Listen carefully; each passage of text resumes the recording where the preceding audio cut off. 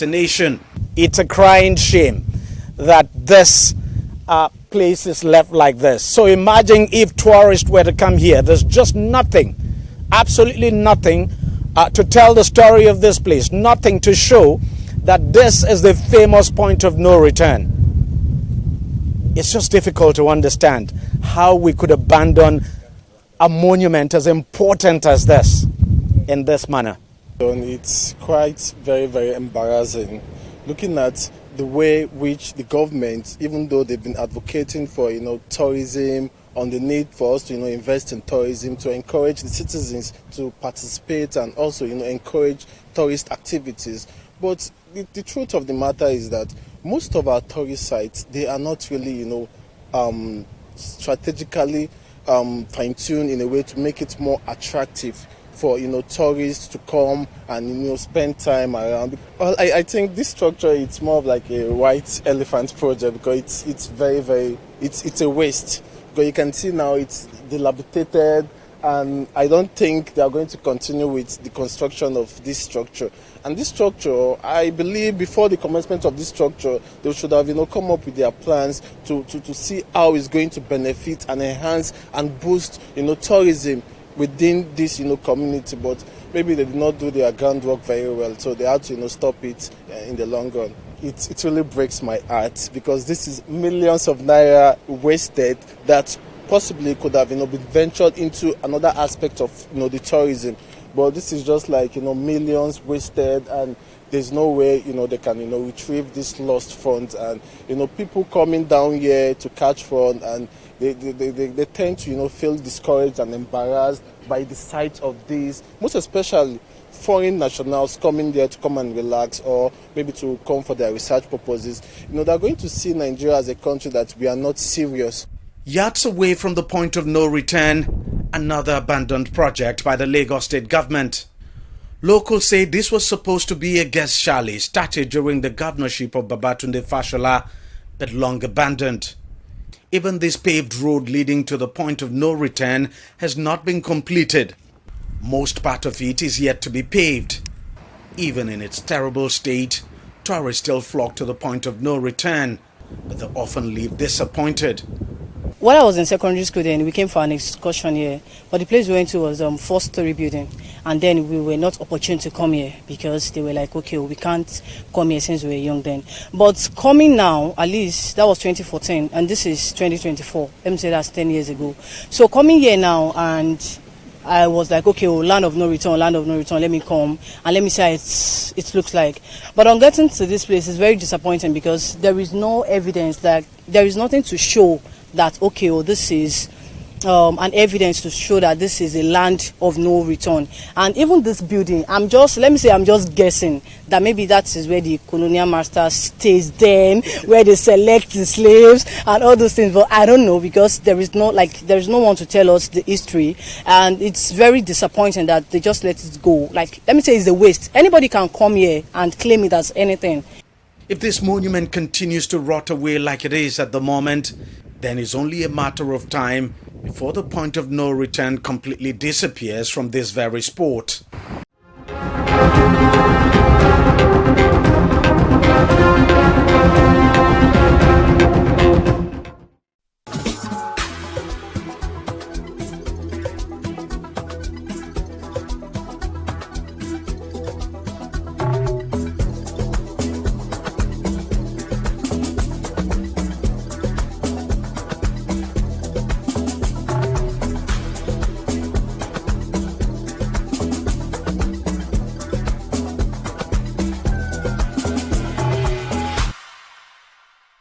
Hello guys, it's another beautiful day to be alive. Welcome to another thrilling episode of E360, a program that touches various aspects of entertainment, ranging from dance, food, fashion, movies, and the likes.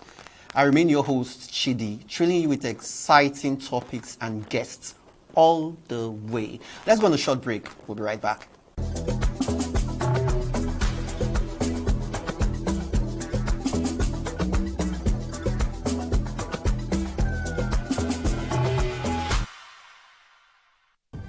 Oga Poise is a fashion designer who has clothed eminent individuals including Olamide, ID Kabasa, Joe Boy, Titi Kuti, Reminisce, Smade, J. Paul of Abibi Naja 2021 with the rest of his clientele spread across the continent. He has also created clothing for corporate brands like Domino's Pizza, Cold Stone Creamery, Pinkberry, Airtel, Coded Tunes, and the Lagos State government, to name a few. His brand, Poise Clothing Company, has received numerous awards with an endorsement from the late Executive Governor of Oyo State, His Excellency, Governor Abiola Ajimobi. Welcome back. I'm glad to introduce to you Oga Poise. Man, it's been a minute. How have you been? Been hot to goodness. We're doing good things. Yeah. I'm really happy to have you here. Thank you. Yeah, you're welcome. Good to be here too. Yeah. So, a lot has been happening in the fashion industry, and you're a veteran as it stands now because you've done a whole lot of things. Imagine the recognition from the past governor of Oyo State, working with brands like Lagos State and the likes. Man, it's been popping. It's been popping. All right, so lead me to what events in your life, helped you realize your passion for fashion. So what led to it? Yeah, okay. That dates way back, talking like almost 2 decades now. So I think at that point I was still in secondary school. Yeah, I was still in secondary school.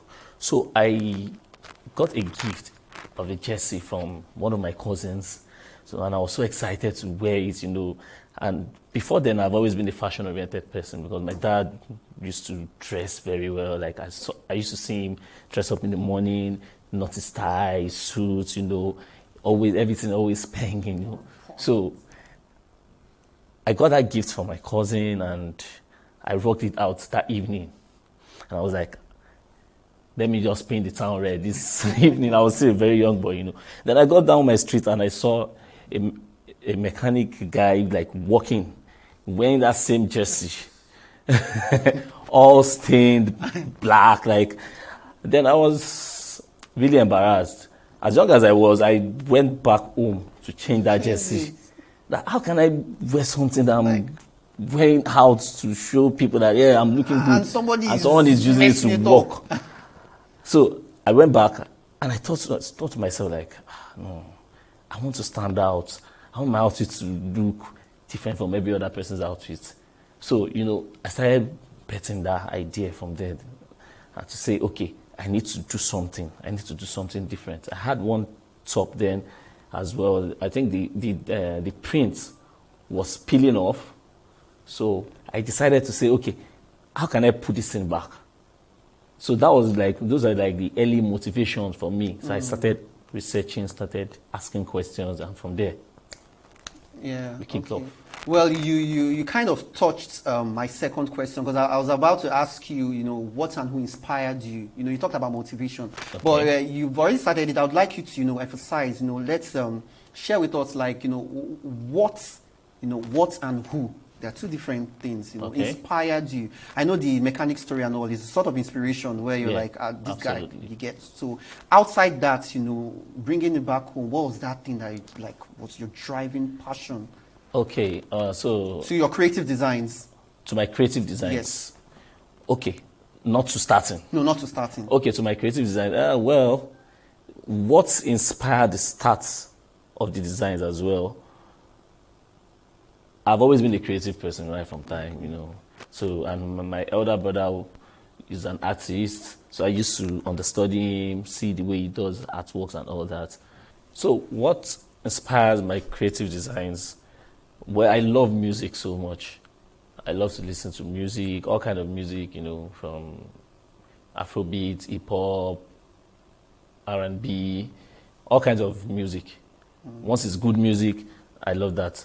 Then I love to be around creative people. I love to be around successful people. People that I can look at their life and pick one or two things from there. So I love to be around people that I can be around and just keep quiet and listen. So those are some of the things that inspire me, and so far so good. It's been great. All right. So you were saying something about your elder brother being an artist. Yeah. and how it influenced you too. So, yeah, I know that artistry is creativity, and this is all artistry. Even fashion design is artistry. So, Absolutely. yeah, I get the, you know, once you are around intellectual people, you know, matured people that have vision, you sit back, you know, you look at things and inspires you to do a whole lot of stuff. You there you get like maybe ideas on how to like, oh, let's do this for this, you get, and all, listening to songs and all. That can drift you into the creative space to like, okay, maybe you're doing something and put, you know, your earbuds and you're listening to songs. So that on one side, like let's say like I know how it's done. Maybe a batch now you say it's so. I don't know how it is said. Maybe this design for a particular season. Okay. Where so what Spring and inspires? Yeah. How do you come about with those creative processes? Okay, so for me, I'm a deep thinker. Okay. So when it comes to designs, I try to put together things that I envision every day. Okay. So the fact that we're here doing this, I could pick some creativity from this in terms of your tastes. So I try to look at who are my target audience, who are the people that I want to reach out to, what are the things they like, where are the places they go to, who are the people they meet with. So those are the things I put together. I try to put my information together and to be able to envision the kind of tastes that person has. Okay. So it's like taking my spirit, putting it into that person and trying to download from the person's brain data to say, okay, this is what this person likes, or this. Then I put all those things together. Now, coupled with a good environment, you know, serene environment, and like I said, music, you know, putting all those things together, I create. All right. So it's a huge pool. You know, when I say it's a huge pool, there are lots of people that do what you do, right? Absolutely. There are a lot of people that do what you do. So it takes a whole lot of motivation, you know, and all to like strive and like say, okay, look, I want to come out tops. I want to be known. I want people to see me as, oh, look, this guy is good at what he's doing and all. So it leads me to ask you this question, you know, what's your most challenging moment, you know, in this journey, in the journey of, you know, fashion designing, and how as a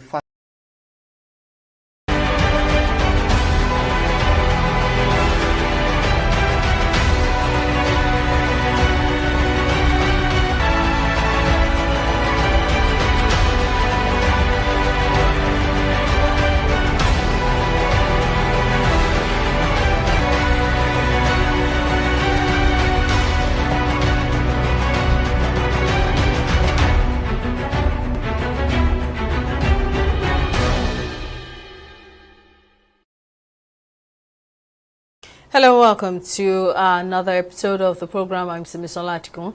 Well, as the drama over a new national minimum wage winds down, President Bola Tinubu has asked the Minister of Finance, Wale Edun, to present a template for a new minimum wage for workers in the country. This development came to effect after the federal government's delegation on the new minimum wage met with the President after meeting with labor union leaders in Abuja.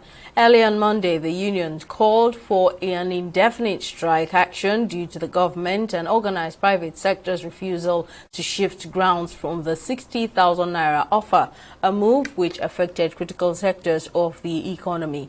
However, when the president's delegate disclosed that President Bola Tinubu is willing to pay a minimum wage above the 60,000 naira, organized labor decided to suspend the nationwide strike for 1 week for negotiations to continue. Here's what the Minister of Information and National Orientation, as well as the chairman of the NLC, said after the meeting. We thank God that we are at this point. We thank Labour that they have suspended, through to their awards last night, they've suspended their strike early this morning. And government on its side, you can see that the President has just summoned a meeting of all those who negotiated on behalf of the federal government, led by the Secretary of the Government of the Federation. The Minister of Finance was there, the Minister of Budget and Economy Planning, myself, the Minister of Labour, the Group Managing Director of the NMPC. We're all there to look at those issues, and then the President has directed the Minister of Finance to do the numbers and get back to him between today and tomorrow, so that we can have some figures ready for negotiation with labor. Let me say that Mr. President is determined to go with what the committee has said. He is also looking at the welfare of Nigerians. Like I've said earlier, government is not against, it's not an opponent of labor discussions, it's not an opponent of wage increase. But what is there is that government is always desirous of ensuring that there is a balance between what government pronouncement is and what the realities are on ground. And therefore, we'll work assiduously to ensure that whatever we do, whatever promises the government makes will be kept. That's the idea of this meeting. The President has given a marching order that all those who have negotiated on behalf of government and all those also who are representative of other sectors, the organized private sector, the subnationals, come together so that we can have a new wage award that is acceptable, that is sustainable, and that is also realistic for Nigeria. A wage award is not just that of the federal government. Like I mentioned earlier, the subnationals are involved, the organized private sector is involved, the labor is involved. It was labor that staged a step out during those proceedings. Now that we have come back to the negotiating table, all of us will work together again assiduously within the next 1 week to ensure that we have a new wage for Nigeria that is acceptable, that is sustainable, that is also realistic for all Nigerians. The outcome of yesterday's deliberation shows that they are committed to moving beyond that. So it's like they have given a framework for us to negotiate, to reach certain threshold. That is it. And then before, it appears as if the negotiation was going to be infinitum. But the outcome yesterday shows that this should be completed or concluded within 1 week. So what else do you want to? So those are some of the obstacles for negotiating without end. Let's discuss further. I'm being joined by the General Secretary, Air Transport Services, Senior Staff Association of Nigeria, Francis Akinjole. Thank you for making out time for us. Now, let me start by asking, what's your take on the suspension of the strike action for a week by labor unions in the country now that the president has promised to pay more than the 60,000 naira offer while the tripartite committee meets daily for further discussions? Do you think that it is enough time? That's the 1 week space. Do you think it's enough time to resolve the issue of a new national minimum wage? Okay, thank you very much. Yeah. Ordinarily, if we had wanted to maintain our stand, we wouldn't have even actually agreed for any shift because we gave the federal government enough time to consider our stand before they allowed us to embark on the expensive national strike. You will agree with me that organizing a strike is not a moi thing. We know what we committed into organizing the strike, and ordinarily for us to even demobilize our members that were at the trenches is not an easy thing. That's why we are not always quick at jumping at the last option, which is strike. If we had carried out this strike against any private organization, we might have even asked for demobilization fee, but this is not the case now. So the 1 week relaxation of this strike is born out of genuine concern for the nation. We know what the strike had cost, and especially at our own sector here, the aviation sector, we know how excruciating the effect of the shutdown of the airports has been on the general flying populace. So we felt, okay, if the government has said that they will shift their ground from their mandated 60,000 naira, that they said they did not have further mandate to increase. If the Mr. President himself has said, okay, don't worry, we will do something more than 60,000, we wanted to hold him by his words because we should trust our president. It now left to them to fulfill that promise. And the question of did I think whether the 1 week will be sufficient enough to trash all the issues? One, there are not so many issues. The other ancillary issues are purely administrative. The issue on the table now is how much should be the national minimum wage in Nigeria. And we had made our offer, and they have brought a counter offer that is not pleasant to us. They continue to say that your proposal is unrealistic, unreasonable. They cannot continue to say this because we had advanced reasons for where we are at our own end. Their own 60,000 naira, they have not said anything to justify why the minimum wage in Nigeria should remain at 60,000 naira. So if we want to keep to our focus, this is the only issue that is remaining for now. Every other issue can be tried out after the one week. So let us discuss why our offer of 494,000 naira is manageable living wage in Nigeria now, and their own 60,000 naira. Let us see how it can be managed as well. If we are able to resolve this, even 1 week is more than enough to settle this singular issue. Well, the union has been able to make the government shift ground from its 60,000 naira offer in less than 2 days, demonstrating that the union can truly hold the government responsible. This back and forth could have been avoided, don't you think? Yes, it is very, very evident to every reasonable human being now that if we are able to get our priorities right, we will not have any problem. But if there are two parties that are involved in a negotiation and one determines to remain adamant, one determines not to be faithful for the cause, that is for the negotiation, how can we move? When we brought our own offer, like I said, we brought justifications. They brought theirs without justifications. We knew ab initio that they were not serious, that they wanted to unnecessarily drag this process to a lengthy period. The reason why they have chosen to do this is what I don't know. By Sunday this week, they said that it will not take less than 2 months to resolve this. So that means they also believe that it was possible while they were foot dragging that this thing should be resolved. But when they now saw that we had no more option, they had pushed us to the limit, and they now saw the collateral damage to the nation. They felt it was then necessary for them to do what they ought to have done. I think that's just the only reason. It's not because Labour will claim to be that powerful or whatever. No.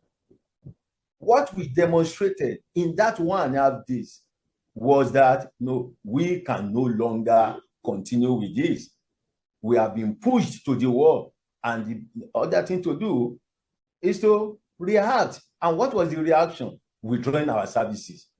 We could no longer cope with the situation on ground. That was what we just did. We never had the intention of inflicting any pains on anybody, not even on the government. Who are the government? We are part of the government. If they realize that, then they should see from our own point of view as well.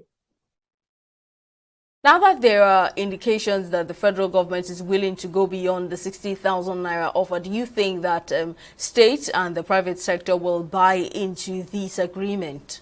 I will not think for them, but one thing is certain. The moment this minimum wage is signed into law, it becomes an act of parliament, and it shall be enforced because they were brought into the discussion. So it's left to them whether to participate in the discussion or not. It's an act of parliament. And remember, it's on the exclusive list of the federal government. So they are just shortchanging themselves. The moment it is passed, it is foreclosed unless it is further reviewed next time. So if they know what is good for them, it's better they come and join the negotiation because they were there before. If anything is agreed now and it is passed and signed by Mr. President, we are going to enforce it in every state.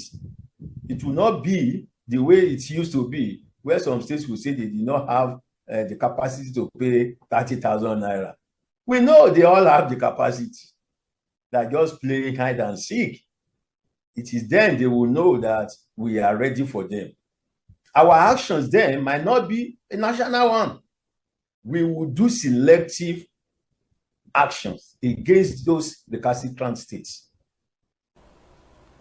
A very important challenge. Once approved, what ways can the labor unions ensure that the government, states and private sector implement the desired national minimum wage, bearing in mind that some states in the country are still unable to pay the current 30,000 naira? Yes, that was what I said.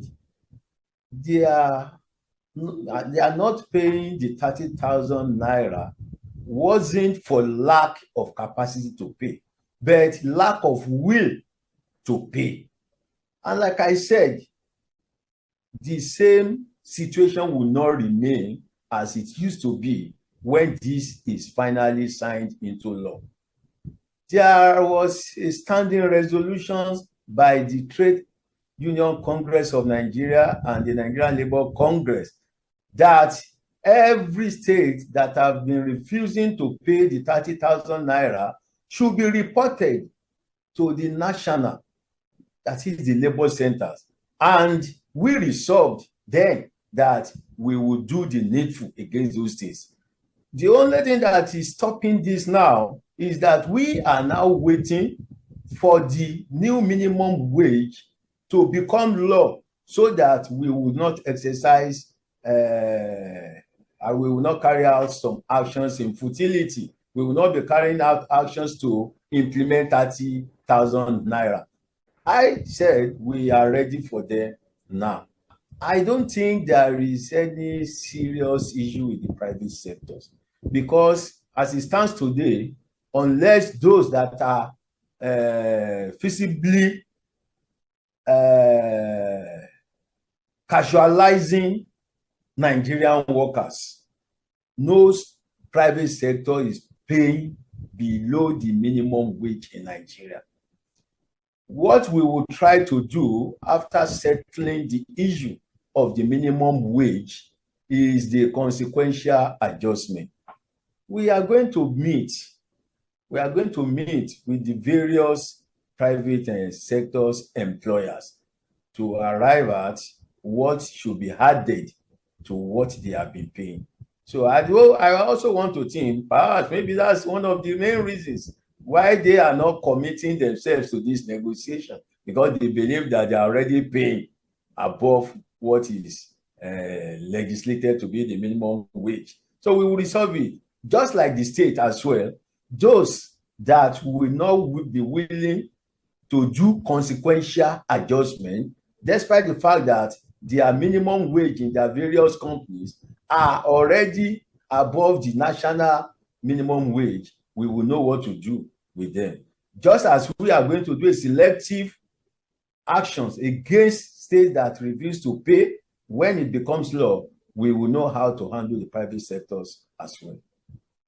Finally, a cross-section of citizens believe that labor unions in the country are no longer considering them, rather its priorities are more self-serving than that of the average Nigerian. What do you think of this impression? Even this relaxed action took every Nigeria into consideration. The only thing we put before the government was not the issue of the minimum wage. The issue of electricity is there as well. And we have not foreclosed that as well. Just see what will happen within the next 2 weeks about the electricity tariff that they arbitrarily jacked up. The Nigerians will hear from us. And even, most importantly, the issue of minimum wage. It is not specifically limited to the interests of Nigerian salary earners. The economy is bad. We all know.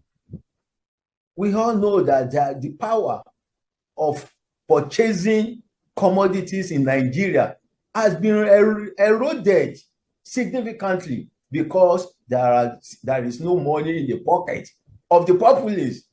So if the minimum wage is significantly improved, there will be more money for Nigerians to spend, and the economy will be rejigged. Don't listen to them about this story of if there is too much money somewhere, there will be inflation. Even when Nigerian workers are not even collecting more than 30,000 naira per month, don't we have inflation? What is the cause of that type of inflation? It is the duty of the government to address this. It is not the workers that should always be made the scapegoats. No, it shouldn't. How much are we even talking about? We will hear in the next 40 hours or thereabout, because Mr. President has directed the Minister for Finance to go and do something about the costing and let him know. Let us see how it's going to be. And they should also open their books. We want to know the impact of whatever the government will be willing to pay. That is, we agree to after it must have been signed. Let us see the impact of this on our revenue as well. If we see all this, then the onus is on the government to prioritize the activities, what they will spend upon, not to spend frivolously on things that don't affect the life of Nigerians. We are ready to sit down with them to re-examine all this. Why are we being agitated? Why are we being apprehensive? They said we should come back to the negotiation table. We are there now. So let us wait. Because what they are saying presently is that 400 this is unrealistic, is unreasonable. They are considering their own side alone. We are back at the negotiation table now. If it is not realistic, let them bring it down to where they feel it is realistic and justify it. If their own 60,000 naira is not reasonable to us, we will jack it up to where we feel that, no, you cannot continue to claim that you lack the capacity to pay. I think that is the principle of negotiation. We have to meet somewhere. That somewhere where we will meet is what I cannot conveniently say here, because we don't have a mind that is close to any reasonable argument. I know we will get somewhere, but I'm assuring you they will not play pranks with us, because we will not admit to that. Even if you have the intention, let them come and say, okay, we are paying 61,000 naira. Then you will see that they have exposed themselves. So when we get there, the whole world will know what we will say we can manage. We'll get to know the outcome of negotiations soon enough. Francis Akinjole, General Secretary, Air Transport Services, Senior Staff Association of Nigeria, thank you for coming on the program. Well, that's all we can take on this episode. We'll see you again next time. Bye for now.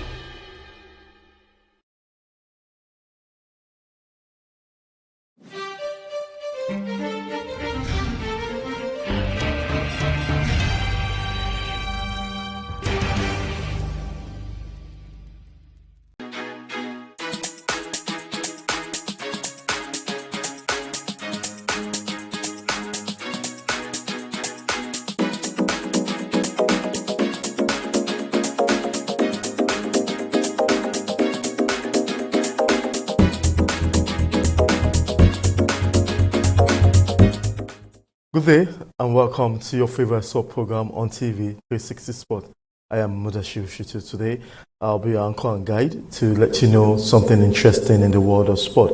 The sport we're looking has to do with not one of the popular sports in the country, but few individuals are bringing things together to ensure that the sport becomes one of the best sports developing in the country. So I was speaking with someone that are putting herself, sacrifice her time and resources to ensure that softball gets to where it is today.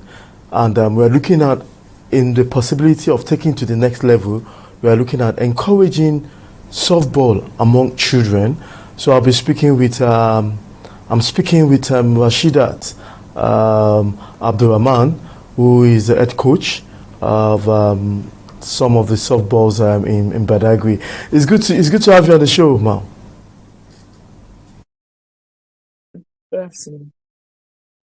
Okay. Let's tell us.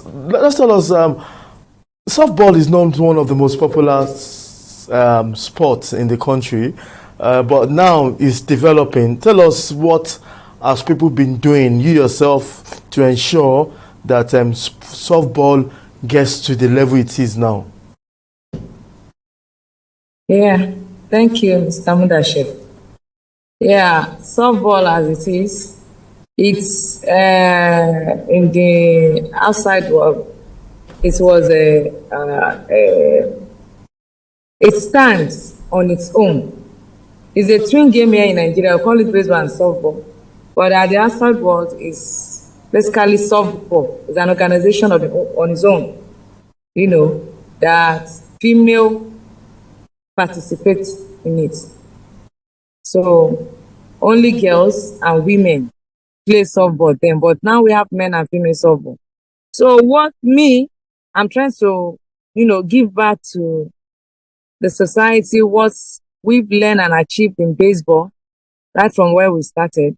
And because of the love and passion I personally have for the game, that's what brought me back to, softball and training players.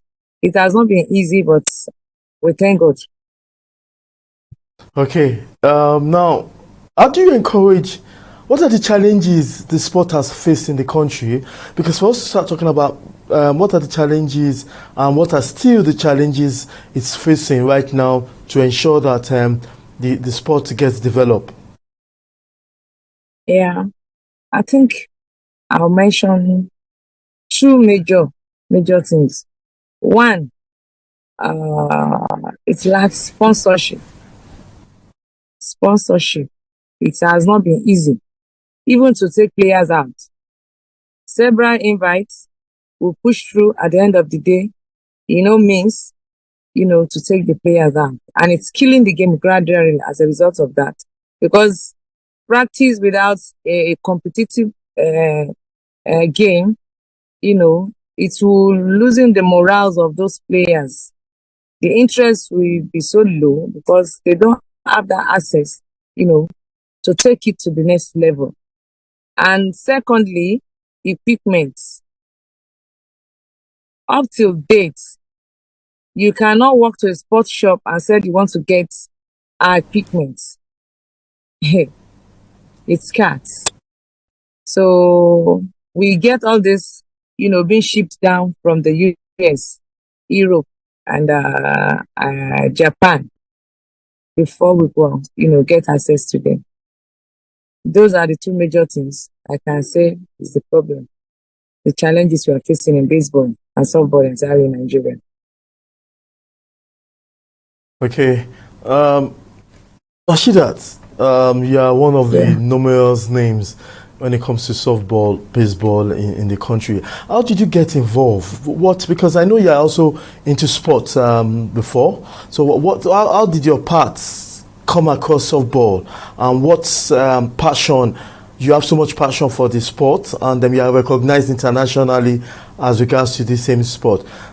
Why did you decide to push your resources and your time to promote softball, and how did you come in contact with softball? Thank you. This started while I was, in just one. When I was just one, I normally go to stadium to train basketball. But there's this uncle of mine that plays basketball very well then. So I said, Uncle, where are you going?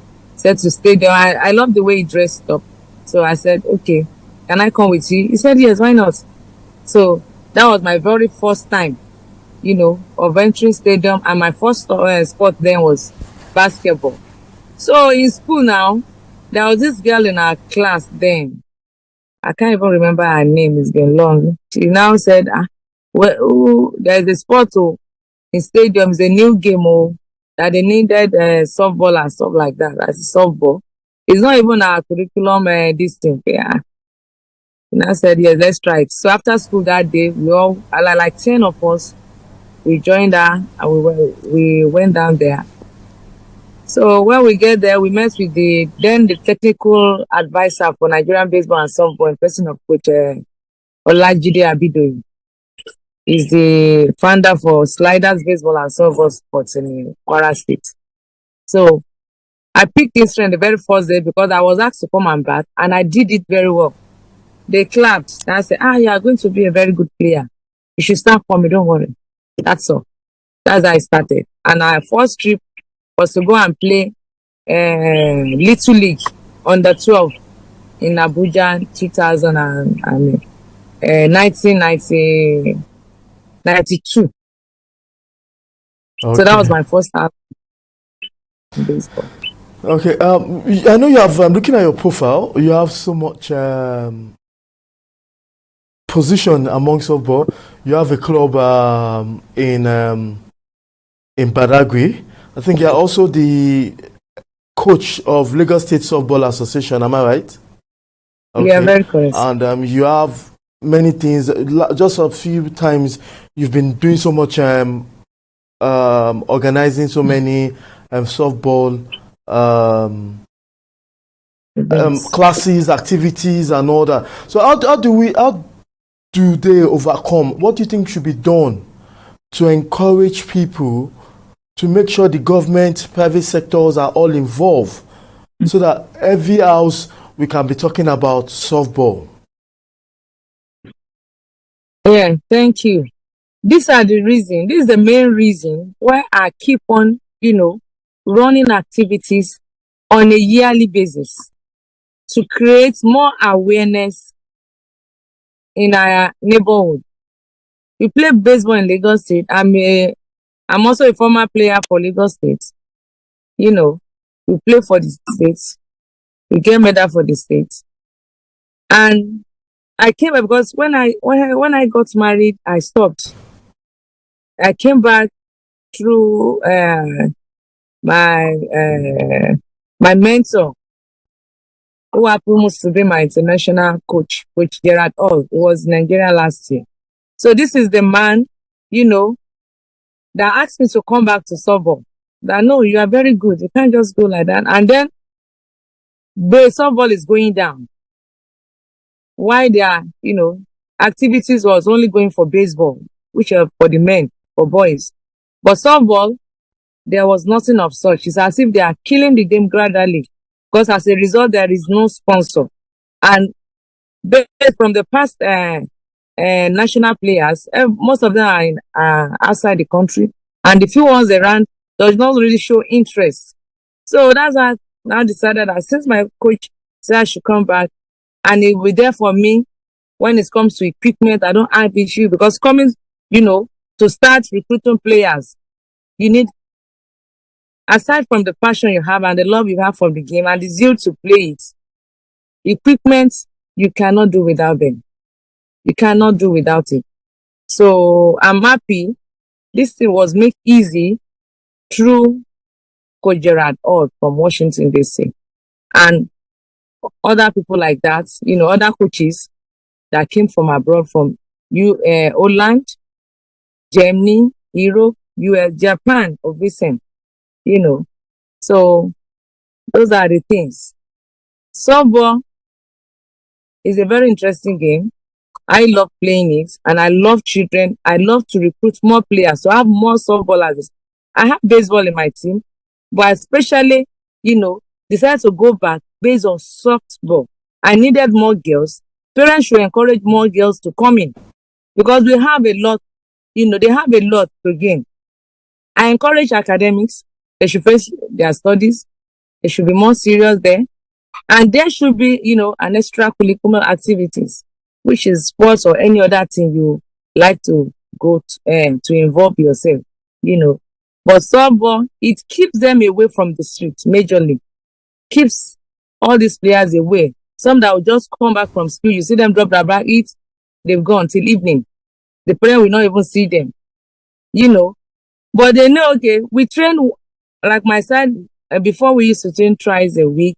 So because of some things that came up, we have to start training just once, which is Saturdays. And I even tell them that Saturdays, it will be useful for your parents. Make sure whatever needs to be done early morning, if you can do it in the night or evening, Friday night, or you wake up as early as possible and do that thing. After then, you come back. Even one of my parents need to tell me that, coach, you are tired. You didn't see this, my girl. She will not want to do anything. She will not be sleeping. Not until she start playing softball. That if you tell her you are not going to that field, you see her, she will be the first person to wake up in the house, try to do, what needs to be done before going to training, for practice in the morning. So this thing, I think it helps them. They travel, they meet with other players from other parts of the state, from other parts of the world. Like they just concluded one now. We did it, to create more awareness about this thing. You can see those little ones, catch them young, the baseballer. Those are the things.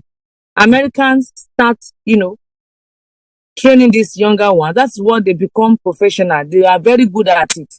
But if we two are doing the same thing, catching them young at this tender age, before you know it, before they are 15, 14, no, they will be hot.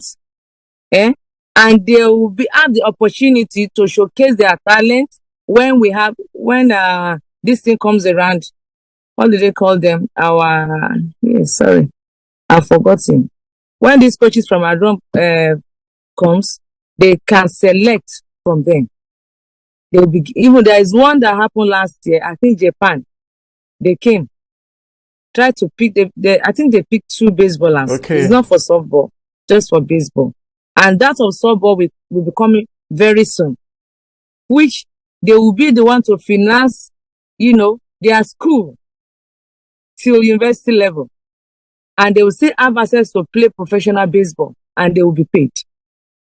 So these are the things we are looking forward to, encouraging, most especially ladies, girls, because our parent believes everything about girls ends up somewhere, which is not the truth. I don't buy that.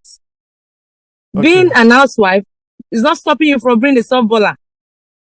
I'm managing both and I'm doing it very, very well. I travel a lot.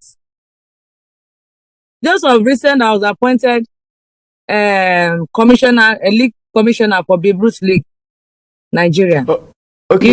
And I'm the present Lagos State softball head coach. Now, the league president for Badagry Angels baseball and softball. So all this achievement is based on hard work. What they see us doing. Interesting. I do program on a yearly basis. We go out, we look for sponsors, is zero. So the little one you see we did yesterday, it came from US. You can see the 2 sponsors there, Mami Johnson and Coach Gerard Hall of DC Knights. Okay. They've been doing wonderfully well for us. And they intend to pick like 2 of our softballers this year, because they are planning to come back to Nigeria. He plans to take 2 of them, if possible, that those that are serious with the academics and at the same time they are good with softball, they will be given scholarship, And this will help the parents Rashida, we're going to go for a quick break. Thank you so much. We'll go for a quick break. When we come back, we have more questions for you to answer. If you're just joining us across the globe, this is 360 Sports, and we'll be looking at softball and how our young lads, boys and girls can encourage softball. And this is the sport that have been striving, that have been moving from one landscape to the next to ensure that it comes with the same popular sport in Nigeria. So just now we've been speaking with Rashidat Abdulrahman. We'll go on a quick break, and when we come back, we still have she is in charge of Lagos State Sports Softball Association as a coach. She also has an academy for softball, and her life has been surrounded by developing and encouraging softball in Nigeria. Don't go away, we're still on with you.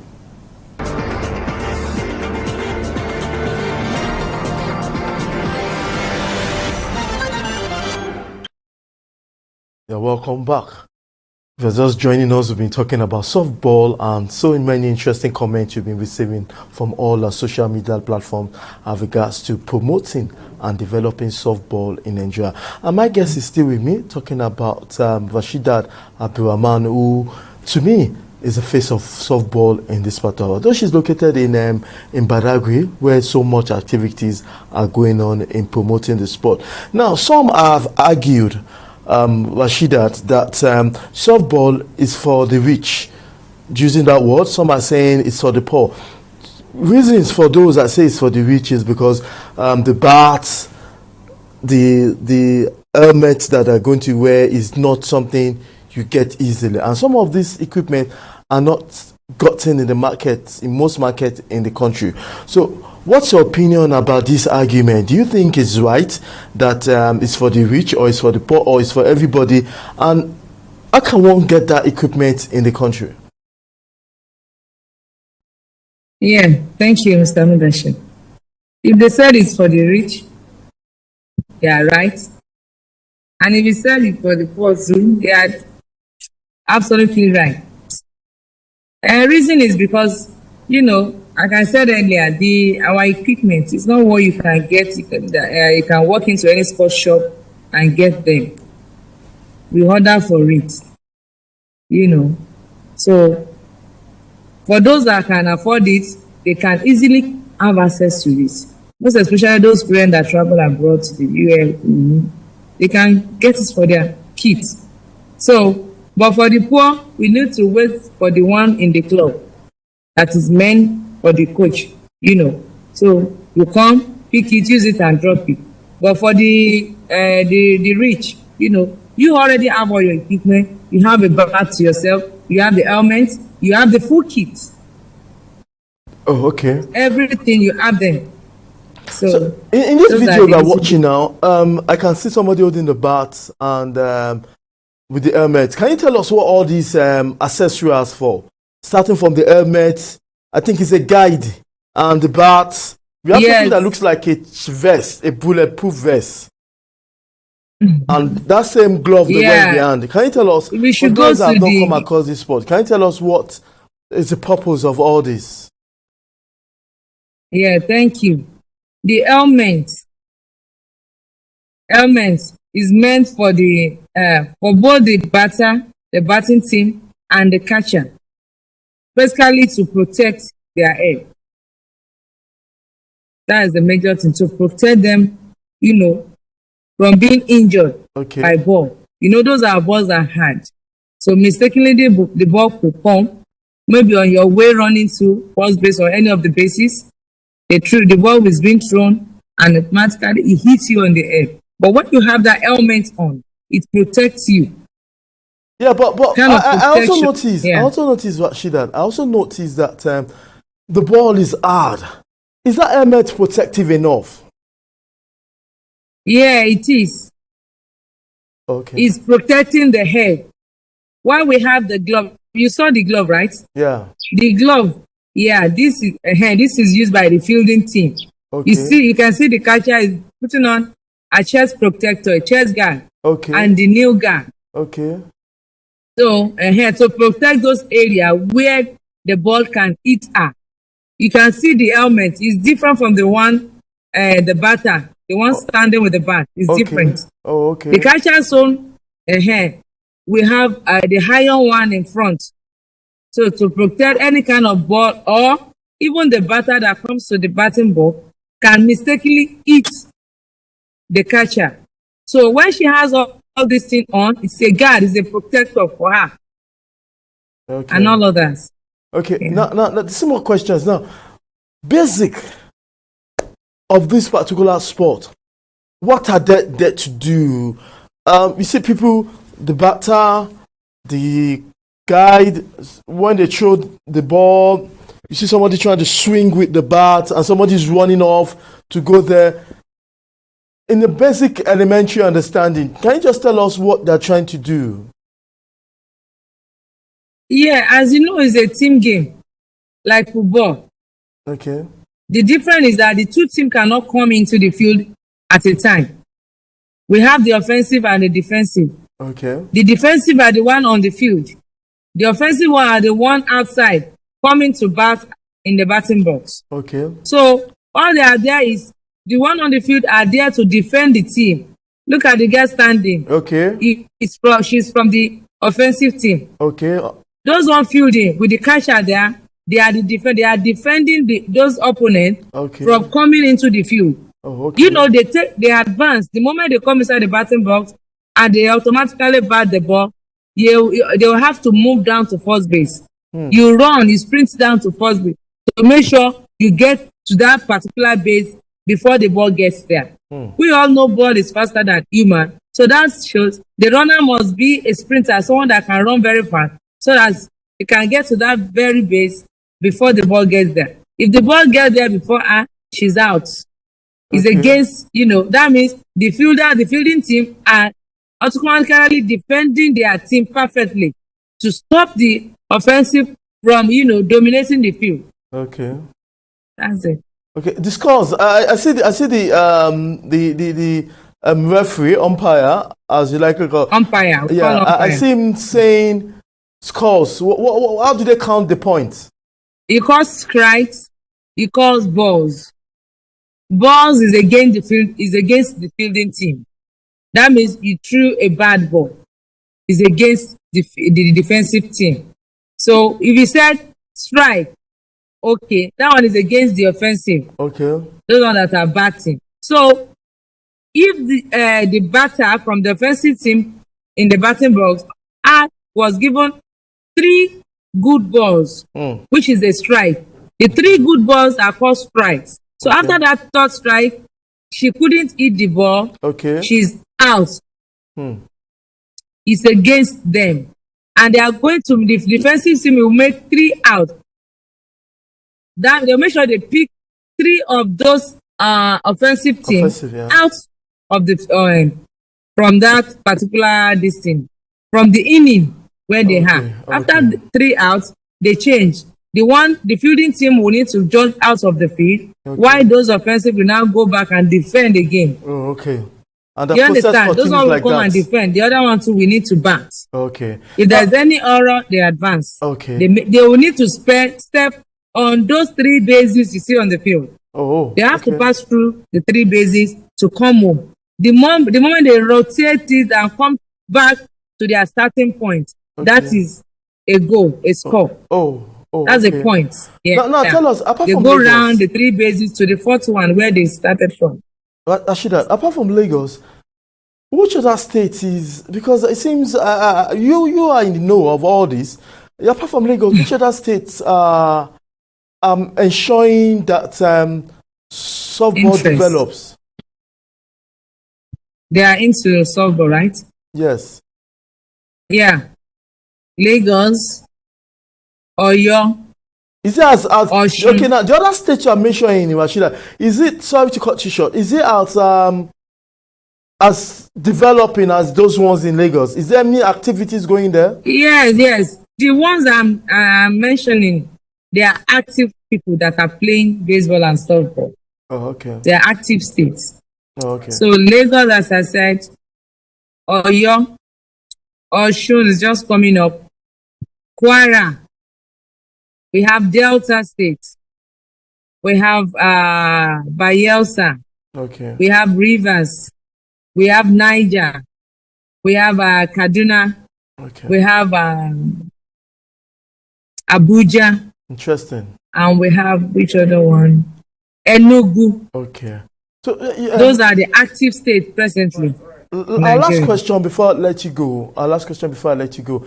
What's the future of softball? Tell us, do you think there's so much future in this game in this country, Nigeria, in our country, Nigeria? Yes, there is, compared to the way it was then. We are just starting afresh. Like I told you yesterday, and a few that, I came back from Bayelsa last month.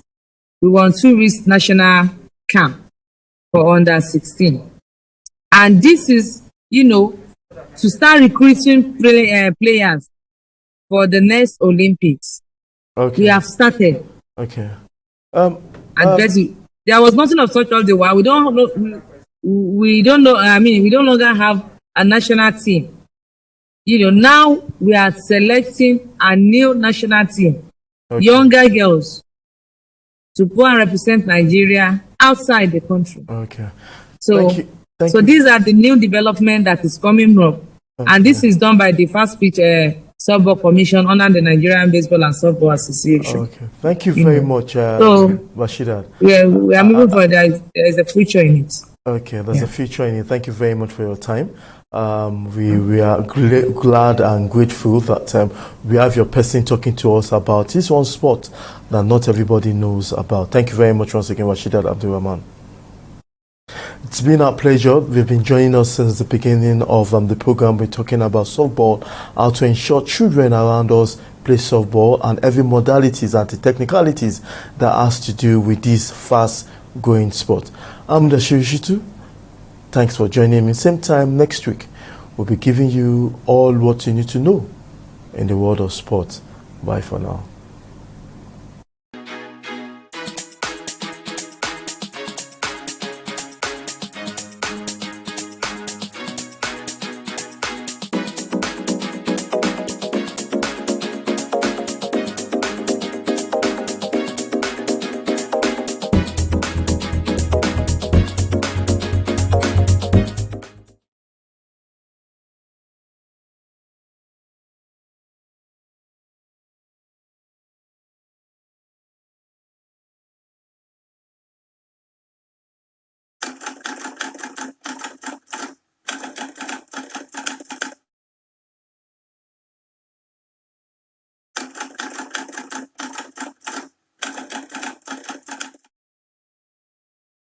There are many sad and dark events in human history, but none devastated the African continent like slavery.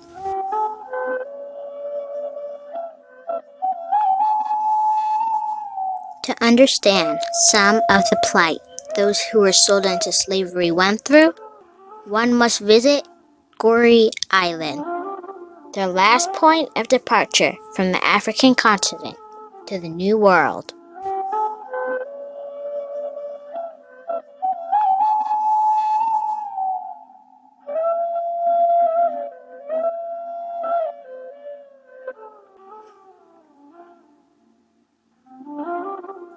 Boarding the ferry to Goree Island. This is no slave ship, but it is no less built to capacity. But this time, with goods, tourists, traders, and for a hint of Noah's Ark, some animals, even though there are not 2 of each kind.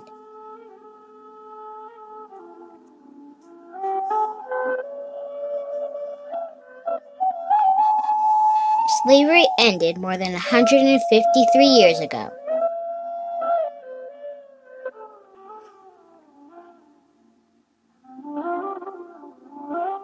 One can't help but feel sadness just walking the streets, trying to imagine what went through the minds of these citizens of various countries as they were hauled, sold, and shipped to a strange new world.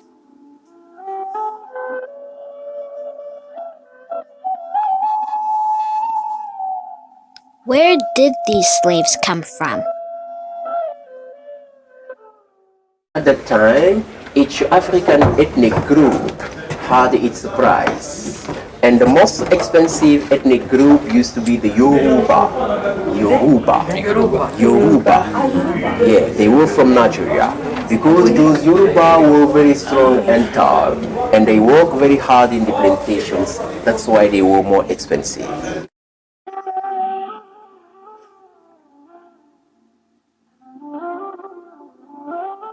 They took those kids for two reasons.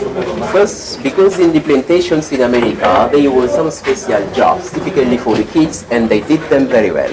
And then because of most of those kids were from the parents very strong, because they saw that when they will grow up, they will be strong like their parents. That's why they took them.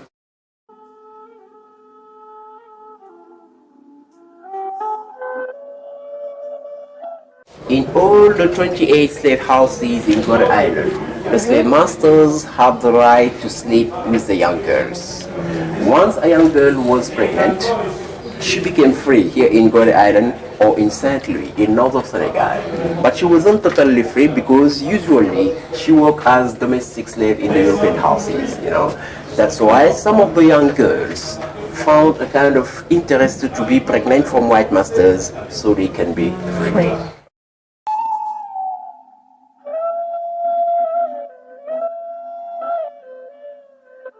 At the time, the price of a man was up to his weight and his muscle. So the minimum weight for men was 60 kilos. Those who have less than 60 kilos, they put them in this special cell just in order to fatten them up.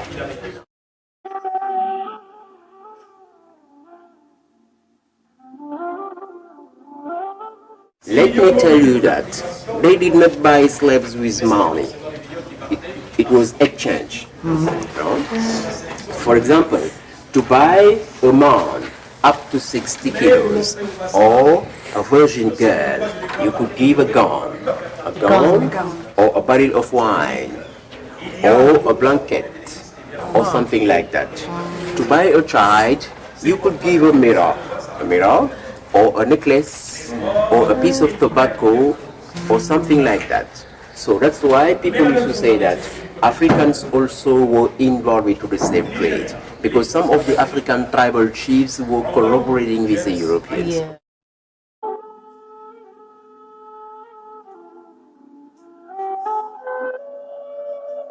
And here, this is a punishment room for rebels. Those who fought against their masters, they put them inside to punish them. As you can see, they could not stand up inside because of the hooks. 4 or 5 people at the same time in this small room. In 1991, we welcomed in this house Nelson Mandela. And then Mandela came inside. He stayed in for about 5 minutes. But when he came out, Mandela was crying.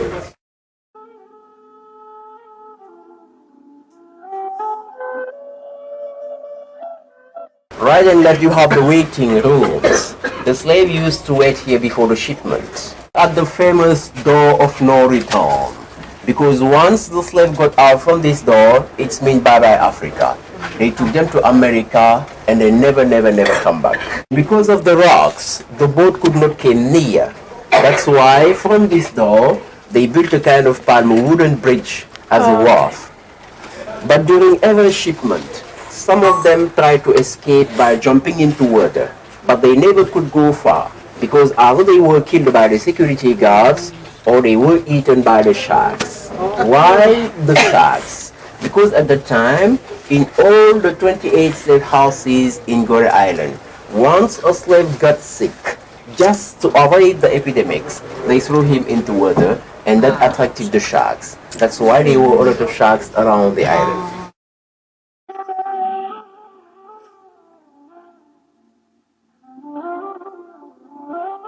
Let me tell you that slavery lasted in Gorée Island from 1536 to 1848, more than 300 years. And during that time, there were about 15 to 20 million slaves coming from all over the African western coast. They transit through Gorée Island to America, and 6 million of them died because of bad treatment. 6 million.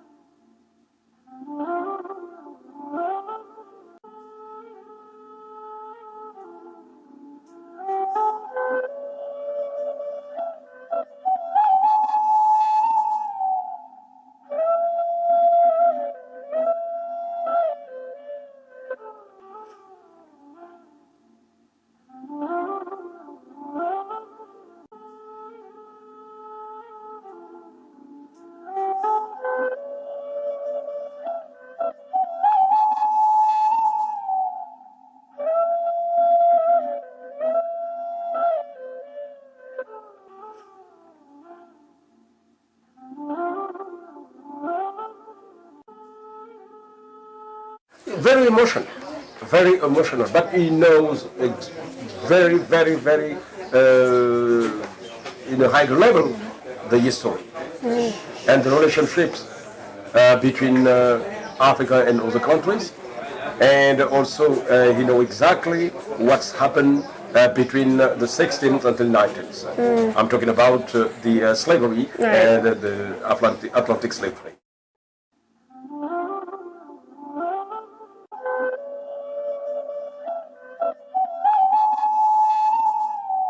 Walking away from the island, there are some pretty paintings on the street walls. One must ask, what have these walls seen, or what cries have they heard over the last 300 years? Somehow, I don't want the real answers to that question. Maybe you do.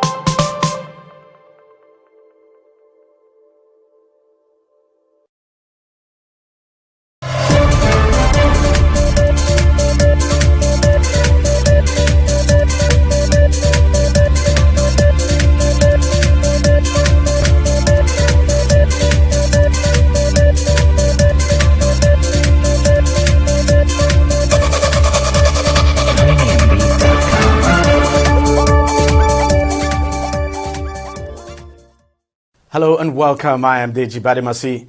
On June 12th, Nigeria marked a significant milestone, 25 years of uninterrupted democracy. The day, rooted in the historic events of the 1993 presidential election, symbolizes the nation's enduring quest for democratic governance and the spirit of its people.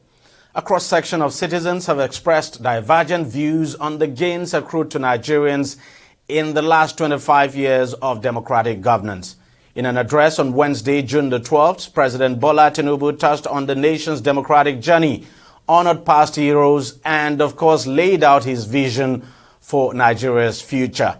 The president acknowledged the economic hardships faced by Nigerians due to necessary reforms aimed at creating a more balanced and resilient economy, reducing dependence on oil revenues and several others.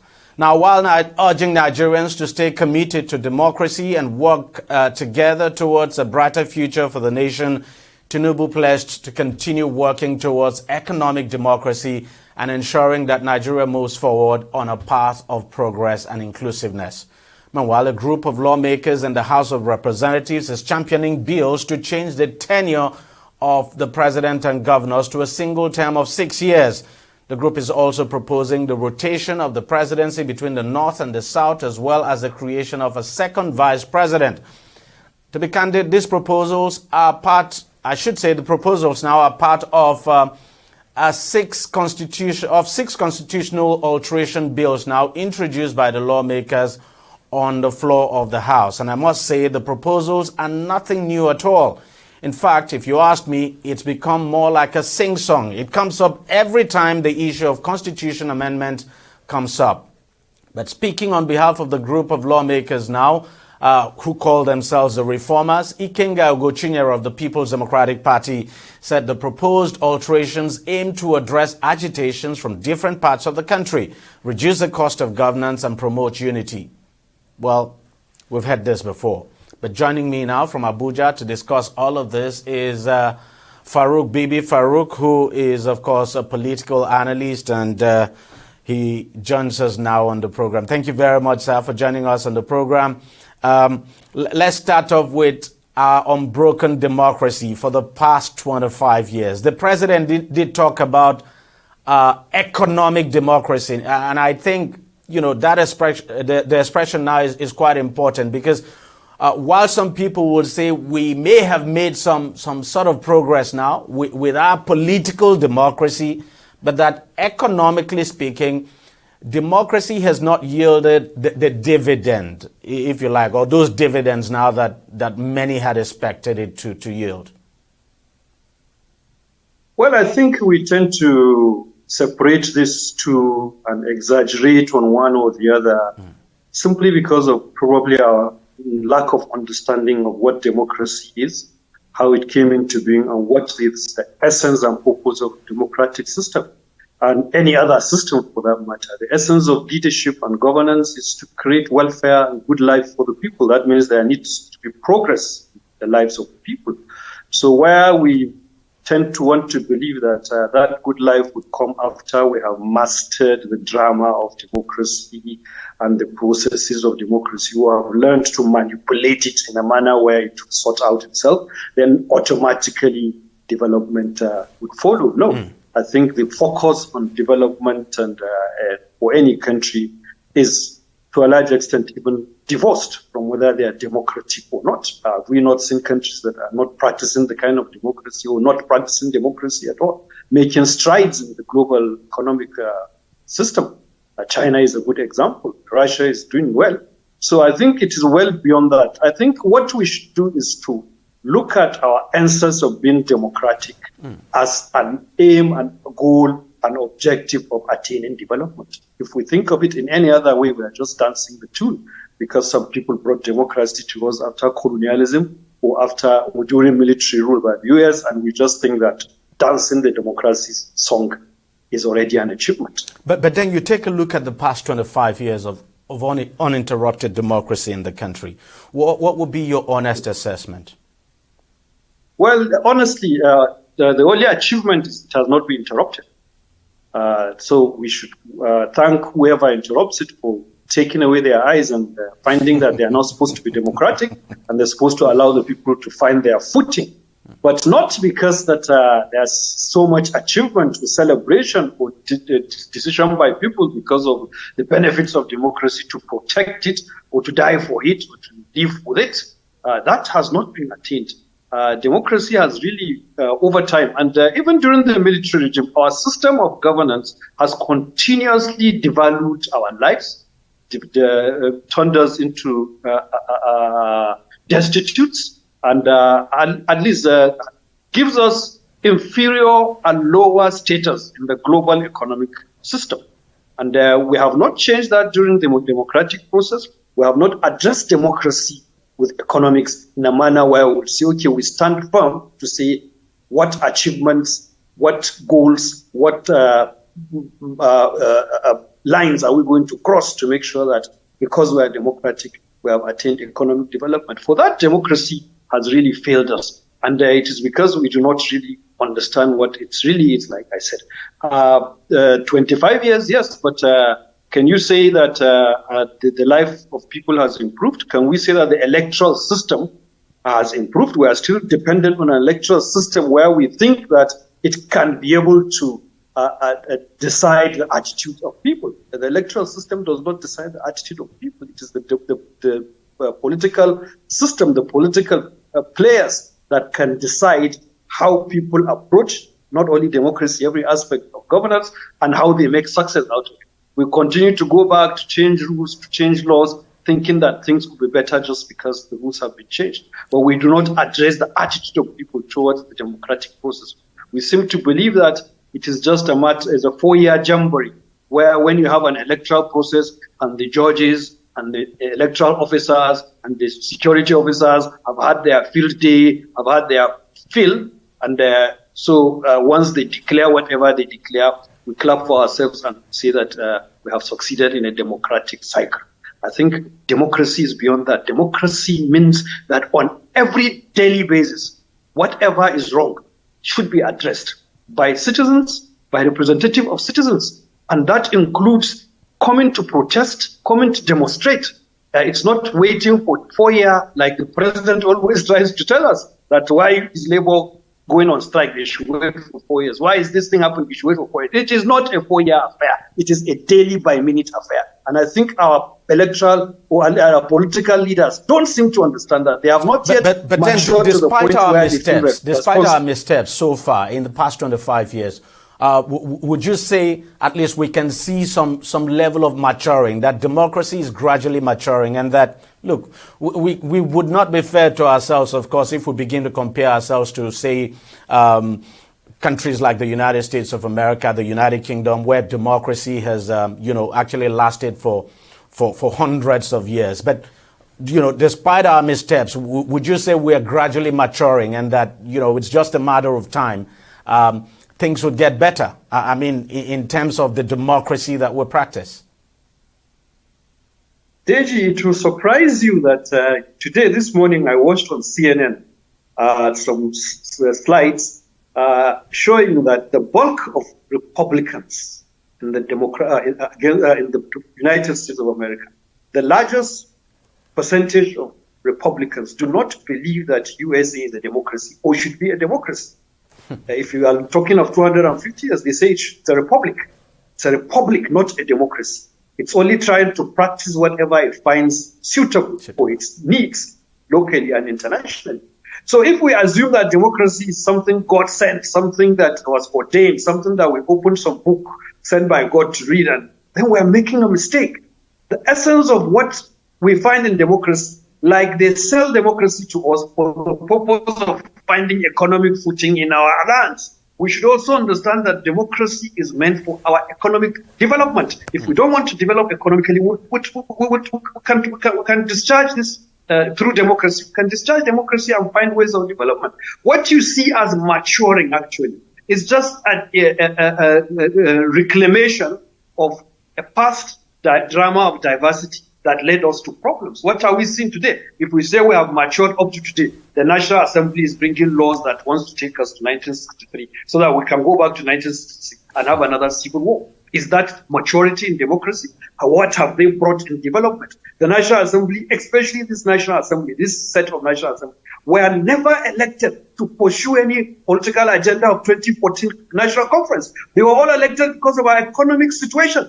Buhari put us in the ditch, and we expected that a National Assembly and the government would be able to take us out. So it's diversionary to us that they sit down and every day they talk about one political drama, one political structure or the other. That is not essentially what is our problem. And that takes me to the next question. That takes me to the next question now. That's the issue of these lawmakers, this group of lawmakers calling themselves the reformers, who are now proposing a rotational presidency and a single term of 6 years for the position of the president and governor. What's your take on that? It's nothing new. I mean, we've heard this before, right from 2003, actually, or probably right from 1999. But here it is coming up again. I think what is happening is just a drama, probably trying to be diversionary to our real realistic economic situation. When I can't buy rice, and you're telling me that my problem is let me give 6-year term to to somebody so that he can have the time he wants. That cannot decide that I buy rice. That a president comes and spends 4 years and another 4 years, to me, is even better because I can challenge him in the next 4 years. So he's challenged to work. Most of the people go to the governors and see. When you see governors who have no political ambition beyond being governors, they take away everything and do nothing. And nothing happens.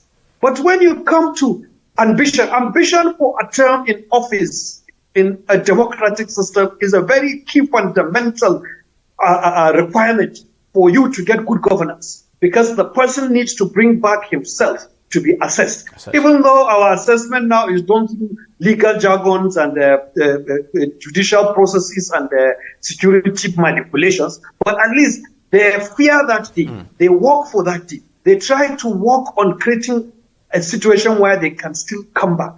I don't understand why legislature will not be facing our economic situation. I'll be going back to that drama simply because there is an insinuation that when you give 6 years, every other zone can be able to quickly get their turn and be able to do what? Share the resources among their people. It doesn't even happen.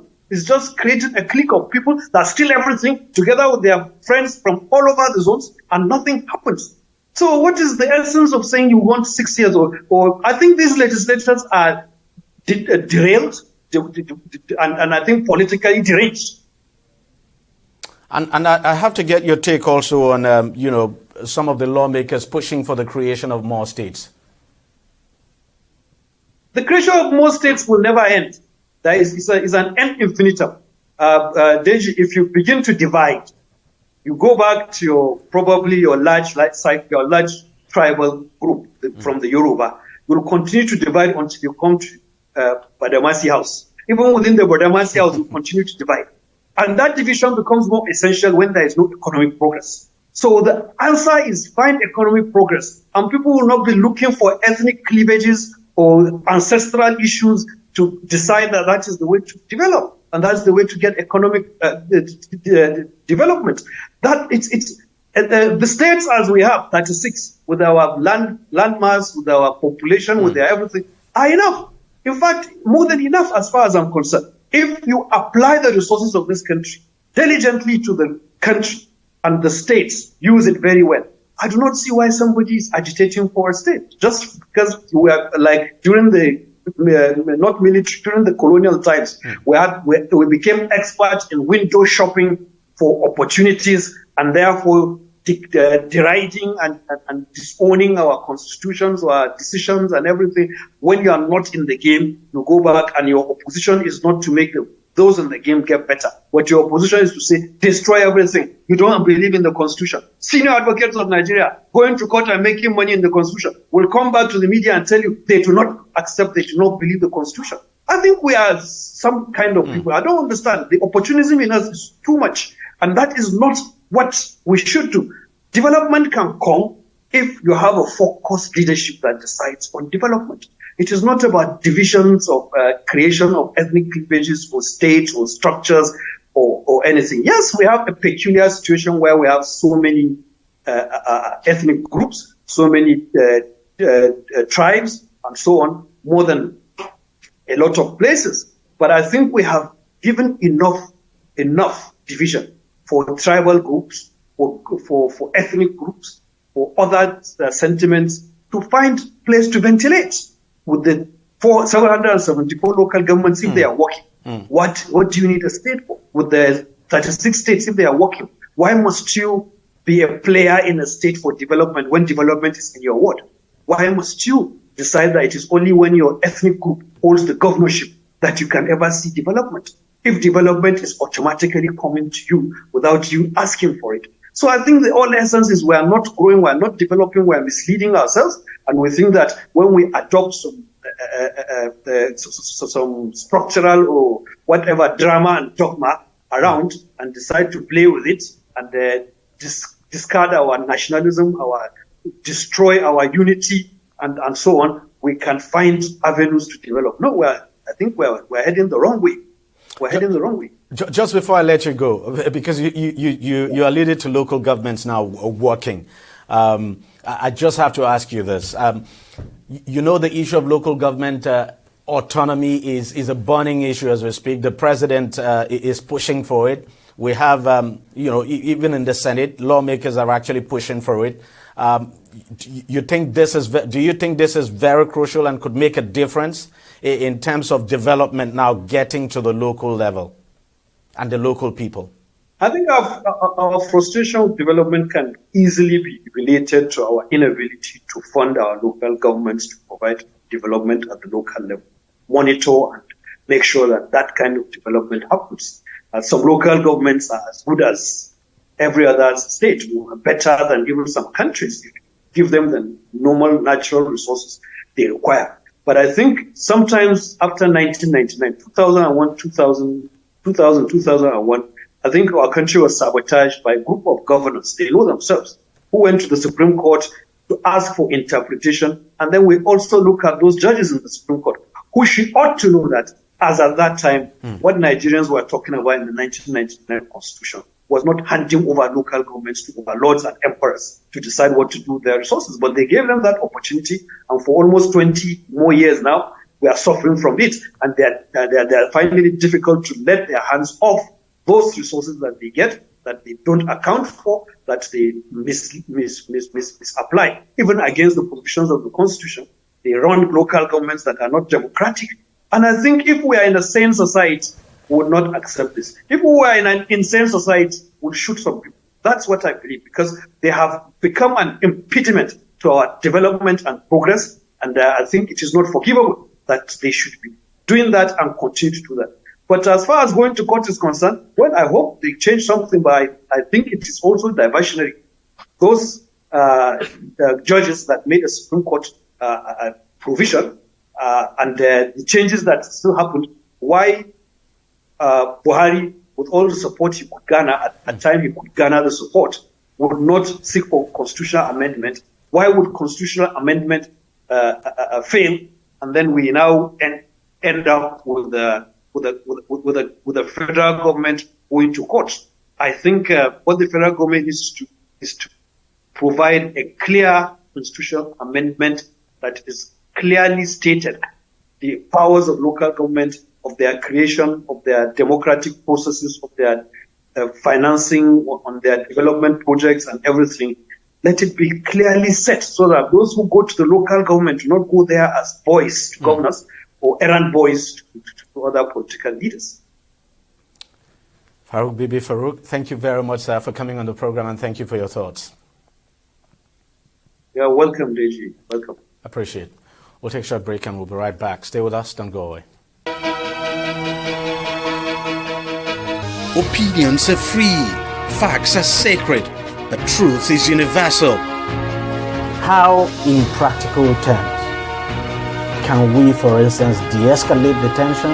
When you go into public office, you must be ready to answer to the people. We know where the enemy is. 3 places. The Lake Chad Basin, the border area between Nigeria and Cameroon, and then the Sambisa Forest. On TV360, we give you a complete dose of everything. Opinion, facts, and undiluted truth. I hardly believe what politicians are saying in this part of the world. A new Nigeria is possible, a future is possible. We delve into the issues, dissect it so that you can understand it, use it to take action. I don't think there's any need for any governor to look for grant for ranching. TV360, dissecting the issues. Welcome back. Now, the lawmaker representing Delta North in the Senate, Senator Ned Nwoko, says he's presented a bill for the creation of an Neoma state to correct historical oversight. In a recent post on his X handle on Monday, Senator Nwoko said his proposal will address the long-standing imbalance in the geopolitical distribution of states in Nigeria. He also said that the Southeast geopolitical zone currently has 5 states, unlike its counterparts elsewhere, except for the Northwest, which has 7 states. According to him, this disparity results in an imbalance of representation and resources, with the Southeast having only 15 lawmakers compared to the 18 lawmakers of other zones in the Senate. The new state proposed by Senator Nwoko is made up of 9 local government areas in the present Delta state. Senator Nwoko now joins us on the show to shed more light on his proposed bill. Senator, thank you very much for coming on the show. Now, a lot of people argue that the creation of a Neoma state might be for a good cause, even though Anyoma people belong to, some people would argue, the Niger Delta because they are in Delta State. Now, some people have argued that, that this may be for a good cause, especially when you consider that the Southeast is short of one state, unlike other regions, and they are marginalized, as some people have said. You also mentioned that this shortcomings plays out during elections, but citizens have argued that the timing might be wrong. So what are your thoughts on this line of thinking? It's wrong? No, it's never wrong. We've waited for 1 year before asking for it. As a matter of fact, I am in the Constitution Drafting Committee of the Senate, the Constitution Amendment Committee, rather, of the Senate. And creation of state is just one of those things that we've agreed to look into. So it is not a wrong time, it's actually the right time. And as far as South is concerned, as you know, yes, they have 5 states. Others have 6, south and southwest. And then up north, we have 7 and then 6. We can never have enough states. But there are some very historical clamor, like the creation of Anyoma state.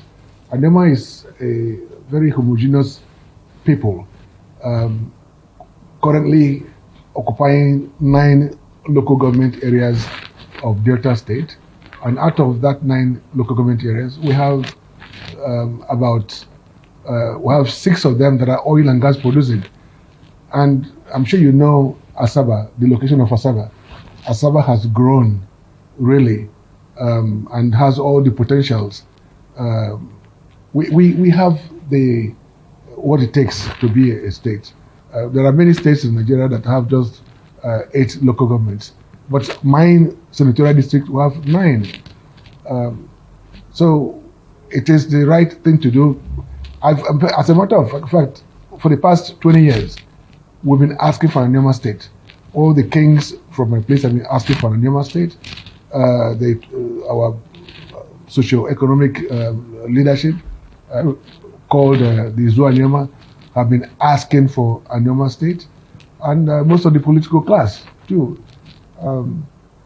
So we are clamoring for it. Whether at the end of the day it is now geographically said to be in south or southeast is another issue entirely. Now, you've just described the marginalization of the zone now in the whole issue of state creation as a historical error. Do you think the creation of this new state will actually ensure fair representation and resource allocation to the Southeast region? And the reason why I'm asking this is because the Anyoma people are known to belong to Delta State, and Delta State is seen as the South-South region. Of course it will. There's really no rationale for the current position where Southeast have just 5 states. There's no justification whatsoever. So if in the wisdom of the president and others, they decide to create one state to make it equitably so for that region, then so be it. But the Igbos have been marginalized for too long, and this is just one of those steps that needs to be taken for there to be some semblance of equity and justice. Now, we know that the process of state creation is not a tea party at all. It's a very cumbersome process. You would certainly know that because you're a senator and you've been in the House of Representatives as well. So what level of support have you gotten since you declared your intention to sponsor this bill to create this new state now? And have adequate consultations now been made to this effect? Of course, yes. I've had meetings with Ohaneze Ndibo. I've had meetings with the women leadership of Ohaneze. I've had meetings with Anyoma interest groups. As I told you, there have been many, over 20 years, the kings of Anyoma, led by the Asaba of Asaba and the Obi of Owa, have led many delegations to various presidents, starting with Obasanjo's time, to Yar'Adua's time, to Goodluck Jonathan's time, and to Buhari's time. The only president that we've not discussed with is this current president. And so it's not a new thing. I'm not starting a new thing. It's something that has been there. And we all know that it is desirable. It is a state that has the potentials and rich in resources. So it's not just one of those states that will be struggling to survive. We do have things that will make us to do well as a state. Now, has there been discussions on how the Anioma state will be derived? Where do you propose, for instance, it will be carved out from, especially since we know the Anioma people are mainly in Delta State? It's just the current Delta State. It is the current Delta State. As I told you, there are 9 local government areas that consist of Delta North, that's the Anioma area. And then if the wisdom of those who make it happen, they decide to bring people from other parts of Southeast, or there are arguably some other kits and kin across the riverbanks of Niger. So they can come from anywhere. It's all about proximity, isn't it? Yeah. Now, you would have learned that a member of the House of Representatives, that's that member now from Idato Federal Constituency, Ikenga Ugochinyere, has made a similar call for a 6th southeastern state named Olu. So what are your thoughts on this? Well, he has a right to do what he's doing, just as I have as well. But Southeast is like 5 fingers. You know, they have 5 states. Just imagine 5 fingers, 5 states. So if you want an additional finger that represents a state, you go and cut the 5 states that you already have.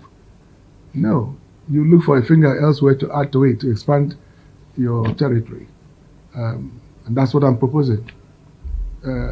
Having an Olo state is like cutting a finger or 2 and counting it as 1, or counting it as 2 rather, you know. I mean, I don't know whether you understand my analogy, you know. Thank you. Now, a common denominator of these agitations is the fact that the Southeast deserves an additional state to be at par with other geopolitical zones in the country.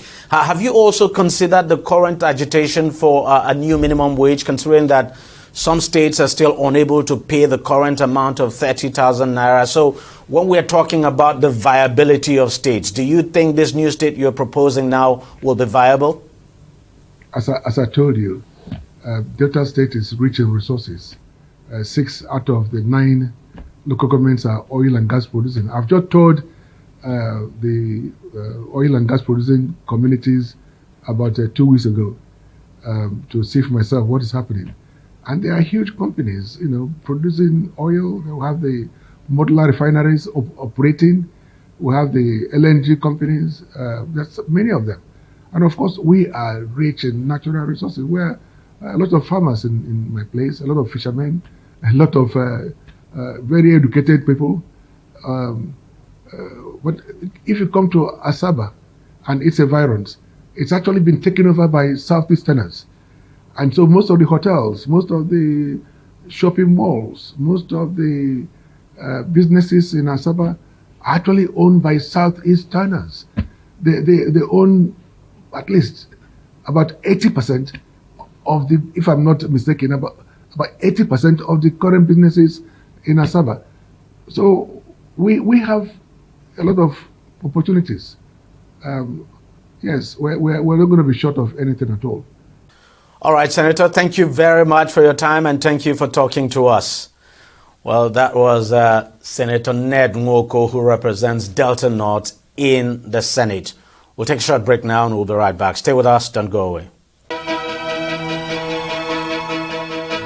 Opinions are free, facts are sacred, but truth is universal. How in practical terms? can we, for instance, de-escalate the tension? When you go into public office, you must be ready to answer to the people. We know where the enemy is. 3 places. The Lake Chad Basin, the border area between Nigeria and Cameroon, and then the Sambisa Forest. On TV360, we give you a complete dose of everything. Opinion, facts, and undiluted truth. I hardly believe what politicians say in this part of the world. A new Nigeria is possible, a future is possible. We delve into the issues, dissect it so that you can understand it, and use it to take action. I don't think there's any need for any governor to look for grant for ranching. TV360, dissecting the issues. Welcome back. Now, the federal government has warned organized labor to consider the broader economic implications of its push for what it calls an unrealistic higher national minimum wage. The Minister of Information and National Orientation, Mohammed Idris, who handed down the admonition, hinted that the 250,000 naira minimum wage demanded by labor could actually undermine the economy, lead to mass retrenchment of workers, and jeopardize the welfare of Nigerians. However, the labor unions have refuted President Bola Tinubu's claims that during his Democracy Day broadcast on Wednesday that an agreement had been reached on the new national minimum wage.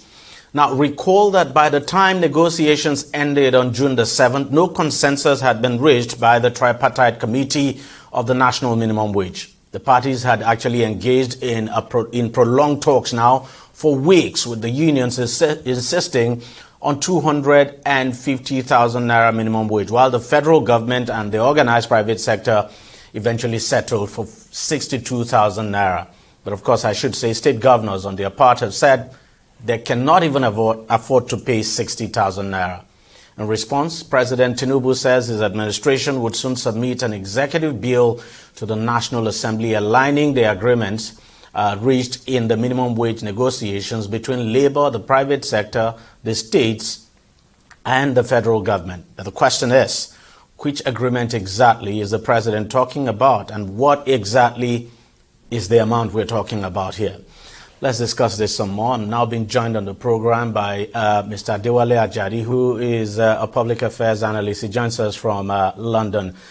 Mr. Ajadi, thank you very much for coming on the program.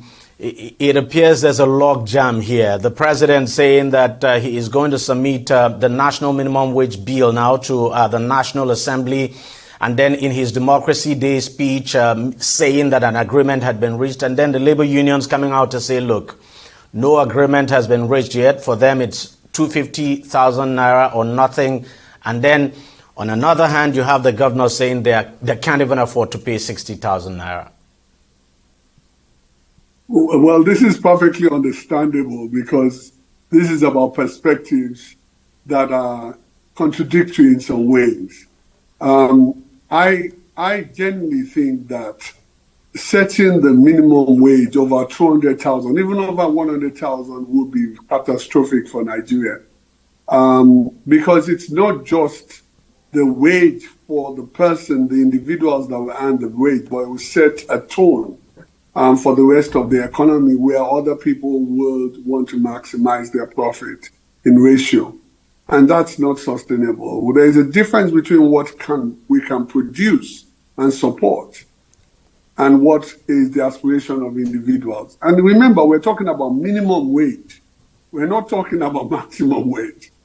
There is grave danger because prices will go through the roof. There is no doubt about that. And some would argue that we have not even recovered from Udoji Award many decades ago to think about we are going to do this right now. Yeah, and I'm happy that I'm happy you pointed that out, that we're talking about minimum wage here and we're not talking about maximum wage, because the truth is what most people don't understand is that, look, this is minimum wage, but eventually people could still be paid more than this. And in any case, that you can have a situation where anyone is paid less than whatever the minimum wage is, but people can actually be paid more than that.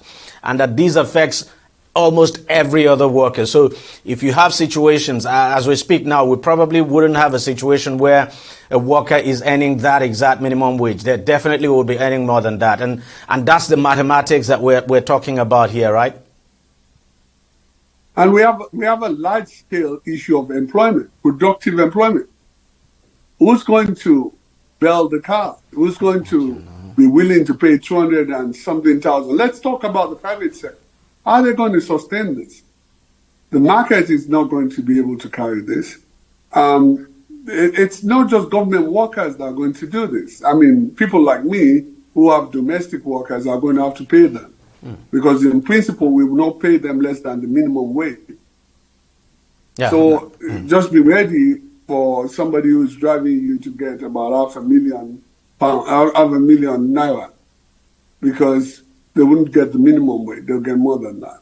Now, for this, how do you think that of the state governments now should be handled? As we speak today, going by the Constitution, the issue of minimum wage is in the exclusive list, not even in the concurrent list. So it's like states have no say, so to speak, other than this tripartite committee that we're talking about now, or maybe during the negotiation. That you look at the Constitution, everything rests with the federal government. And there've been suggestions that isn't it time states are allowed to negotiate their own minimum wage? And don't you think, this current stalemate probably should lead to that process where the Constitution is amended so the states can actually begin to determine their own minimum wage, since the states are not, you can't determine, their wealth is not equal at all.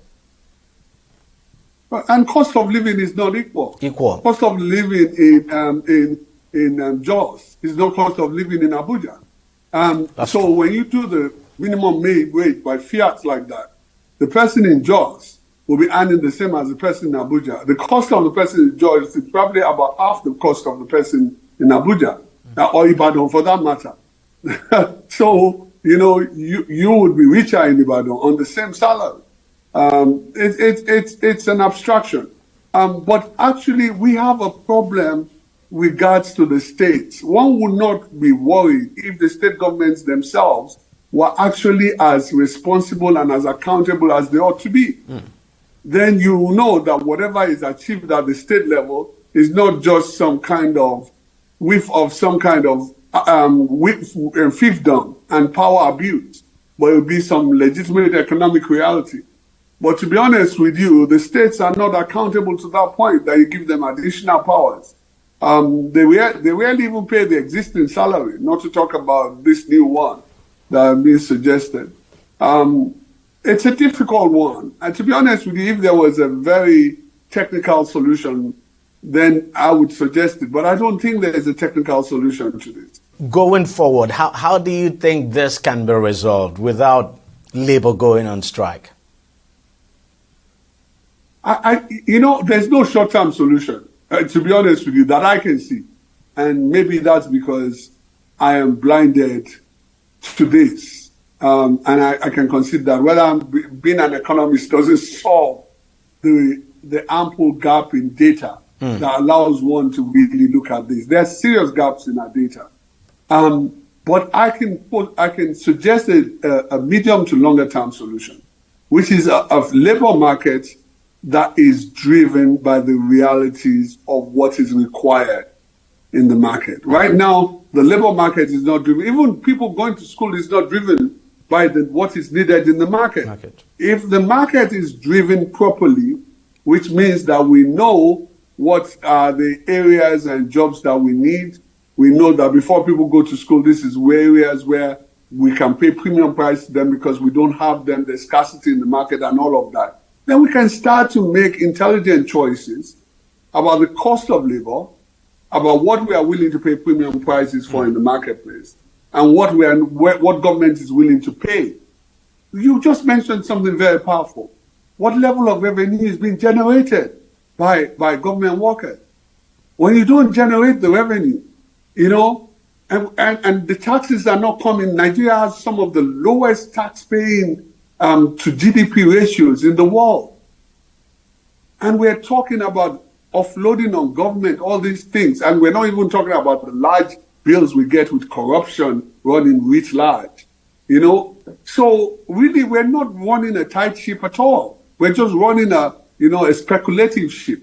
We need to run a tighter ship so that when government says we can't pay this, these are the reasons why we can't pay. We have looked at our figures of last year. This is what came in. This is what is going out. This is what we can afford to pay.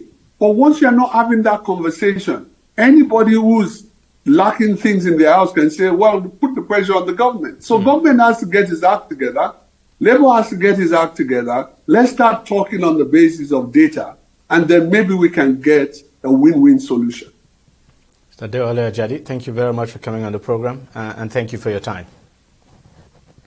Thank you. Thanks. We'll take a short break and we'll be right back. Stay with us, don't go away. Opinions are free, facts are sacred, but truth is universal. How, in practical terms, can we, for instance, de-escalate the tension? Because when you go into public office, you must be ready to answer to the people. We know where the enemy is. 3 places. The Lake Chad Basin, the border area between Nigeria and Cameroon, and then the Sambisa Forest. On TV360, we give you a complete dose of everything. Opinion, facts, and undiluted truth. I hardly believe what politicians say in this part of the world. A new Nigeria is possible, a future is possible. We delve into the issues, dissect it so that you can understand it, and use it to take action. I don't think there's any need for any governor to look for grant for ranching. TV360, dissecting the issues. All right, welcome back. Let's continue that conversation now on the logjam now over the national minimum wage. I'm being joined on the program right now by Emmanuel Jaja, who is the first vice president of the Air Transport Services Senior Staff Association of Nigeria. Mr. Jaja, thank you very much for joining us on the program. Well, we have a stalemate, if you like, and I'm just wondering. The president is saying an agreement has been reached, and of course, your union members have come out. I mean, your union leadership now have come out to say, look, there's been no agreement, and that it must be 250,000 naira or nothing. I'm just wondering, how can this be resolved? How can this stalemate be resolved?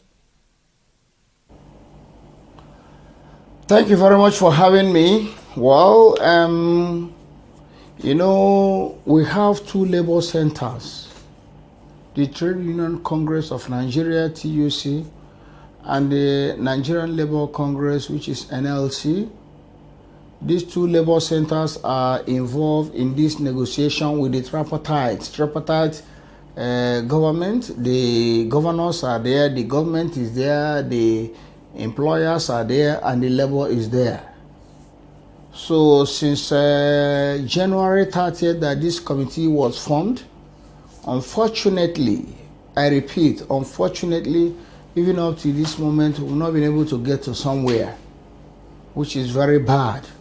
However, we've been hearing a series of news, 120, 105, 95, 65, this, but all those things are rumors going on. Unfortunately, also, the negotiation came up when the ILO, International Labour Organization, where all the international labor centers from all over the world are meeting at Geneva, Switzerland, for a conference. So the labor centers in Nigeria is not exceptional, which is our labor center, the TUC labor leader and NLC labor leader. At the moment as I'm talking to you, they are in Geneva discussing. So for now, it seems that we have relaxed a little bit till they come back from Geneva. And when they come back, we start from where we'll stop. But why would it be difficult?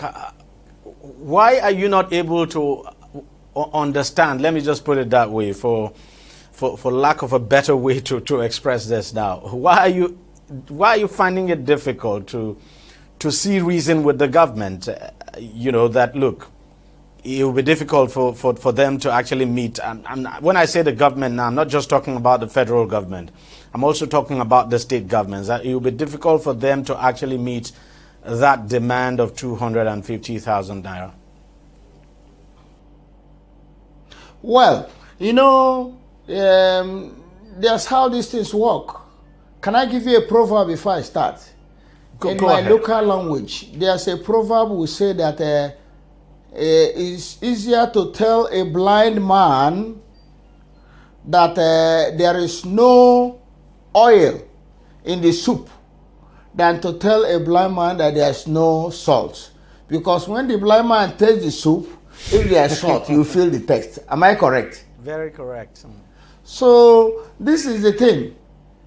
From all the way from federal government to state government, whatever reasons they are giving or whatever they are saying, we have listened to this. I said it over and over again, and I'm saying it again. The Labour has itemized where we're requesting for XYZ. I want the government to tell us what they want to give, comparing where we are coming from. It's easier said than done than to say we want to pay 1,000, we want to pay 5,000. Now, what the government has decided or what they are planning to do is to put Labour in a situation whereby an ordinary man in the street will look at Labour as if we are not reasonable. Labour is 100% reasonable. And I've said it before, if I am an employee of a federal government or state government, there are about 10, 15 people at my back waiting for this my salary. My brother, let me tell you the gospel truth. From the federal to state, any of them that tell you they cannot pay this money, they are deceiving you. It's not true. They can pay this money. What about they can pay this money? What about the private sector? I mean, what about those who are running businesses? You think that they can pay the money as well? Well, it depending on the private sector. Private sector too. That's why, because the way things are working here, we are not, doing it the proper way it's supposed to do. The private sector, when you talk about the private sector, there are some companies in private sector that are in a high level. And there are also some people in the private sector that in a low level. For instance, myself, as a person, I have 2 or 3 of my staff as a private man.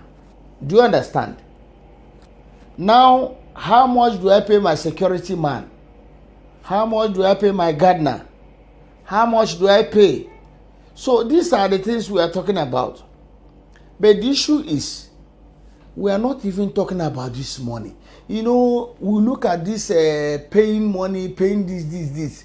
We want government to do something that will benefit ordinary man. Now, today, dollar is about 1.5 or 1.4 or whatever. Is it how we'll continue? Sometimes people will say, what does dollar get to do with Gary? What does dollar get to do with granite? The person that is frying Gary, he will buy SIM card. Do we produce SIM card? The answer is no. He will buy telephone. Do you produce telephone? The answer is no. So if you gather all these things in compass, you see that an ordinary man in the street is suffering. So we are not even, if the government can bring the dollar rate to a barest minimum that we can cope, take care of its workers, federal government workers, we go to state take care of their workers, we go to local government workers take care of their staff, you provide accommodation for them, provide transport for them, whatever. What are we looking for 60,000 for? What are we looking for? The issue is they must do something. But unfortunately, I said unfortunately, from the National Assembly, House of Rep, Senate, these people we are talking, the way we are talking from this from this level, it's not the way we are talking. Me and you is here in this country where we are discussing about issue of buying one SUV at 160. Before we realize it has come to pass. How many people that the SUV in a country of 220 or 230 million, they bought it and they're using it. Even some of them who have extra cars, they have to buy it. They have to take it. You see how we continue. If the government, you see, let me tell you, my brother, the problem we're having, let this government, from the presidency to the state, to the governor, to the local government, let them reduce their means of livelihood. If they reduce it to barest minimum, it will cascade down to where we are. And we take it off from there. Let me ask you a final question, Mr. Jaja. Is the last time you went on strike, you shut down the nation's airport. You shut the gates now to the terminals. Is there no other way to do this without, for instance, grounding flight operations or shutting the gates to the airport? My brother, shutting the airport or shutting the gate, you would think is something impossible. You are asking if there is no other way. You know, you and I know, this country we are, if you do not show sign, especially in your own constituency, nothing will happen. It is not our intention. And I tell you, I repeat it again, nobody is happy. Because when you shut down the airport, an ordinary man who is not even a labor man, that is going for his business in Abuja, in Port Harcourt, in wherever, you have shut him down, he can't travel. Then even including the government. So it's not a good one. Let me tell you, labor of today is a responsible labor. If you allow me to say, we will never agitate for us to shut down anywhere. Because another thing. Hold on. Just give me a minute. Okay, go on. Whether I shut down airports, whether I shut down Abuja, you shut down Lagos. What is the summary? The summary will still come back to the table. Am I correct? To start discussing. So why must we shut down? That means something is wrong somewhere. So those people that are involved, they should make sure that we should not shut down. Because the very moment we shut down, the labor will lose, the government will lose, the employers will lose, individual will lose, everybody. Is that what we should be doing in this country? Because the last strike you went on, the whole idea of shutting down, for instance, the national grid, I'm just wondering if that was a wise one. And couldn't there have been other way? I mean, why shut down the national grid and throw the entire country into darkness and, cost people and... That question should go to the government. And cost people and businesses to lose so much. That question should go to the government. Why must the government allow us to shut down? That question should go to the government. Wouldn't it have been better for us to be on the table and discussing? That question should go to the government. You think labor is happy? Okay, when they shut down the national grid, do I have light in my house? The answer is no. I don't have light. Every other person don't have light. But can I shock you? The people that are involved in this business, was there shut down in the National Assembly? Was there shut down in the presidency? That is the point. So at the end of the day, it's the common man that you say you're fighting for that ends up suffering. Especially when you shut down something like the national grid. It's a common man that suffers the most. That is why the common man have to come up or come out to join this issue. It's not that labor want to go for strike. It's not that labor want to shut down the economy. That is why the common man have to come out and join this struggle. This is a struggle. This thing that is happening in Nigeria, it cannot happen across the road here. I'm just talking about Cotonou here. Talking about South Africa, it cannot happen. But it's just because we are here and it's free for all. What we run here is Banana Republic. Everybody does what he or she likes. The government should by now be knowing that yes, they have people that they can attend to. But if the government decide not to take care of their citizens, what do? But unfortunately also, Nigerians are, God will solve the problem. We will look unto God. That's where we find ourselves in this mess. All right. I know human beings will solve our problems. We will all solve our problems. I mean, it's good that we're talking. I mean, it's good that all the sides are talking. Let's just hope there's a quick resolution to this. Mr. Emmanuel Jaja, the first Vice President of the Air Transport Services Senior Staff Association of Nigeria. Thank you very much, sir, for coming on the program. First Deputy President. First Deputy, yes. First Deputy President. Okay, First Deputy President. Thank you very much. All right, that's how much we can take on the program this week. We thank you very much for watching. I'll see you again next week. Bye-bye.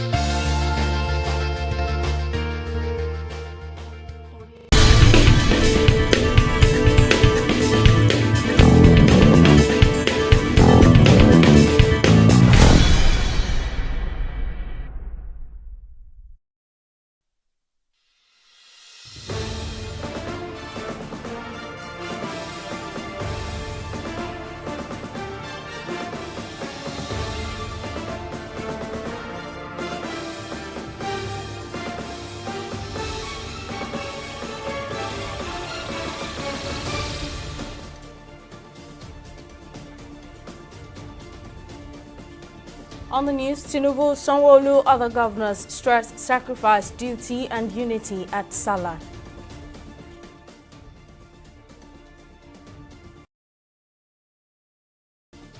It's storm local government secretariats in Rivers State, protest tenure extension for chairman.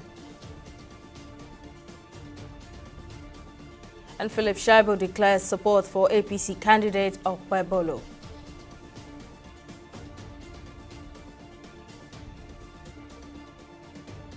Thank you for joining us on News Now. I'm Simisola Ajiku. President Bola Tinubu has enjoined Nigerians to reflect on the essence of the Eid al-Adha, which bears strong meaning and significance for the nation, calling for prayers for the nation for continuous peace and stability while working according to purpose in promoting unity, peace and progress. In his Salah message over the weekend in Abuja, Tinubu urged Nigerians to learn the lessons of the occasion from the collective good for the collective good of the nation. The president, who acknowledged the significant sacrifices made by Nigerians over the past year, assured the government's efforts are beginning to bear fruit. He says his administration's dedication to setting Nigeria on a path of growth and development is starting to show positive results, with an improving economy and renewed vibrancy in critical sectors. We have been told by the chief imam and we follow the path of sacrifice. Sacrifice being a very good citizen. It comes with responsibilities as citizens. What do you do as a citizen to be a very committed member of our society? That's sacrifice. loving your country, loving your neighbors, share what we have with each other, and be thankful to Almighty God. Meanwhile, Lagos State Governor Babajide Sanwo-Olu has rejoiced with Muslim faithful in Nigeria as they celebrate Eid al-Adha. Governor Sanwo-Olu, who spoke over the weekend, urged Lagos residents and Nigerians, particularly the Islamic faithful, to continue on the path of spirituality and peaceful coexistence and imbibe the lessons of the sacrifice made by Prophet Ibrahim, while imploring Nigerians to keep their hopes alive and continue to work for the unity, peace and progress of the nation. The governor assured President Tinubu's commitment to work towards a quick and complete recovery of the economy. Mr. President himself have offered, his Salah message, and taking off from there is really to wish all of us, the blessings of this season. It's for all our citizens, especially in Lagos, to commend them for their support, their resilience, and their belief in our government, to continue to appreciate them, that no matter how things are, we still have reason, to thank God. We still have cause to thank God, because in itself, the brightness of life, the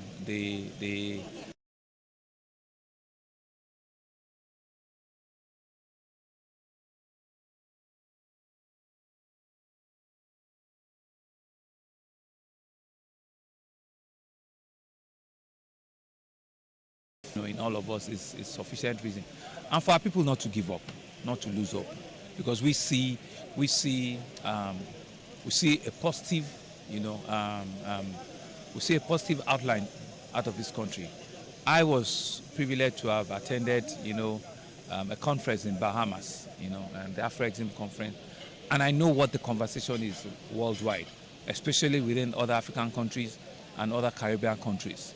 We explore, or we had conversations, and we know what the issues are. We vote for our own, and hopefully believe that however tough the time may be, it's all in good causes, and we're beginning to see the benefit of it, in one form or the other. In Lagos, for example, we are seeing a positive turn in the private sector. We're also seeing, a more resourceful and a more committed public service. We brought about a few changes in the course of the year: flexible working hours, support, of the wage award, clearing of all of our outstanding pensioners. We're the first in the country to do that. And a lot of people, and a lot more people-focused and people-oriented programs. Muslim faithful in Nigeria joined their counterparts across the world to celebrate this year's Eid al-Adha amid the economic hardship currently biting hard, as many lament severe lack of purchasing ability hampering their celebrations. Traders and customers complained about prices of rams as well as perishable and non-perishable food items, which have soared in major markets in Lagos by over 300%. Our correspondent, Okweyemi Owosheni, who went on a market survey in Lagos, files this situation.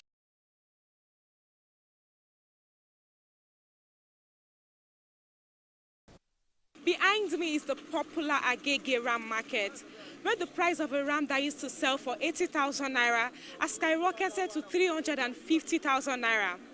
The increase in the price of basic commodities in Nigeria has affected the livestock section, posing a difficult challenge for many Muslims who wish to partake in the Eid al-Kabir celebration.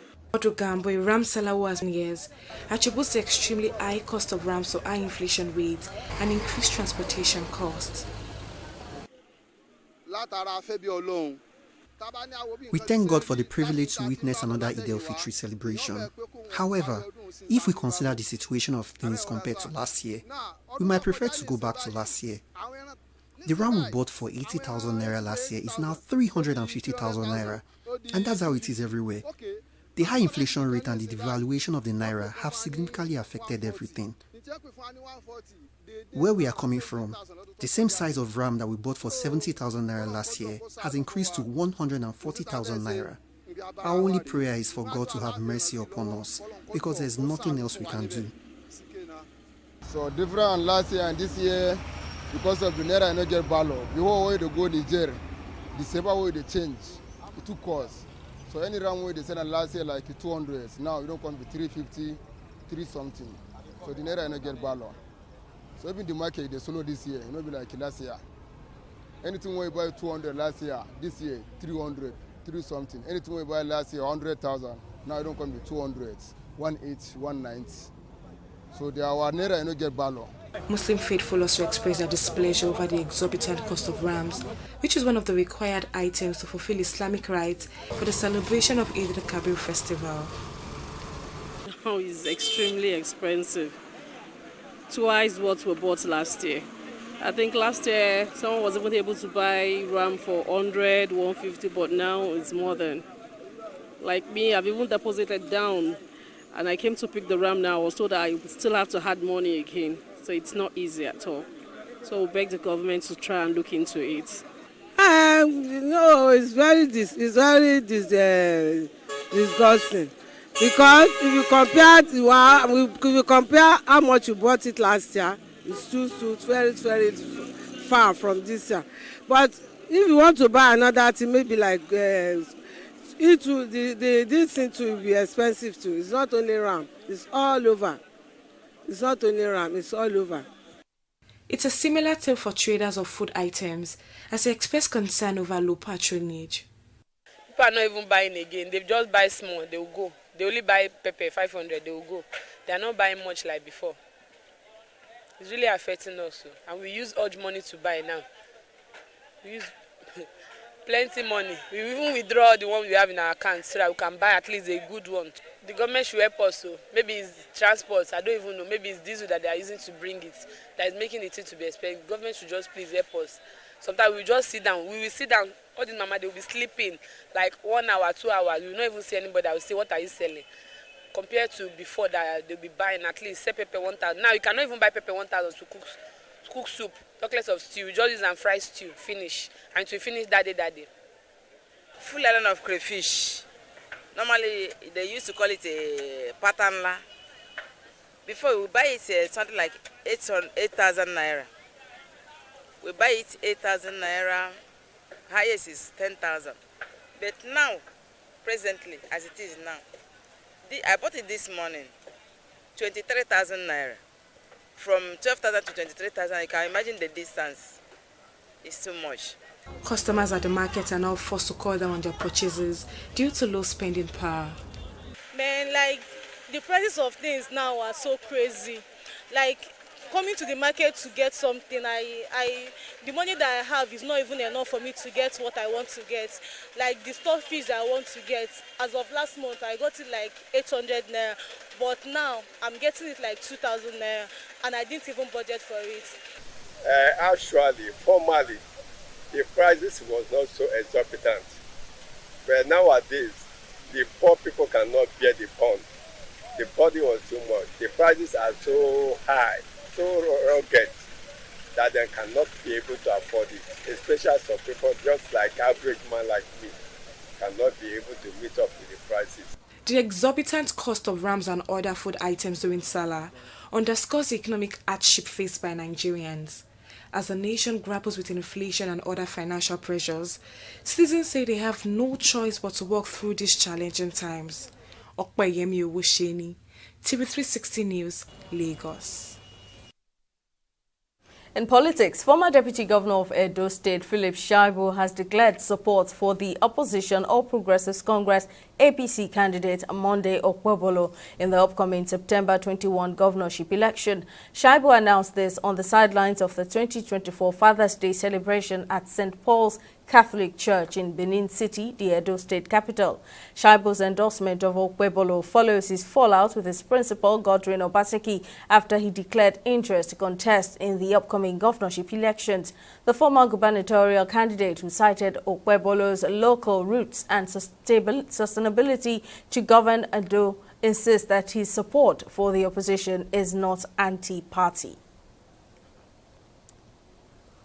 Meanwhile, in Rivers State, youths in the 3 local government areas of the Kalabari ethnic group have occupied their council secretariats to demand the vacation of the council chairman from office following the expiration of their tenure.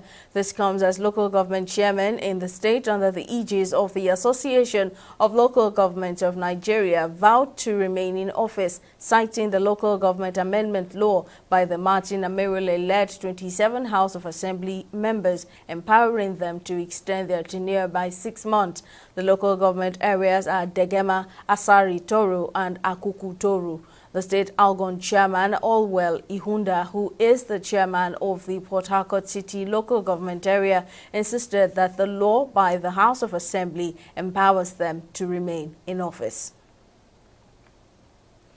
Governor Dauda Lawal of Zamfara State has alleged that terrorists and bandits are being supported by some powerful individuals in the government, hindering efforts to combat insecurity in the country. The governor spoke recently at the Zamfara State High Court on the release of arrested terrorists granted bail by a court in Abuja, despite confessions to heinous crimes. Speaking in court, the governor detailed the capture of terrorists who admitted to killing residents and possession of weapons. Lawal, who questioned the reasons for releasing confessed terrorists and alleged government officials' involvement in ongoing insecurity, said this action promotes impunity, threatens the rule of law, and could result in loss of life. Earlier, I spoke to a former director at the Department of State Services and security consultant, Dennis Amakri, and I asked his thoughts on the allegations made by the governor. I am not really surprised because of the situation that is happening in Zamfara State at the moment. You know, first of all, first and foremost is the political rivalry that is going on there. You know, the political rivalry and of course, and the history behind it. You know that the governor of Zamfara State is from a different party, the opposition party, PDP. And then, of course, the former governor whom he defeated, who is now the Minister of Defense, is now, it was in APC. So there is this political rivalry that is going on. And I think, and this is the problem whereby, you know, we take these things personal instead of thinking about the people of the state, instead of thinking of the people of the state and the problem that banditry and terrorism is causing for Zamfara State. It is being personalized and, you know, different kinds of allegations coming up. Now, back in March this year, the federal government announced it had uncovered the identity of 15 entities, including 9 individuals and 6 bureau de change operators and firms allegedly involved in terrorism financing. But the governor now says there are powerful persons in this same government sponsoring the crime and bailing these confessed terrorists. Now, what do you think should be the next line of action at this point? Thank you very much for that question. You see, it is one very important question that Nigerians would want to know the answer to. Because if a governor who is supposed to be in the know will come out to say that there are people in government that should doing certain things about terrorism, I think he should know better. We have to take him. We have to take his statement very seriously. Remember that the former governor, whom he defeated to be in office, was the same governor when one Bello Toji, who is the head of the bandits, was turbaned in Zamfara State. So apparently, if this governor, the former governor, who is now a minister, is in government, I think he should know more about some of these bandits. And I think he should be able to tell more about what is going on. For people who have been financing terrorism and the names that were sent to from UAE, United Arab Emirates, I think we should go ahead, and the security agencies should go ahead and quickly investigate this, and then of course show with all seriousness that they are fighting this scourge. The Speaker of the House of Representatives, Honorable Tajuddin Abbas, has been applauded for the speedy consideration of the Shippers Council regulatory bill, given the significance and importance to the national economy. This show of appreciation comes from a group of 45 civil society groups under the auspices of the Coalition of Civil Society Groups in Nigeria for promotion of accountability and transparency in governance. Speaking on behalf of the groups at a press conference on Monday, Wolgo Ndubisi hailed the Committee on Shipping Services for its inclusivity, giving stakeholders the platform to make inputs on the bill at a public hearing. He added the Shippers Council regulatory bill will bring much-needed transparency, accountability, and efficiency to the sector. We want to specially commend the Speaker of the House of Representatives of the Federal Republic of Nigeria, the Right Honorable Tajuddin Abbas, for the speedy consideration of the bill by the People's House under his leadership. This is even as we use the opportunity to appeal to the Right Honorable Speaker to help sustain this tempo, given the significance of the bill and its importance to the national economy and positive impact it will have on the lives of citizens. Gentlemen of the press, as we all know, the Shipping Council regulatory bill must also pass through the Senate of the Federal Republic of Nigeria. It is thus, on this note, that we plead with the Senate President that Nigerians are eager to see the Senate replicate the pace the House has adopted in treating the bill. We are of the view that such accelerated hearing handling of the Shipping Council regulatory bill align with the Senate President's vow to tackle deflection, economic hardship, and difficulties that Nigerians are facing. We'll take a break here, but still to come, Guarantee Trust Bank drags 60 top executives to court over anchor borrowers' 17 billion naira debt. Stay with us for details.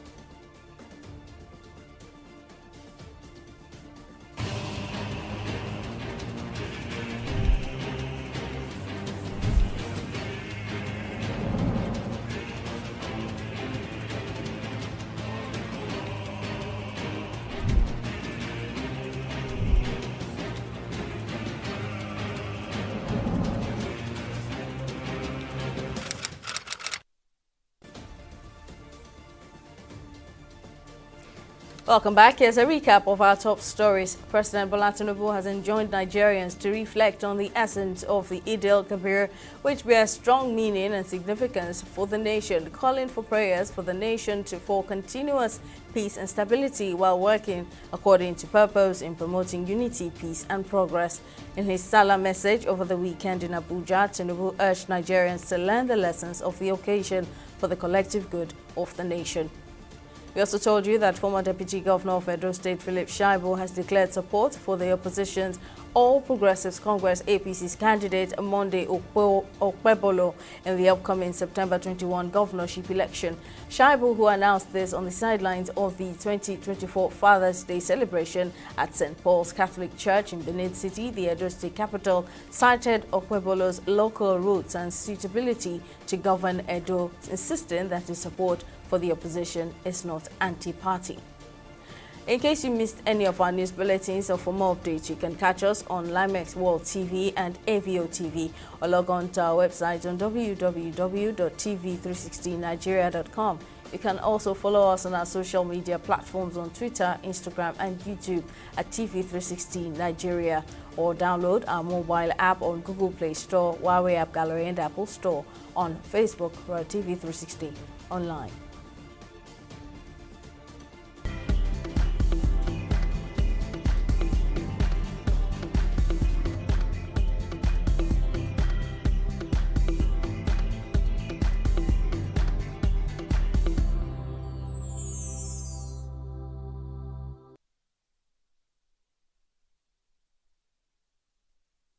Well, let's dive into the world of business. Joy Uchejem has the latest. Over to you, Joy.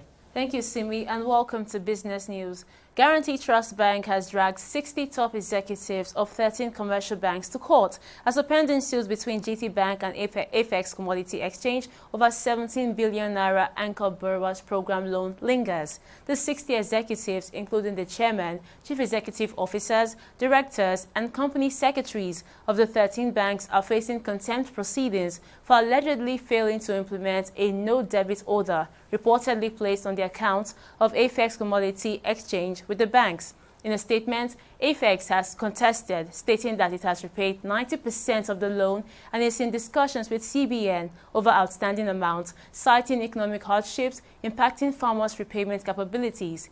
They have urged CBN to activate the collateral guarantee clause to support recovery efforts in the agricultural sector.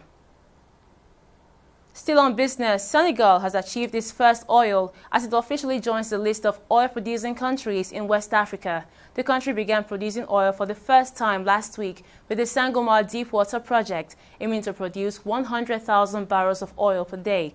Initially set for 2021, exploration was postponed due to strategic changes and further delayed by the financial troubles of the Australian company FAR, whose shares were eventually bought by Woodside. President Bassirou Faye assured the nation that profits from the sale of the country's oil and gas will be well managed. That's the world business and the rest of the news. Back to you, Simi, for the rest of the news. Thank you, Joy. And in foreign news, to combat the negative effects of drought, UN Secretary General Antonio Guterres has called for urgent action against desertification and drought.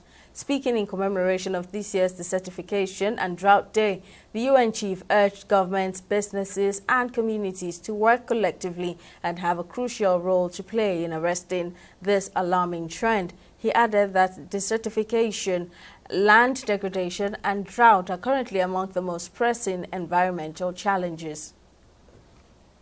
The security, prosperity and health of billions of people rely on thriving lands, supporting lives, livelihoods and ecosystems.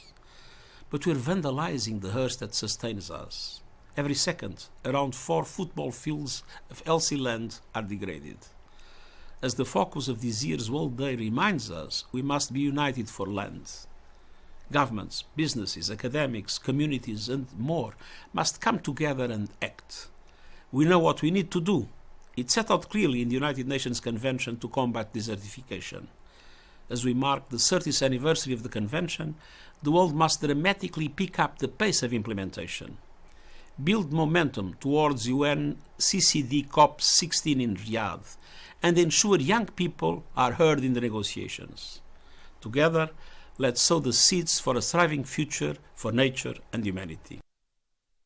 And Saudi Arabia has warned of temperature spike in Mecca as Muslim pilgrims wrapped up the Hajj in searing conditions, with more than a dozen heat-related deaths confirmed. According to the Saudi Health Ministry, more than 2,700 cases of heat exhaustion was recorded on Sunday alone during the oven-like Saudi summer.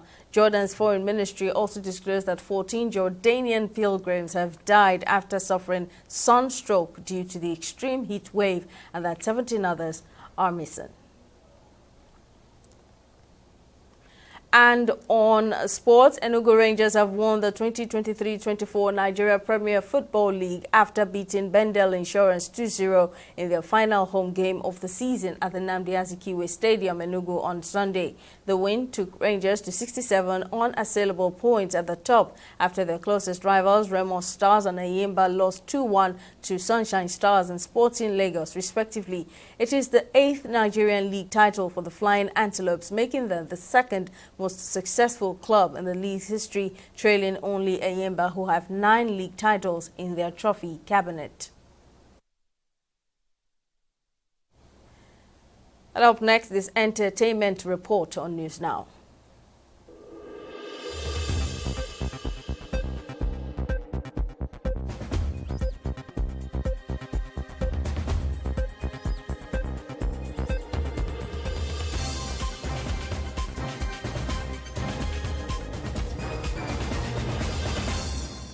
The Nigerian movie industry is mourning the loss of veteran actress Stella Ikwebo, who passed away on Sunday, June 16 after battling with leg cancer. The news of her passing was announced by movie producer Stanley Nwonko, also known as Stanley on Top, via his Instagram page. A death marks a significant loss in the Nigerian entertainment scene, where she had left an indelible mark through her talent and contributions over the years. Her passing comes just days after the death of veteran Yoruba actor Dayo Adewumi, also known as Sule Suebebe, who passed away at the age of 68. And it's a wrap on our bulletin. Many thanks for watching. We'll see you next time.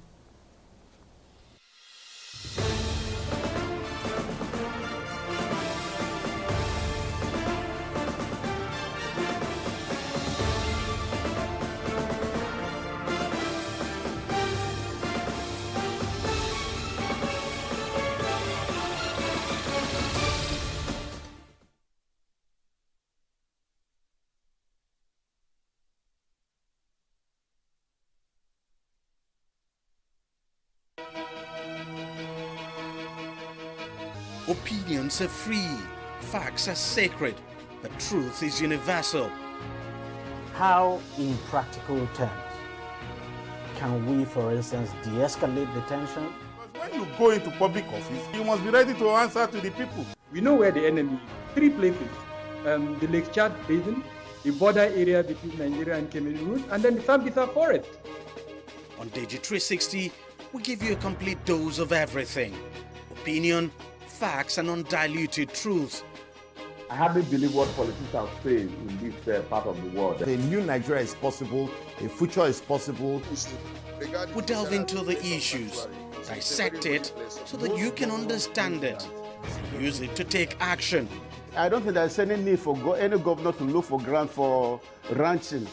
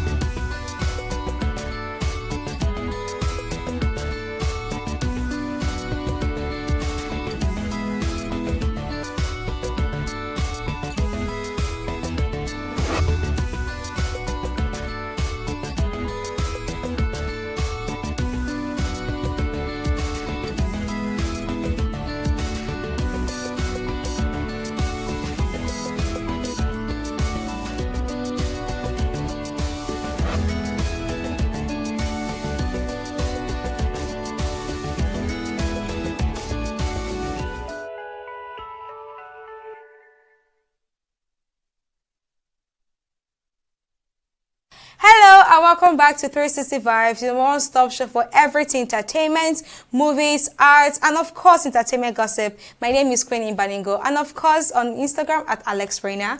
And you know how we do this. We don't do this alone. I'm here with my babes. So hello, ladies. Hi guys. Hello. I am Victoria Akondi on Instagram, Victoria_extra. Today's show promises to be exciting as usual. So, like I would say, fasten your seatbelts.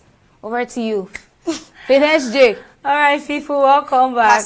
Welcome back to the show, guys. It's your girl, SJ. Yes, as Victoria said, tighten your seatbelts because we have lots of gist for you guys today. So, guys, we all know that today good choke. So, stay with us. We're going on a quick break and be right back.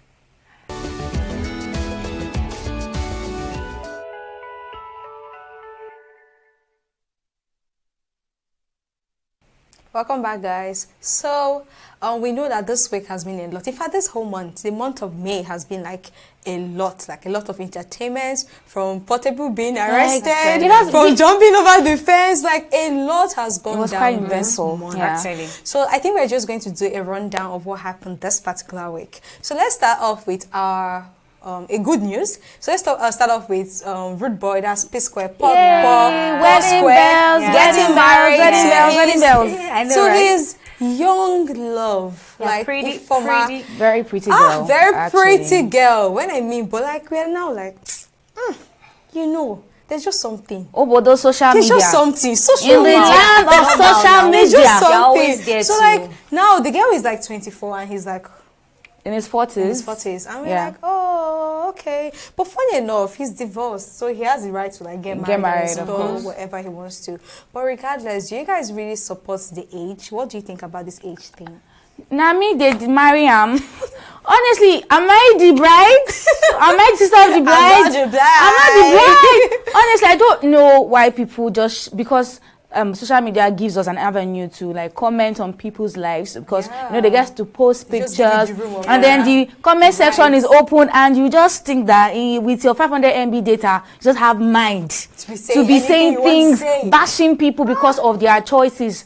Are you the bride or are you the groom? And besides, as long as she's not underage, she has the right to marry whoever she wants to marry. It's none of your business. Your opinion doesn't count because it's someone's personal life. But the fact that they chose to post pictures doesn't mean that, oh, your opinion counts or anything. So, what do you think about that exactly?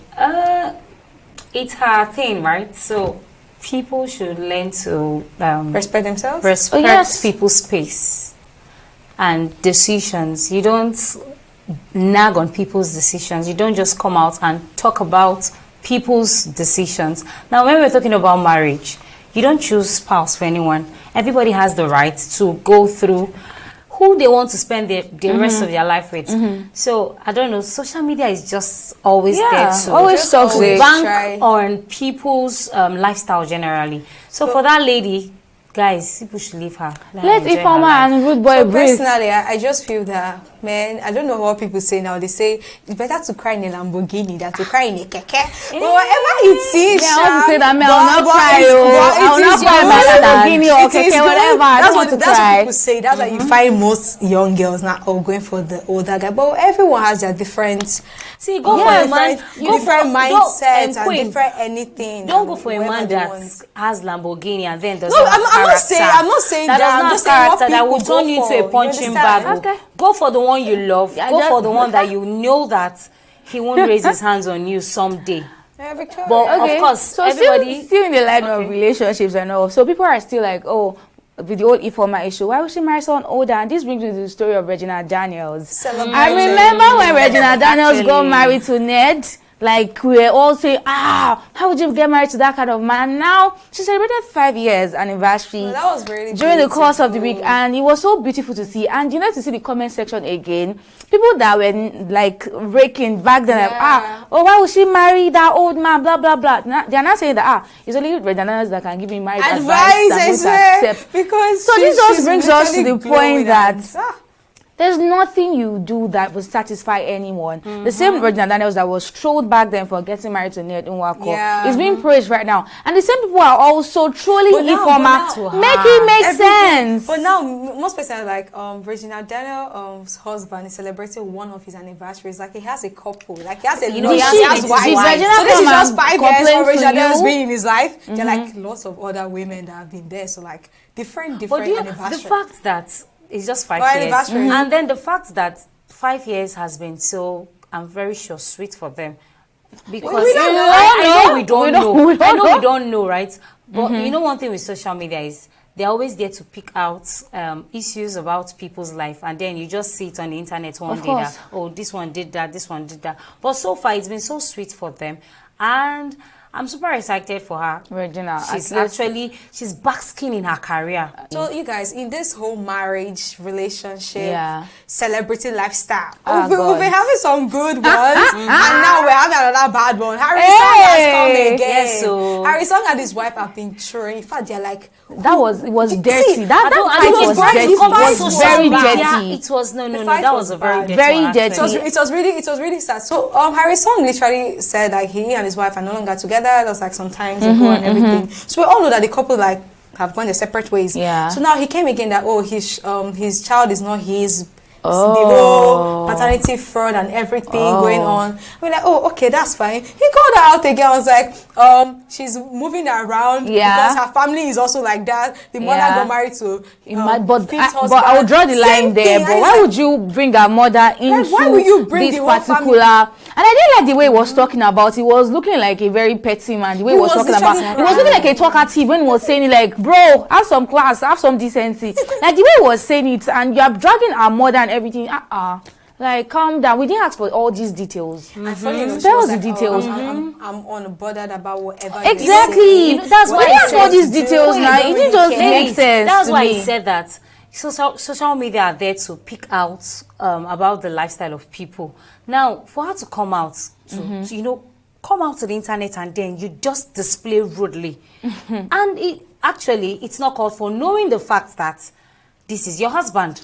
Courtesy demands, I know, regardless. But he did that dirty. Harry's song did that dirty. And she did that dirty actually, and she just had to, leave. But what she said, she said one sentence, something celebrity. I cannot say because I do not have backups for that. But okay, so guys, our president's wife, Bola Ahmed Tinubu, yes, the first lady, as we all know, has come out, guys, and she has made her own view about indecent dressing, yes. And ladies, I don't know if you guys have seen her. See, the thing is that it's a thing. I don't know. I cannot talk. For her to come out and say that. Well, let's not go there. I think we'll just take it. Let's just take it from the comment section, from the comments. Okay. So some persons are like, I think for one comment section I saw, someone was like, oh, have you checked? Like pots calling kettle black. That kind of a statement. Have you checked your house? I saw a lot of that. Rats dead. Yeah, exactly. Like that kind of a thing. So like when she made the statement, we respect our president. So when she made the statement, the comment section was actually children, and like what they wear, and you're advising someone else and everything. But well, it's a good thing she did actually. Going outside what our children were actually, but obviously. Indecent dressing, it's not a good thing, so to say. So, however, whether our children are, or not, exactly. But let's just speak the lesson, the morals from what she has said, which is basically. Do you know that these days, ladies just don't want to, some ladies, literally 90%, if I will say. Let's say 75%. We can't say 9%. 60%. We see how people that oppose decency. We see how ladies that oppose decency. I know, right? But we have them on the high side. That when they are coming out, 60 is fine. I know 60 is way too small. Yes, now. Let's just say 60-40 percentage. Yes, because we don't have statistics to back that up. Actually, thousands of ladies that today you just see them like, do you know, I was coming to work this morning under this rain. You need to see what that lady wore, and where we were hiding under a shade. This rain beat you, Sha. It showed me shade again.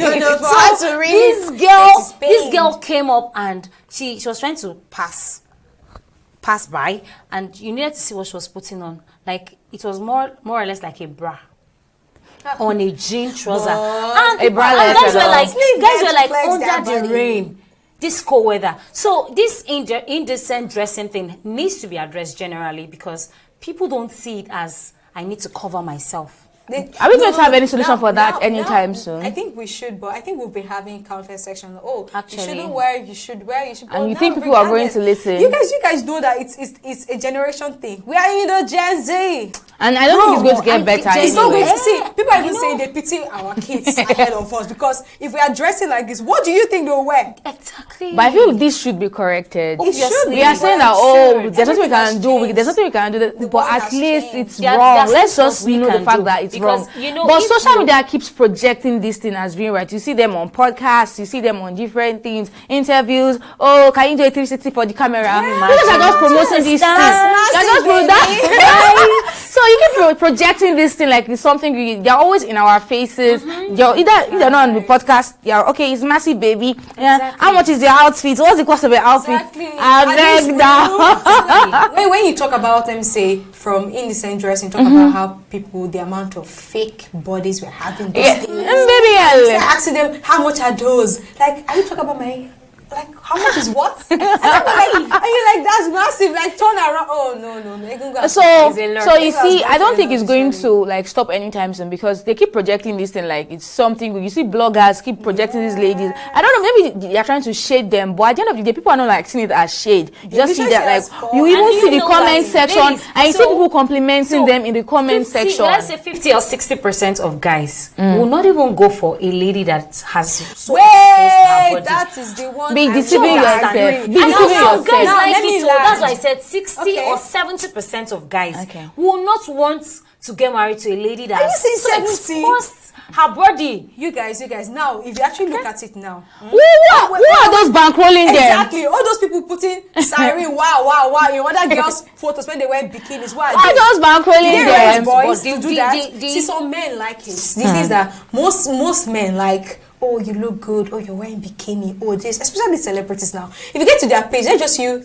Kim Kardashian now. You get to her page and she's like wearing bikini and she's showing up. She's their mother or she's married or she's divorced now and everything. And you're like, wow, oh, you look beautiful. Oh, the skin, the bra, the pants, everything just rhymes with your skin. They are praising you at that point in time. But check what? A man will not marry that, but you're doing another person's post. And some people are bankrolling. Some people, you might say that they will not get married to them, but they bankroll them, they pay them. So guys, we'll go on a quick break. Stay with us.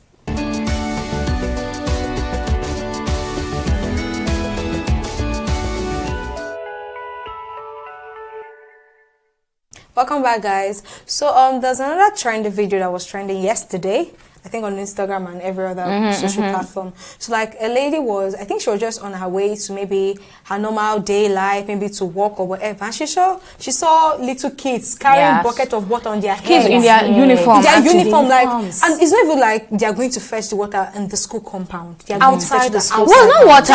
They were packing bricks like stones. I saw the video. Like they were packing something like sand and stones from beside the building like that. So I saw it outside. Yeah, I don't know where they were carrying the buckets to. I'm not sure they're up to even class 5, primary 5 or year 5. Very small. They're literally small, like primary 1, 2, 3, all those tiny. Because they're really small. And you carry things on your head. That's child labor. Outside the school. And what she did what she did was good.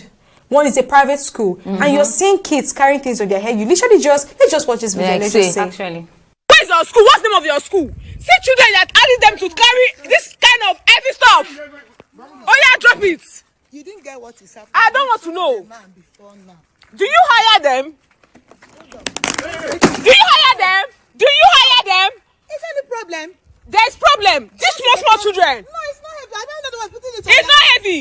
This is not heavy. Drop it. See, we should go back to your school. Or else, I'm calling police on you. Call them. What's the matter? Don't break those things. I will. I will. Why would they carry those small children? Small children to carry. They have told the man since. Which man? You are doing this allegation. What that moment on Basoro? See what you are doing. They should carry. See, oh, look what they are doing. Look what they are doing. You can't even hire. This is a private school. If you not a private school, madam. No. This woman is not. This is a private school.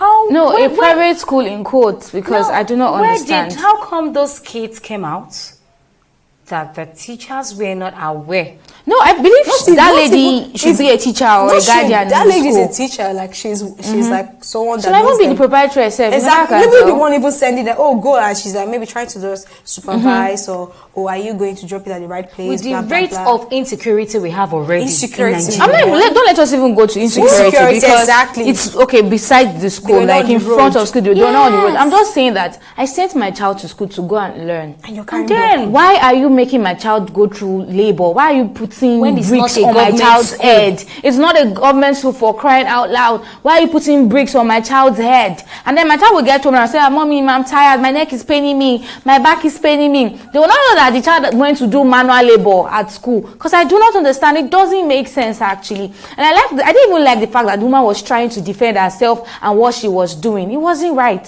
at all.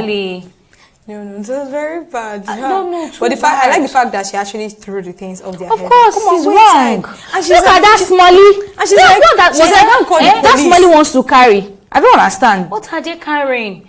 No, there's a difference. There's a difference between public and private. You know that, oh fine, there's some schools that you do normal sanitation, like, oh, you cut grass, you do all those are maybe public schools. But this time now, I sent you to a private school for a reason. Yes. I'm looking at the size of these children. Even if it were like some schools now, grown kids now, I'll say okay, but it's wrong. But look at these small kids that she's making go child abuse, child labor, every single thing. This is child labor. There are some schools now in Nigeria that they don't even let the child even do anything. Their own go to school and learn. Like my own school now, I'm not even sure. I went to boarding school and I'm not sure I even did like my laundry at the point in time, because they're like, oh, you came here to learn, you came here to study, we'll handle your laundry, everything you're doing, we'll handle yourself, because they don't just want to see anything that will literally stress you. Yeah. And aside the just stress, go to school and read your book, make sure you pass. So any form of the stress. I can't be going to boarding school and be cutting grass. Someone was paid for that. So they even pay people to wash my clothes. To do that. All I did in school was to read and pass my books, and I came out. So there are schools like that, and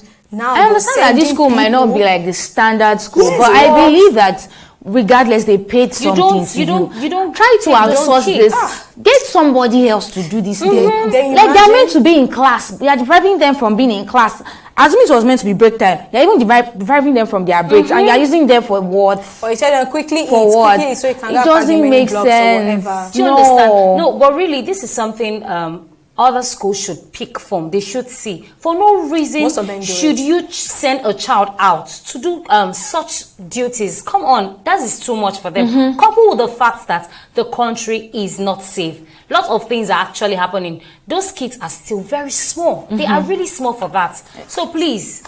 All right, well, going away from that, let's talk about paternity fraud. Here again, paternity fraud has been a thing lately, and it's just making me. And now I'm just like really pain, because my gender is at the center of this, and we used to think that women cannot do evil, but it's looking like doing so women. It's vice versa. So women can do a lot of things. So there's a footballer, Kayode. So he has said that it's 3 kids. I know he is. 3. 1, 2, 3. Not even 1. Not 1. 3 kids too much. and not and they're boys. Paternity fraud again. You know how they again. So how did that woman was able to stay quiet until he got to find out? 3 good kids. Now, I think the man has been staying with those kids. I'm very sure they've been a lot of bond with those 3 boys. Those are like my kids. So coming to tell me now that they're not mine. Like a test result says how do they I are not mine. Although someone said that if you do a paternity test, also do maternity test. But so now 3. There's no way I should see. Maybe there's a foul play here. Maybe they should try and do another test elsewhere. But with 3 kids, which kind of foul play? 3 kids. I think it's a lot, not one, not even the first child. You know, all of them. I swear. But you know now, I think this paternity fraud thing just started coming on. So everyone is even checking. Make I even carry my pikin go check. Make I know. Even most times that even if you actually don't even, you know that this your son looks like you. You just want to go and check because it's not trendy. It's like most person are like, oh, make it a law. Once your child once you give birth to a child, paternity, make sure it's this. But how long? I'm sure it's paternity fraud has been trying this sense. Maybe it's just coming up because people are just finding out. And their kids are not theirs, blah blah blah. They've spent like 15 years, 20 years with them. So I just want to say this. Probably as a lady, if you find out maybe maybe your spouse cannot impregnate you or something, instead of you going about this route of getting, because I'm trying to think of possible reasons why 3 kids won't be for your husband, you get. So guys should get themselves checked, because at least one. Actually, I don't know how she went about it. So if you detect that probably your spouse is not medically fit, please don't try and do something that will tarnish your image later on in future. Just be open about it, discuss it. If you are going to go for other tests, other opinions, please do the needful. And the whole paternity fraud thing, I beg, because now person if commit suicide, you can just overthink it, because it's a lot. 3 children, 3 guys, yes, being unfaithful and all of that. So just that's hard. open up, talk about it, and you the doctor together and son is already grown. Whatever reality it is together, not going about it paternity fraud way. And I don't know, my gender, please, we can do better. Obviously. Yes, we say that men are this, men are that, but at this point, it's like both genders are this and that, and we need to resolve it. All right, people. Okay, so away from this paternity fraud issue, so a 7 months trending also last night, a 7 months pregnant lady knelt down to give her husband slavery. Wait, calm down. His food. Don't just you know when abuse. Calm down. Slavery. Don't just jump to slavery like that. Abuse. Okay, so 7 months, at that point already, my mad, the tummy is already big. See, the tummy is big. And when you are pregnant as a lady, of course, there are lots of things you don't even do. So you are not meant to go down, like there's a restriction of how you should. Let's watch this video. Let's watch the video. So it's not be like we are just exaggerating. Obviously. It's exactly what I said I want in my woman. This is my elder brother's wife, pregnant, you see.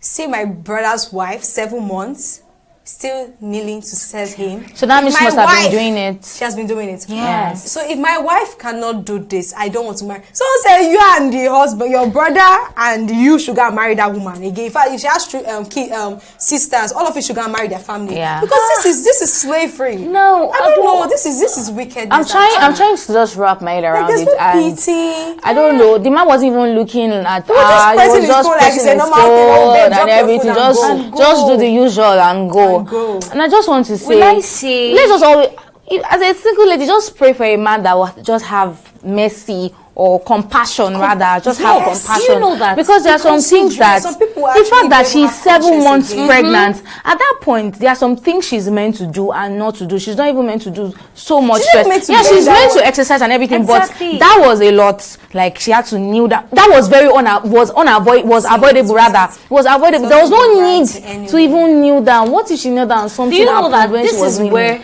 Like, really? I don't know. I'm trying to wrap my head around it. The woman didn't look like she was complaining or anything, and I feel like it's something she must have been doing from time, because she didn't. She's not saying, she just went like daily ritual. My Lord, may I? My Lord, if I may. Dinner is served. So, do you know what? This Someone is compassionate. It's important, though. Victoria, this is where kindness comes, You say the kindness we talk about. For me, if you ask me what kind of man I want, I'll tell you that I know I want money, but he has to be kind. So Tracy wants money. Who doesn't want money? Everybody wants money. No, he has to be a kind man. Ladies, a kind man will not see the wife on that, like in that stage. Yeah, and still want her to kneel down. She even prepared me for you to know that. She tried now. She made food for you. Like, why would when you marry a kind man? One thing I would say is that, you looking at the man, he wasn't looking like a young man. So maybe their generation, that's the orientation, that's the way he was brought up. He didn't look like a young man. Look at him now. That's why his younger brother was saying that he's looking for that kind of vibe. He will be fine though. He will be fine. If you marry a kind man, you see that he's not from our generation. You see he's old and everything. So I will just give it probably his own orientation and all of that. But at least, this our time and age. That was so much, because imagine okay, she even prepared the food. Imagine she knelt down and then from there Maybe something happened. She couldn't stand up because if you see the way she stand up, she was striving. It was a struggle now. It was a struggle. So how about if everything now became like something else at that point in time? Then he would drop the phone. You see, when you marry a kind man, you won't see. He will be serving you. Yeah, no, he will serve you on bread. He will not stress you. Calm down. Not every time. Not every time. Because if you're 7 months pregnant, at that peak, there are some things you're supposed to do and you're not supposed to do.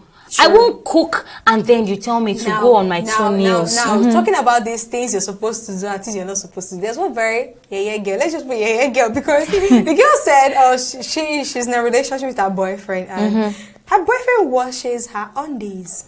And this girl, you know that, okay, fine.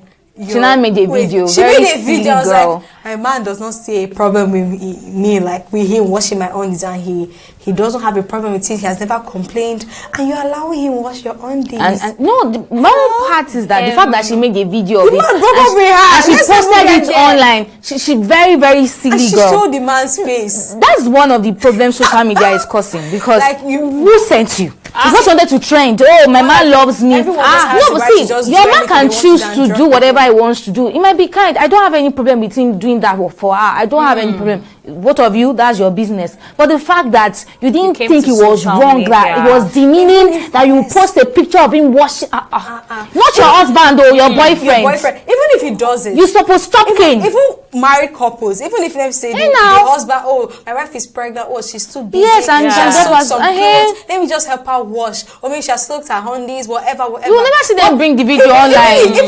Even if they carry that matter to the man's family, you allow you wash your wife's pants or you wash your wife's. They're like, they even drop like, are you okay at that point? But this is something hidden. Yes. It's not like something. But wait, people wait. Calm down. But wife can wash boxers. But man cannot wash pants. No. The thing is, ladies, see. I don't think there's anything wrong with them washing. If a man is washing your undies as a lady, lucky you. Not all men. Yes, close to me. Because it's not all men that can do that. Not all men will even want to. Not all men will want to. Do you know that most times, not all men even like to get close to their wife when they are on their menstrual period. Yes. Do you understand? Pregnancy, yes, and talk about pregnancy. So for a man to wash your undies, you're lucky. Come on, you should appreciate that. The feminists are shaking now. No, it's not lucky. They're just gender equality, gender roles. I can wash yours, you can wash mine. My boyfriend is washing my undies. That was way too much. My problem is the fact that she made a video and posted it. Nobody. That was way too much. It was too much. She was not meant to do that. Just keep it between the both of you. We don't want to see. Obviously. You have seen free person, but it's obviously. So that's all we can take on today's episode. Thank you so much, guys, for staying with us. Bye for now. Bye.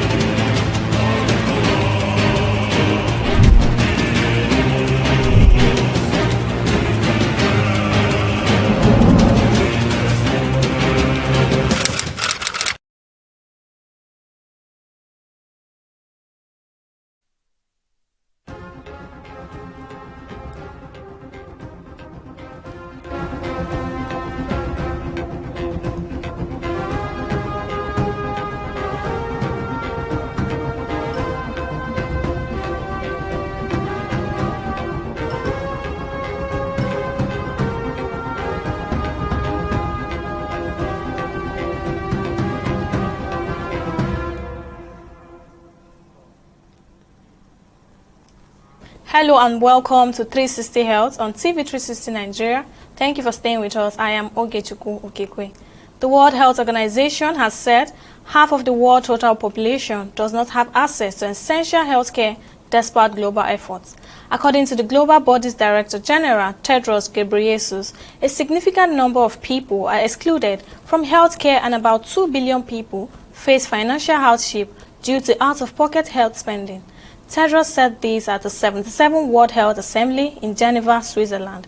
The assembly, which was world leaders in attendance, is themed All for Health, Health for All.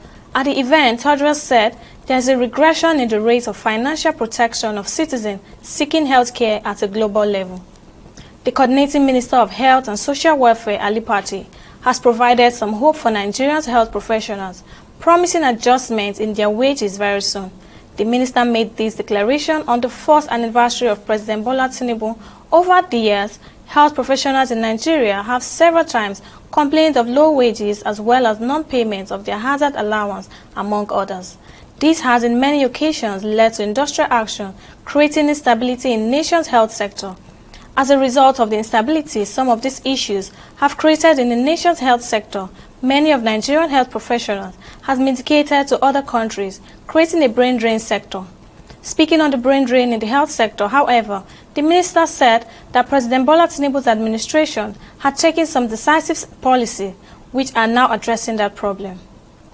Medical experts and civil society organizations have called on the federal government to fully implement the graphic health warning on tobacco packaging and labeling. According to them, this is an effective way to spread awareness, but the risks associated with tobacco products reduce consumption and be helpful for those with limited literacy skills. Newsmen observe that in Nigeria, while there are some graphic warnings on cigarettes and other non-for tobacco products like shisha and snuffs among others, meanwhile, the World Health Organization mandated the parties to the Framework Convention on Tobacco Control to put in place policies in tobacco product packaging to provide health warning, describing the harmful effects on tobacco use. We'll go on a short break, but don't go away.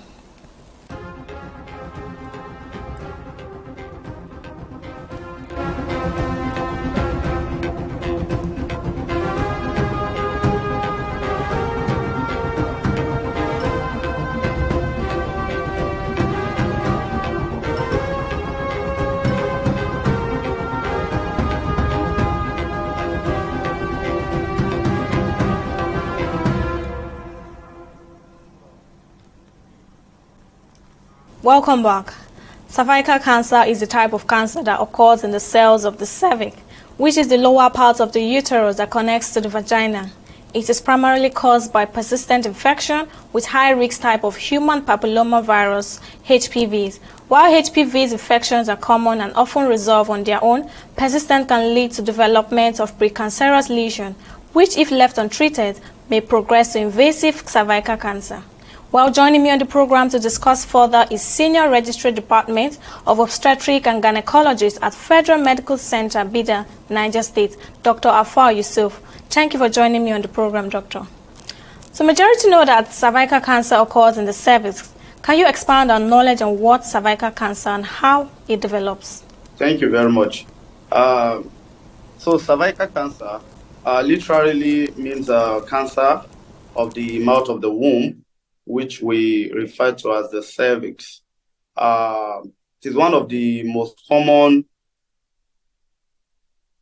causes of cancer deaths. This cancer occurs within the ages of, say, 15 to 59 years. It is also the second most common cancer cause of death in Nigeria, Africa, and even worldwide. It is a malignant disease or tumor that affects the mouth of the womb, which we refer to as the cervix. Now, this is a worrisome disease to us. In fact, currently, it has been seen as a disease of public health importance because cervical cancer is a preventable and curable disease, which has really bordered much on women of reproductive age group, so to say, given the burden of about 500,000, about 500 million new cases every year, with about 300,000 deaths every year. And it will interest us to know that 90% of this mortality or death occur in developing nation, of which Nigeria is one of. By 2030, if care is not taken, the incidence, meaning that occurrence of new cases of this cancer, will increase to the tune of, say, 700,000, while the death is estimated to be about 400,000 if we don't do anything about the disease. So, according to WHO also, they said at least one woman dies of cervical cancer every 2 minutes. Each of them is a tragedy and the reason why we need to prevent it. And if you put mathematics to it, that means in 20 minutes, about 10 women would have died of cervical cancer. Now, out of these 10 women, 3 out of them is occurring in Africa. That's about 21%, so to say. This should really open our minds to how very important this disease is and how common it is in our environment. And to also say to us, what are we doing as a country? What are we doing as a continent? And how do we entirely, as individuals, try to prevent or reduce the menace of cervical cancer? So what would you say are the symptoms of these diseases? Well, most times the symptoms of some of these ailments might not really be specific, but commonly what people with cervical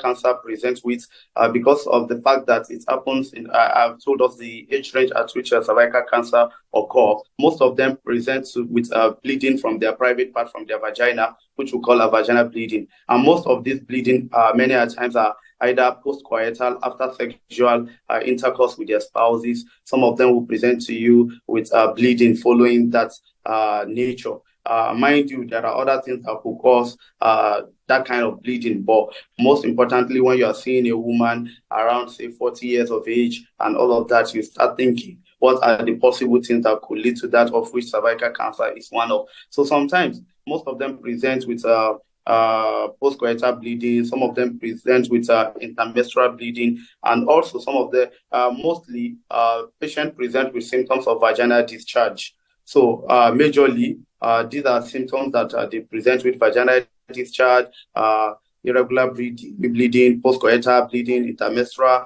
bleeding for those that are still having their menses, or some of them will present with weight loss and other symptoms of progression of the disease. Some might be anemic, meaning their blood level will be low at the time they are presenting. Some might look cachectic, and other more, or even some form of presentation following the progression or metastasis of the disease to other adjacent organs.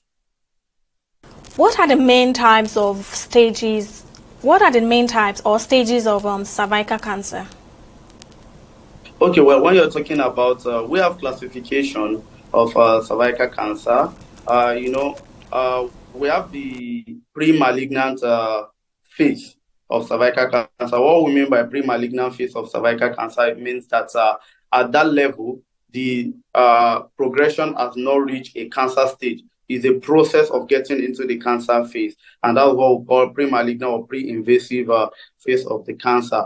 And that, which we call a cervical intraepithelial neoplasia, we have a stage 1, we have a type 1, type 2, type 3, or stage 1, stage 2, stage 3, however you want to call it.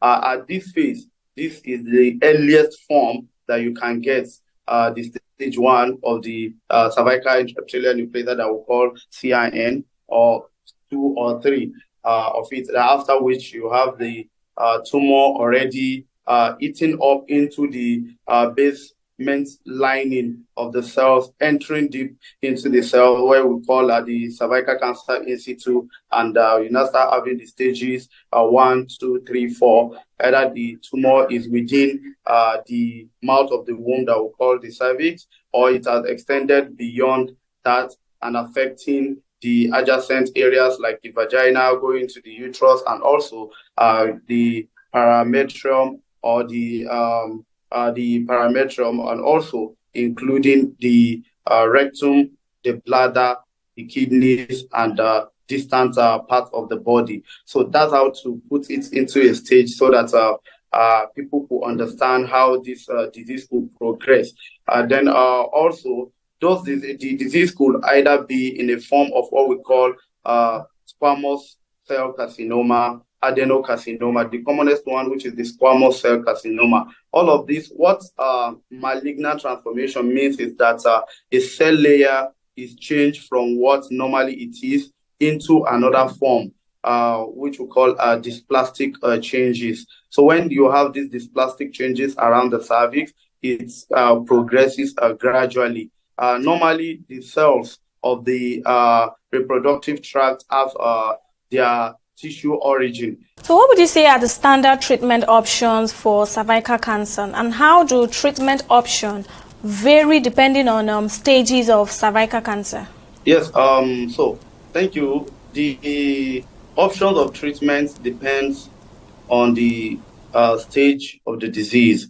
Now, remember that I mentioned earlier that there is a pre-malignant phase of this disease, which we all are very happy if it is detected as early as that stage, because the treatment is better. The options are ablative therapies. You can do excisional therapy, meaning that you just take a look at where the lesion is and you use instruments. For example, we have the thermal ablation, using something to just put a heat on it, or you use the cold knife conization, or you just cut that particular area, either using a lid or lip, and you take the sample away.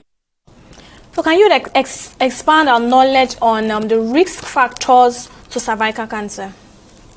Yes, the risk factors to cervical cancer include those that have multiple sexual partners. The reason why this is a risk is because human papilloma virus is happens to be a culprit in the pathogenesis of cervical cancer. So, and this virus itself is transmissible majorly via sexual intercourse. So, those that have multiple sexual partners are at increased risk of cervical cancer. Those that have early sexual debut, meaning that early coitus have their sex at a very tender age, at early age, are also at risk of cervical cancer. Then cervical cancer will also occur in those that have HIV infection, because obviously from the low immunity and the fact that there's what we call HIV attributable disease and HIV associated cancer. So, and I think about 5% of cervical cancer are associated with HIV.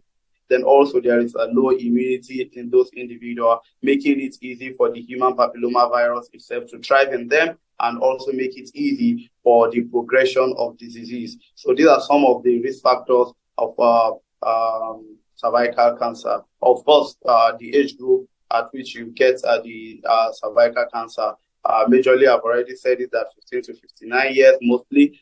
Getting to that, the other extreme is when you find the disease. So that is also a risk factor to the development of cervical cancer, among others. So how does this HPV relate to cervical cancer, and how does HPV vaccines play in preventing cervical cancer?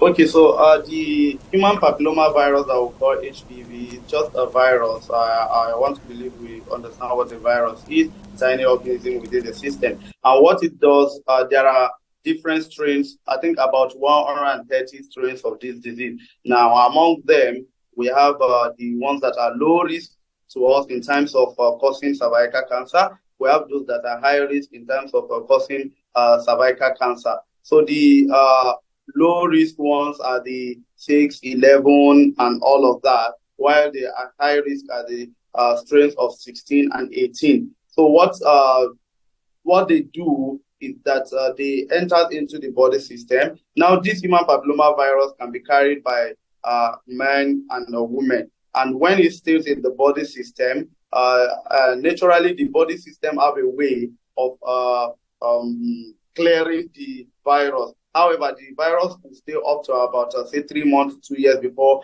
it can even start causing the disease, and it becomes about 2 to 10 years, Then it progresses to full-blown disease in about another 10 years. And that's why some will put the cause course of development or progression of the disease to say about 20 years, meaning for the virus. So what the virus does is getting into the body system, it changes the DNA setup of the body system around the mouth of the womb, and as such, change. You remember earlier I said that the reproductive tract system has cell linings that have their own structure, the way they are made. So what it does is that by changing the DNA, it now work on that and change the cell lining from what it used to be to another form entirely. And from there, it's now able to take over the growth of that area. And you know what tumors do, or malignant tumors do, they grow excessively, geometrically, and it's progresses like that gradually from the pre-malignant states into full-blown disease and continue growing if nothing is done to it till it becomes a full-blown disease. So that's what basically the human papillomavirus does to that area, among other factors. Remember also, part of the risk factors of cervical cancer is a low income class or low socioeconomic status, obviously, because the nutrition will be low in them. They don't even have basic amenities to take care of themselves. They don't even have money to go for some screenings to test themselves and all of that. They don't even have money to present to hospital early. So because of that, you find it more in them. What screening tests are available for cervical cancer, and how often should they be done? Okay, so sorry, before we go into the screening test, I remember you said that, how does the vaccine helps? Now. Yes, in preventing cervical cancer. Yes. So now that we talk about human papillomavirus to being the main culprit, around 2020, I think specifically on the 17th of November 2020, there was an adopted strategy that was developed called Global Strategy to Accelerate the Elimination of Cervical Cancer as a Public Health problem. So this global strategy was launched in 2020. This was despite the COVID-19 pandemic. That's to tell you how WHO and the whole world tried to see how to eliminate cervical cancer. And what is the motivation for this step is because this disease is caused by a known agent called a human papillomavirus, and there are also medical tools that are necessary to prevent it and cure it are said to be available. They at that point set a goal to eliminate cervical cancer from the world by the end of the century, and they want to maintain an incidence rate of very low as having 4 per 100,000 women coming down with cervical cancer. They came up with targets which they tagged 90, 70, 90. And what does the 90, 70, 90 means? This is supposed to be achieved by 2030. The 90, 70, 90 target, the 3 targets cover 2 broad areas, protecting the children by means of vaccination that we just mentioned, and also securing the health for adults. How do we do that? Screening for the pre-cancerous lesions that I mentioned earlier, and treatment of those that already developed the cervical cancer, meaning you have to treat those that have the pre-cancerous lesion. You screen for it, you treat those that have the pre-cancerous lesion, and also treat and manage effectively those that have the cancer. And what the 90, 70, 90 target entails is that by 2030, WHO wants to ensure that 90% of girls are fully vaccinated with human papillomavirus vaccine by the age of 15. The screening method, as we have mentioned, we have the low profile and the high profile testing or screening. We have the visual inspection with acetic acid. We have the paponuclear smear with the cytology.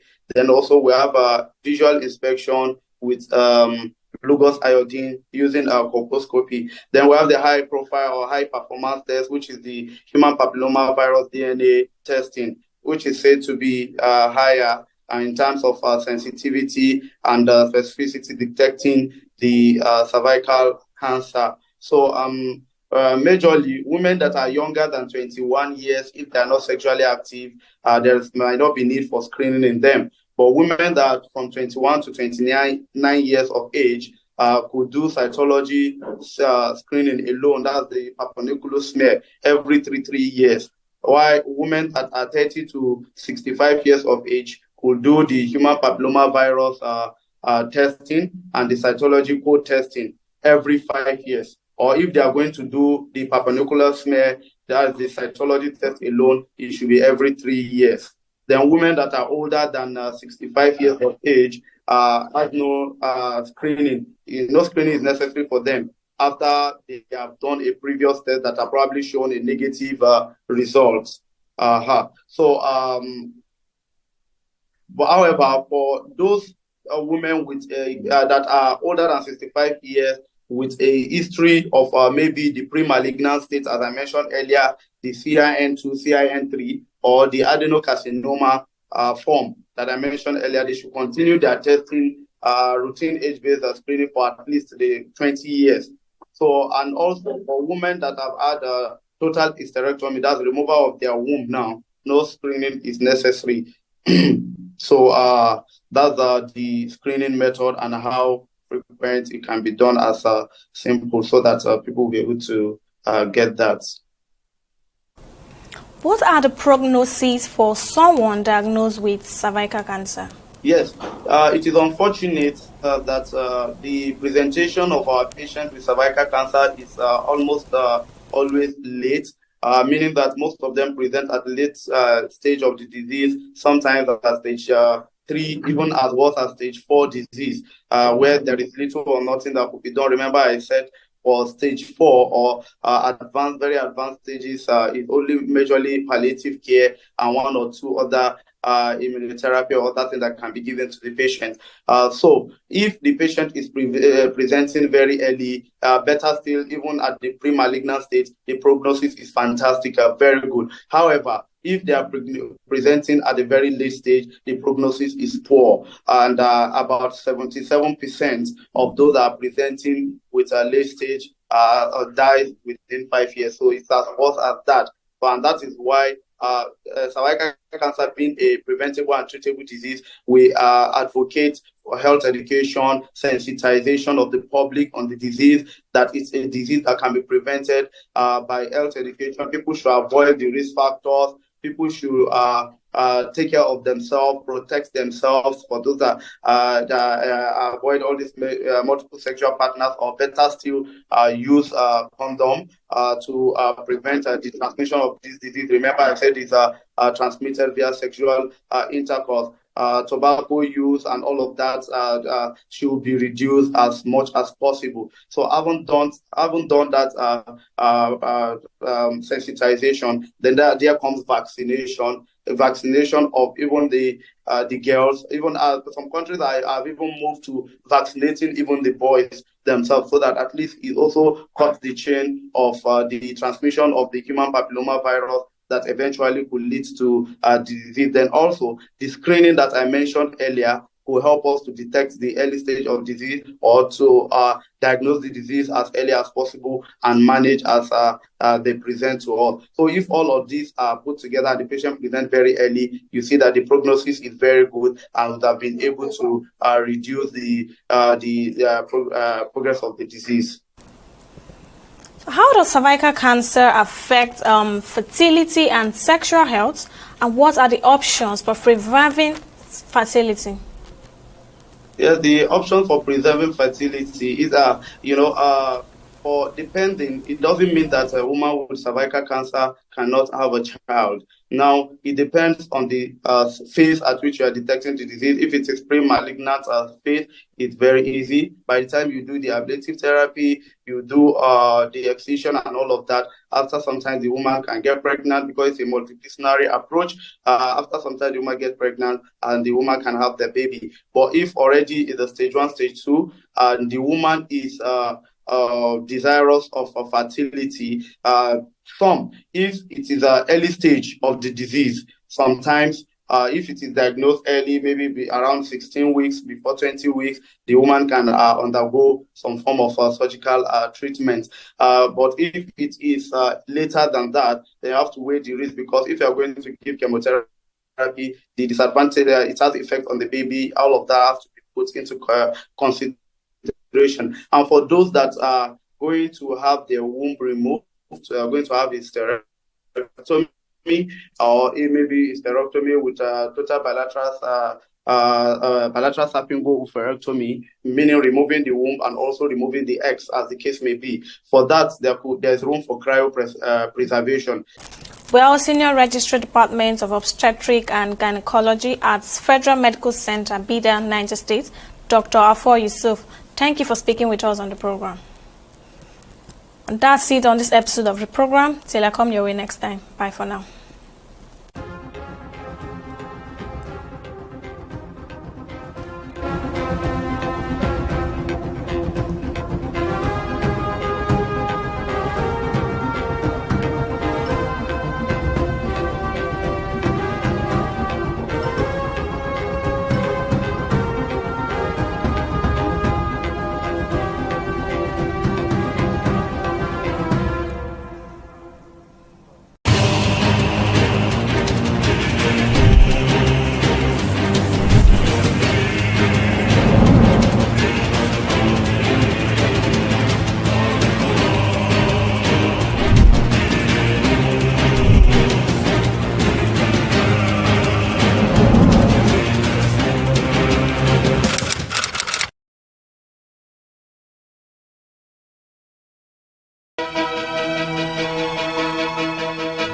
Opinions are free, facts are sacred, but truth is universal. How, in practical terms, can we, for instance, de-escalate the tension? When you go into public office, you must be ready to answer to the people. We know where the enemy is. 3 places. The Lake Chad Basin, the border area between Nigeria and Cameroon, and then the Sambisa Forest. On TV360, we give you a complete dose of everything. Opinion, facts and undiluted truth. I hardly believe what politicians have said in this part of the world. A new Nigeria is possible, a future is possible. We delve into the issues, dissect it so that you can understand it, use it to take action. I don't think there's any need for any governor to look for grant for ranching. TV360, dissecting the issues.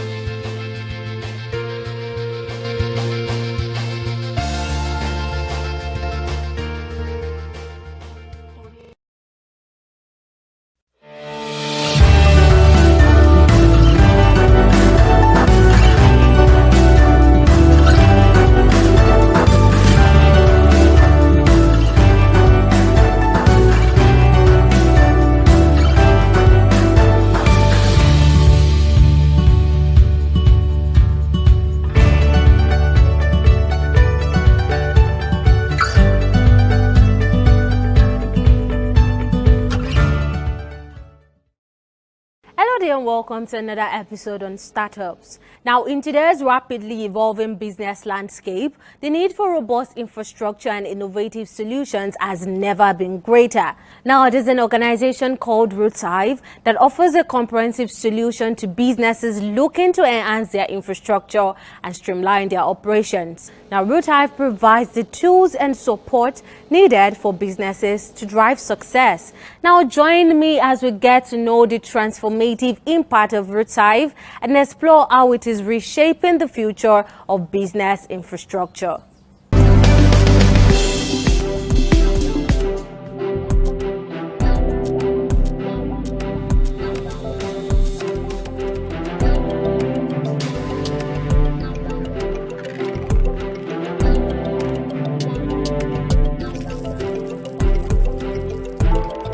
At Roadside, we believe we're transforming the way Africans do business. We've built an infrastructure for economic mobility, that is harnessing the power of payments, right?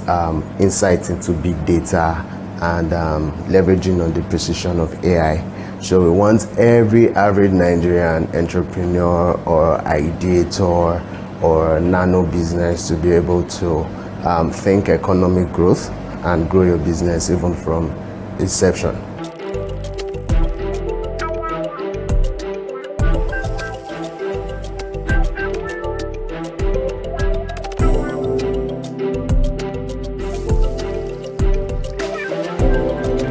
I am Ogundetulu Ashemichael, CEO, founder of the Roadside.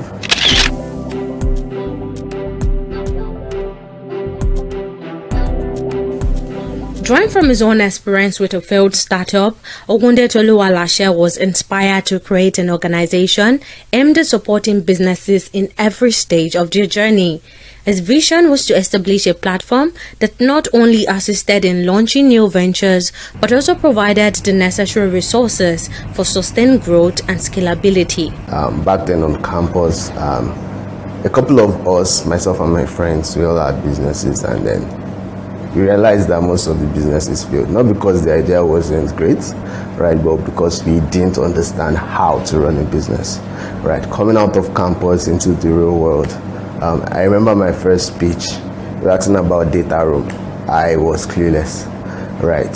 So if you look at the business scope in Africa, you find out that a lot of people have businesses, but don't necessarily know how to run businesses.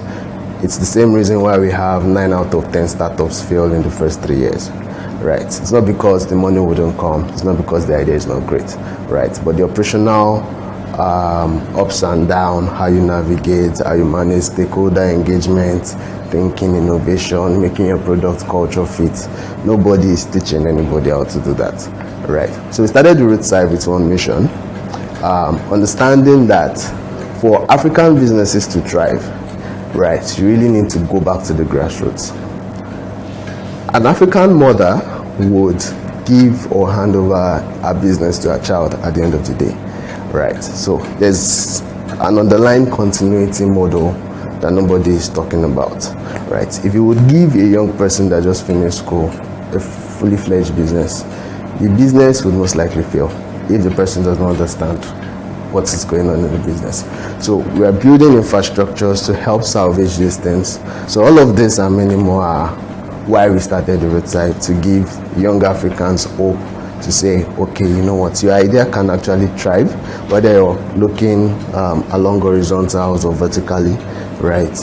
You can start a business and think scale and have it kind of turn into economic impact, whether in Nigeria, Africa, or globally. By integrating AI technology, Roadside provides nano businesses with intuitive tools and resources, enabling them to register and navigate the platform independently. We don't do anything at all without taking a deep dive into how exactly you operate, right? So our infrastructure can be personalized, right? The way a Yoruba person is going to transact is way different from the way an Igbo person is going to transact. So what we've learned to do was to bring in culture, or is to bring in culture into the way you transact. I don't think people do that, right? Anyway, everybody just seeks to copy the Western world and all of that. So we had to sit back, right? If we would solve the problem in Africa, we actually need to look back. Like, take a deep dive, look into or look inwards, right, and then solve from inside out, right? So that's what we're doing. We're also working on a lot of interesting technologies that make us really, really unique, right? We're democratizing access to finance, right, alongside. And if you really think about it, right, there are some issues, primary issues that cannot be solved right now, right? You're building 100 apps for a local farmer, and you're saying you're driving inclusion. I don't think it's gonna work. Why? Because the local farmer is 2-3 hours away from home farming. So what happens if we provide funds for them? What happens when the funds die, right? So we're looking at tap to scan, tap to pay mechanisms where they can just use hardwares, right? Tap, collect money or transact and all of that. So yes, there are a number of things. When you interact with the roadside, you find out that it's just tailor fit, right? And it's way easy to use, right? Different access, different entry points, secure platforms and all of that. Yeah. We have bots, Ola, that kind of helps you with every stage of your business, giving you predictive analysis, helping you understand at what point you really need to pay attention to what. Let's say, for instance, you're a business owner, right, and you sell soft drinks, right? You want to know what soft drink is actually, what's it called now? What soft drink is actually making the most purchase or the most sales, right? So you can capitalize on that and not waste money buying other things that people wouldn't buy from you, right? For us, that way we can identify that, okay, you know what, this thing doesn't work, right? This particular set of people do these things. So we're training models that study these behaviors and can be used to actually solve problems along different horizontals or verticals. A case study is healthcare. Tailored towards economic growth, Roothive provide businesses with the complete infrastructure necessary for their operations. This includes essential tools and resources required for product development, launch, and scalability. Also, our technology is adaptable, right? I mean, we can, from the dashboard, you can actually see everything going on in your business. It's that simplified, right? So far, we facilitated over 1.2 million transactions, right? Helping businesses study what is going on in their business. I want to say an average Nigeria solving any African problem and seeing that business thrive, right? So we want to reduce drastically that number of 9 startups failing to 0 startups failing, right? You should be able to understand your business therein. Right. The curriculum in Nigeria isn't exactly doing a great job, but we believe with interacting with Roothive, you would have a clear sense of understanding as to what you're building, how you're building it, how you're interacting with stakeholders, and all that stuff. So we want to see your business drive progressive growth in Africa or whatever space you're in. Roothive facilitates transaction between business owners and their own customers using their native languages, which adds a layer of inclusivity and personalization. When it comes to culture, we are neglecting culture. If I would buy suya from a suya seller, it will give me more suya, it will give me more suya if I speak his language, right? So what happens to us transacting in our language, understanding what we're transacting, how we're transacting, and the underlying growth pointers that we can actually print from time to time. We have a product we call RootsCard, right? When you upload your bio and whatnot, talk about your business on RootsCard, if I am interacting with your product, right, I don't have to get confused on your platform. It's one click, I change your language. So I can really relate with whatever you're saying. And when you're relating with my response, you're relating with my response in your own language, right? So that way, it's just clear communication, right? And I think it will help Africans preserve their languages, right? Because I don't, half the time, I don't know any Gen Z that can, or maybe the percentage is really low, of Gen Zs that can actually read in their own languages. It's really low, right? So why not at the same time kill 2 birds with 1 stone, right? Help them leverage their language, at the same time help them learn more about their language. Given the similarities in economic landscape across Africa, Roothive is eager to embark on expansion into other countries on the continent. So we've started thinking beyond Nigeria. We started with Kenya, right, and Rwanda. Right, these economies are a lot similar. We are not just stopping at Africa, right? I mean, I am African. I understand the realities here, so it's easy to actually start building tailor-fit products here, right? But in the next 5-10 years, I mean, you would hear Roadside as a global name, right?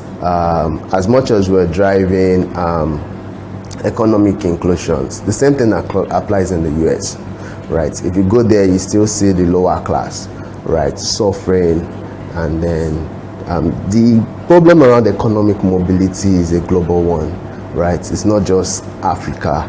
If you go there, if you think all you want to do is just japa and make money, reality will hit you, right? And if you're starting anything there, it's still the same mindset or the same knowledge base that you need to start something here, that you really need to start something there. You're interacting with humans, so it has to be culture fit. If you don't like what I'm selling, you most likely wouldn't buy from me. So how do I make what I'm selling likable by you so that you can buy from me? By forging partnership with other organizations, Roothive gained access to diverse expertise, resources, and networks that complement its own capabilities. Yeah, sure. We are open to partnering with anyone who can actually. We're actually actively fundraising, right? If you find what we're doing interesting, you can always partner with us, right? We actually have a target. We'll send you the pitch deck. We'll take up communications from there, and then we hope to actually get a profitable partnership for both parties. Yeah. For Roothive, their long-term goal is to see every business have economic growth and thrive regardless of the economy.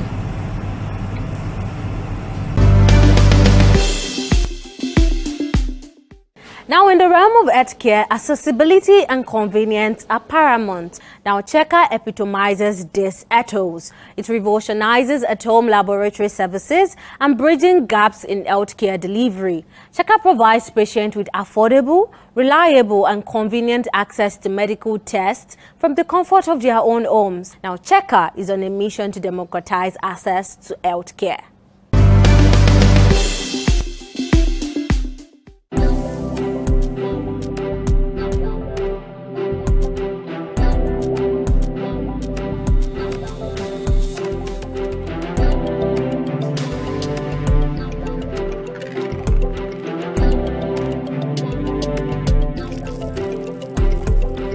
At Checker, we're building a digital health platform for at-home medical lab tests in Africa. It means that you need a test, you can get it done from home. Quick, easy, and affordable.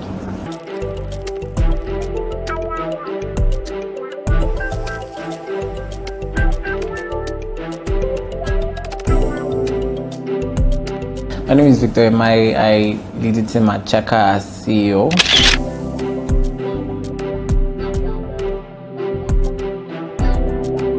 Checker stands at the forefront of healthcare innovation, offering a digital platform that revolutionizes at-home laboratory services.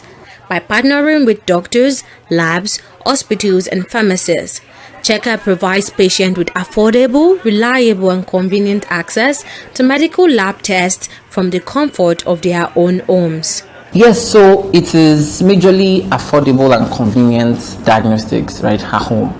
You know that you're busy, right? Everyone is busy.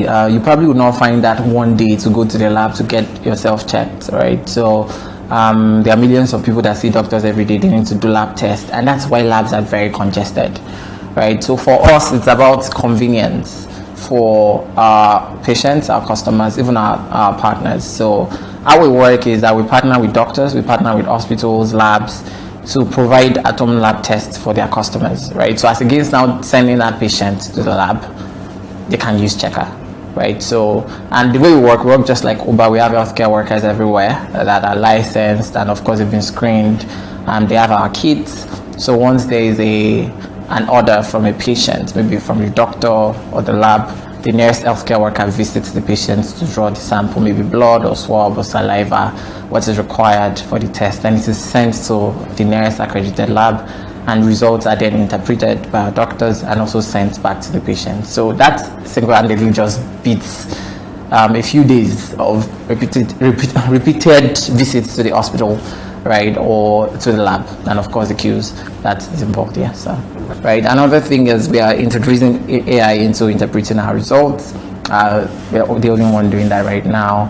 We are sort of we are the center of the ecosystem, right? So once you book a test, you can get it done same day, right? Because we don't have to send somebody from the office, there's someone close by, right? So we also collect samples for HMOs. We've partnered with the largest HMO in Nigeria, that's AXA Mansard. So there's so many things that we do very differently, right? But of course, amazing work to do also. We're trying to solve same problem using different approaches. Victor Emaye's light bulb moment struck while waiting in line for a family member's medical test. It was during this experience that he witnessed firsthand the inefficiencies and challenges within Nigeria's healthcare system. Motivated by the need for change, Victor embarked on a journey to establish Checker. Okay, so I'm a second-time founder in healthcare. So my first company was an EMR company, that's electronic medical records. And being in this space, I think in my second year, my mom came down with a stroke. And it was sad. We spent a lot of money, and we were told to go to the lab. Right, upon getting there, somebody said he was there for like 48 hours. I'm like, to do what? Do you get it? Right? So we encountered that same problem, right? My mom was there for about 3 hours. I had to call people that knows someone inside, and we had to beat the queue, right? Then 6 months after, I started to reevaluate that problem, and I saw it was huge. We have 200 million Nigerians, so just about 10,000 laboratories and hospitals, which is of course a very small number, especially in the private sector, right? So I thought it wise to create a solution to make it easy for people to get access to diagnostics right from the comfort of their homes, right? So that's how Checker came. Despite offering the convenience of at-home service options, Checker remains committed to providing affordable healthcare services. Okay, so for us, it's not expensive, right? Before we launched the service, at-home diagnostics or at-home sample collection in labs is as expensive as 15,000, 20,000 in some labs.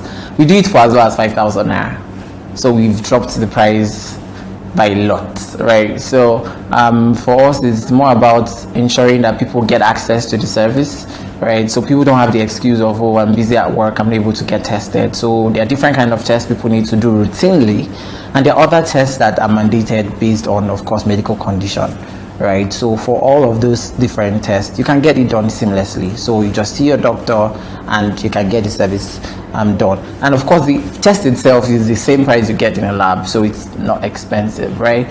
The extra charge is the sample collection fees that is added, right, to the price of the test, which of course is as we can equate it to the cost of delivery fees in the regular sector, right, for logistics. So right, and for patients that would visit the lab to do radiology tests, x-rays or scans, what we do with our partner labs is that they sort of do not queue. So once payment is made, the patient's name is there on the queue. So even if there are patients there, it's a walk-in. And because we are like major number drivers for our lab partners, right? So if we partner with you and we bring patients from our different partners, so they prioritize our customers, right? And we also work with a lot of HNIs and all that. So it just makes it a lot easier for also like innovate around that problem and make it easier for us to offer the service, right? So that's how it works.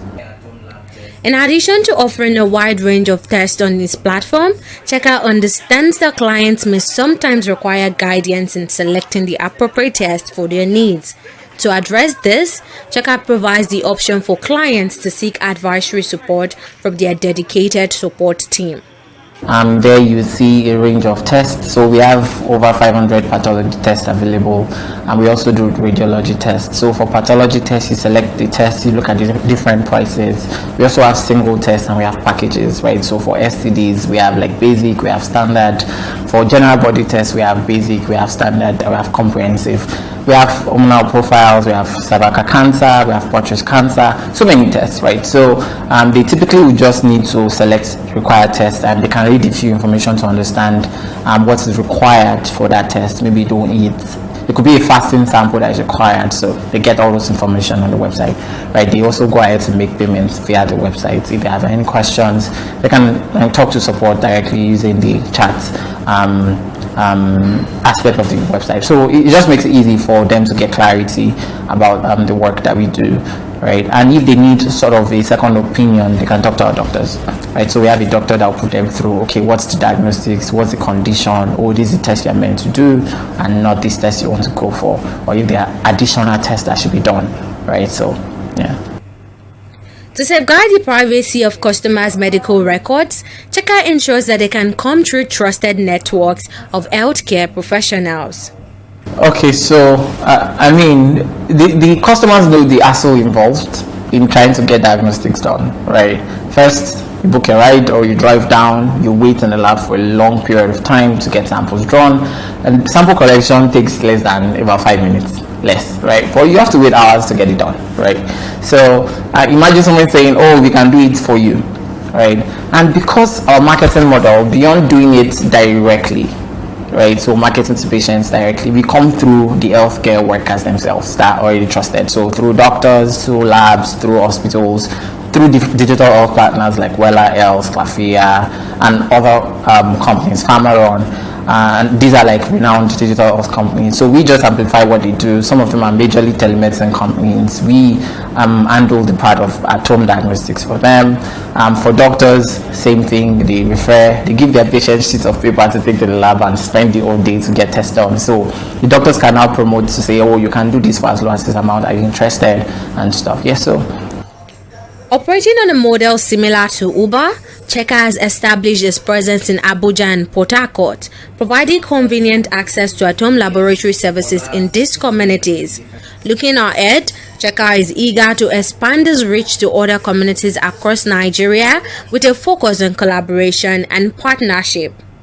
Okay, so we launch location by location. We started out in Lagos, we launched in Abuja, and then in Port Harcourt, right? So we are expanding, even in Port Harcourt, a few communities, right? So we just expand based on number of lab partners, and of course, different partners, hospitals and labs, and of course, where we get orders from. So we have healthcare workers in those locations.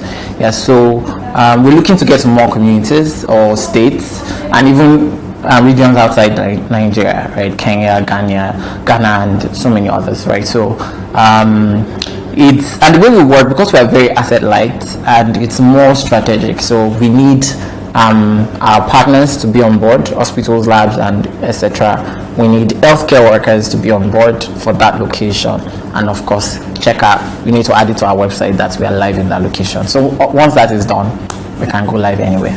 The paid part of our work, right? There are a lot of people that are not able to afford the Checker service, right? Regardless of how cheap or affordable it is. So we launched this part of our business called Health Check Africa. And that's more of targeting non-communicable diseases and doing free routine tests across different communities. So we launched late last year, and we've done 2 communities already. We did in Mile 12, and we did in Surulere.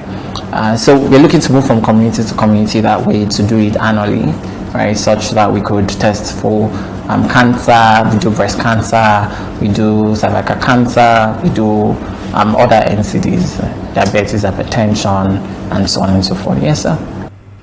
Checker not only benefits clients by providing convenient at-home laboratory services, but also offers opportunity for healthcare workers to increase their earnings. By partnering with Checker, healthcare workers can earn additional income by collecting samples from clients in their respective communities. Yeah, so majorly, right? So we have a direct competitor, we mentioned their name, but of course, we stand out in different areas, right? So they do home sample collection. We work like Uber. Like I said, we have healthcare workers everywhere. They use their own healthcare workers from their office, right? So in every state, they have their own healthcare workers. So we sort of help healthcare workers everywhere to make more money for themselves. So a nurse that works on Checker as a phlebotomist during our free time can earn, like from collecting samples from, let's say, 5 people, can earn 15,000 naira in that day, right? So that's how we sort of amplify healthcare. Nurses collecting samples is as against us having them on our team directly. We not outsource, they're like indirect workers. Do you understand? Contract workers for us. So they work a couple of days a week, a couple of hours a week, and they earn extra income. Some of them even earn more than what they usually earn in their day job, working in hospitals for the entire month, right? So. As the demand for remote healthcare solution continues to rise, Checkers stands poised to play a significant role in shaping the future of healthcare accessibility and patient-centered care.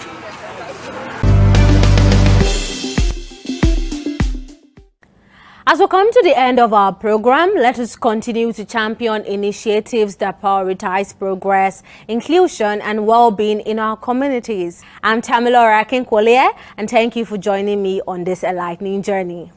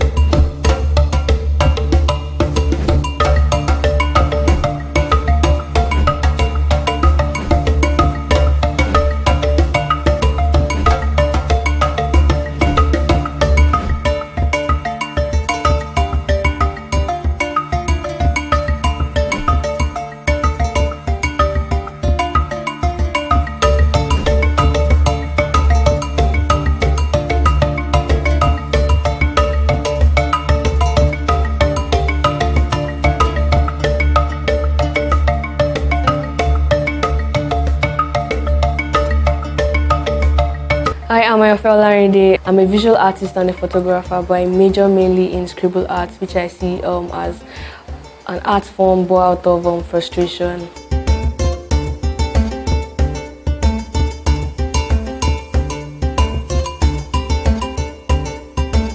My very first scribble painting was done based on frustration. I was at Artist Connect in 2015, where I was challenged to actually do an art piece, and I felt really frustrated because around that time I was just using pencil to work and I was handed a pen to draw. So I just started doing jaga jaga, trying to find something from it, and then along the line I realized I was actually just making sense. I could see a face in the painting I was doing. So I realized that there was something called scribble art later on when I researched on what I'd done at the Artist Connect.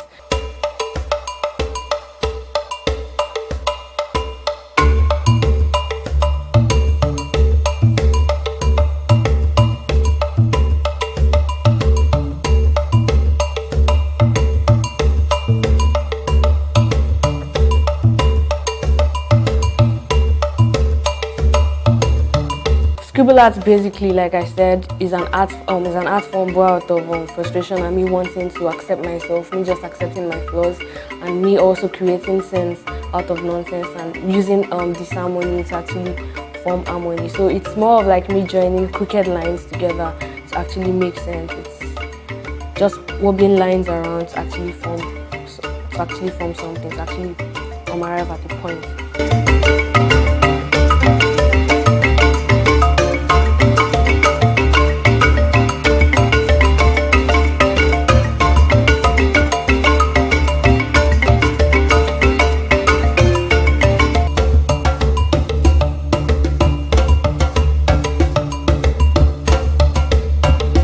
I can remember far back as secondary school in SS1. I was in biology. I was a science student in biology class then. I needed to make some extra money for pocket money. I was in the boarding house then, and I could draw from my textbook. I could imitate things I could see. So my friends used to give me their works, biology assignments to draw skeletons and everything. So most times whenever we have assignments, I'm the one they come to, so I used to do it, and then I got into trouble. The biology teacher caught me, realized that all the works were looking alike, and then she called me to the staff room. Around that time, the visual arts teacher too was around, so like he saw what was going on and was like, this girl can draw, she can even shade. Okay, she should actually come around to the visual arts class. So I enrolled for the visual art vocational studies then. I was doing science and I was also doing art on the side. So I started developing interest because art to me was just for fun. I didn't really know that I had the gift. I just knew that, okay, I could just draw things, and I realized that most of the times when I draw, it was basically from what I was feeling at that time, or basically because I just wanted to feel good. So yeah, that was basically how I started doing art.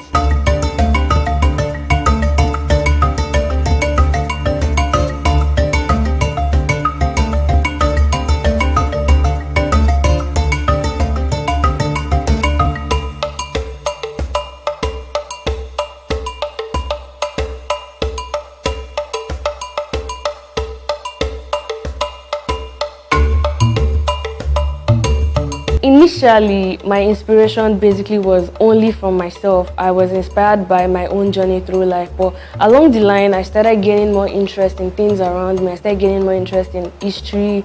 I gained more interest in my environment. I gained interest in my friends, like their stories, and yeah, governments too. I get interested. I'm interested in politics, the political aspects of Nigeria and the world as a whole.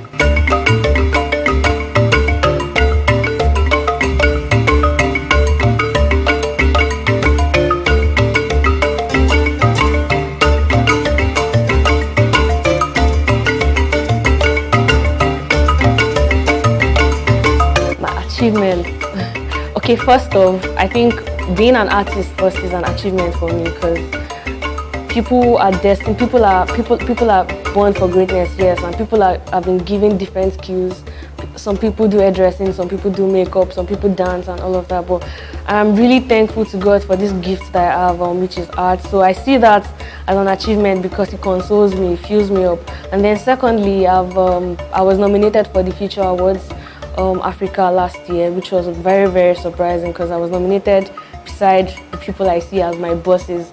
So like being around those people and being the youngest amongst them was quite overwhelming. And then I got some other nominations from Leading Women's Africa. I was 1 out of 100 Leading Women's Africa, most inspiring women in the world. So like that's like the major highlights for like the awards I've won. There's also the one for creativity, most creative students in the whole of Unilag. There's one for most creative students in Africa, and yeah.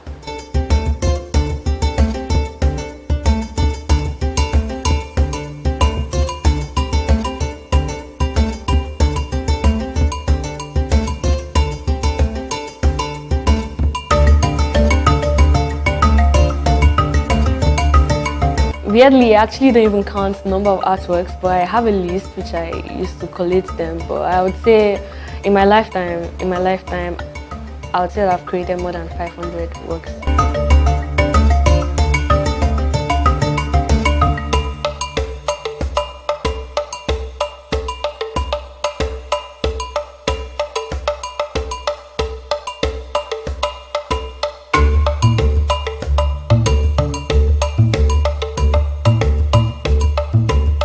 I dance. Before I started doing art, I used to dance. Actually, dancing was my first love. I used to dance professionally, but I had to stop because my parents didn't see it as a career as much as also the way they didn't see art as a career. So I had to just stop dancing, but it's something that I still wish to go back. And aside dancing, I also am a photographer. I take pictures. I also do short films.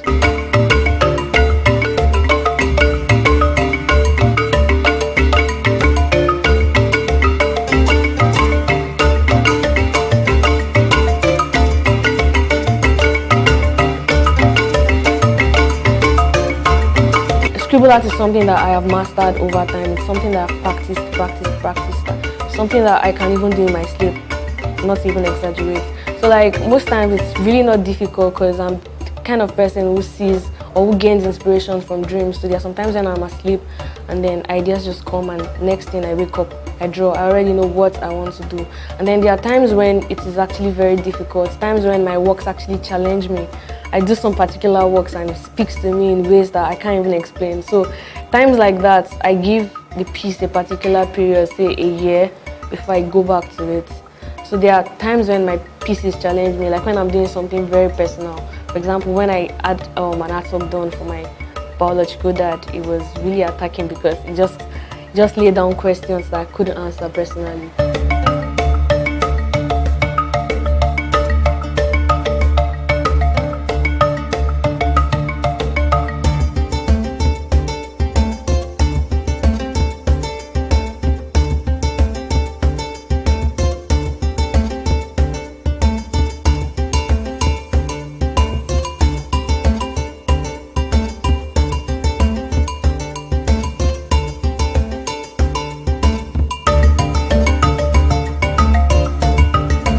A scribble artist, my own process is, right, there's no direct path. It's usually in a scribbled form. Scribbled form is meaning it's a jaga form. Because I'm seen as a jaga artist, like I said. They see me as one person that just does nonsense to actually make sense. So most times I twist and twirl before I actually make a point.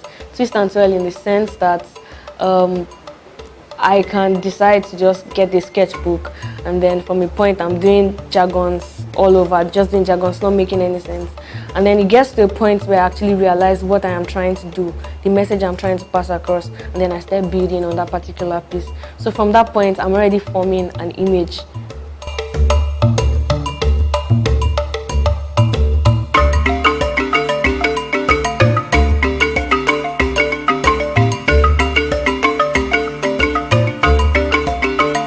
I never finish an artwork. I never see it as a finished work. I feel like whenever I create an art piece, there's always going to be a continuation. And most times, it is when people get to buy the works off me that I call it finished, because I no longer have it in my possession. But sometimes I break down pieces into series because I can't finish one on a particular canvas. So I have to continue on another canvas. That is where that's why there's need for collection or series when I'm working. So, for example, my Igbo landing works, this one behind me here, it's actually a series, a 5-in-1 series.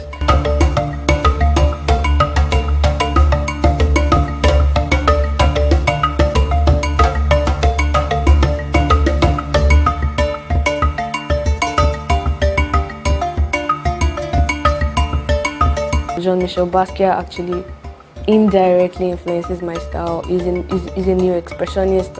I also have interest in new expressionism. I like his method, and I feel like his approach towards creating has influenced me in so many ways, because like I said earlier, I basically just approach the canvas and I see drawing on the canvas as me learning. I see it as an opportunity to learn. So whenever I draw, whenever I scribble, it's more like I'm actually learning. So that is how it is for Basquiat. So whenever he approaches his canvas, just basically scribbles, paints around. He scribbles, paints around, and while doing that, he figures out some things about what he's doing. So I think that's the same thing, because I see art as a learning process. So he has impacted me in that form. Although Basquiat is dead, but yeah, I still look up to him a lot.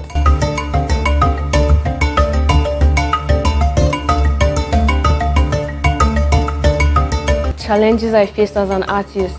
At first it was acceptance. I was really chasing acceptance, and I realized at the point when I started getting accepted, I started losing myself, because I wasn't, basically it felt like I was just doing works just to please people, just to please people's satisfactions. And around that time I was doing that because I was doing realism works. I was drawing faces realistically.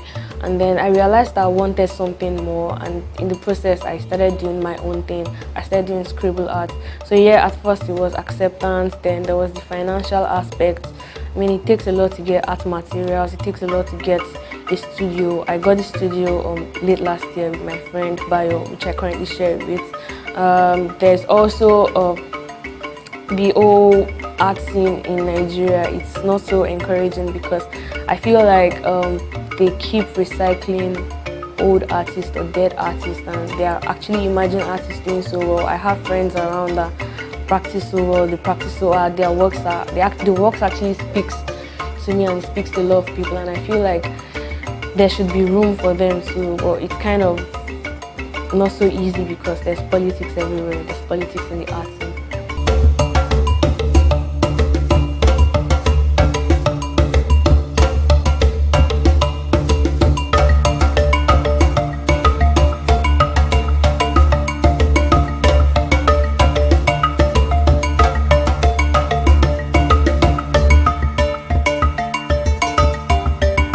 My plans actually change over time because I'm human, I grow, and I realize that sometimes I actually want stuff bigger and sometimes I want stuff a little more subtle, right? So currently I would like to actually have a hub where people like me wouldn't get the opportunity to create, wouldn't get the opportunity to study what they wanted to study, can actually come around and feel at home.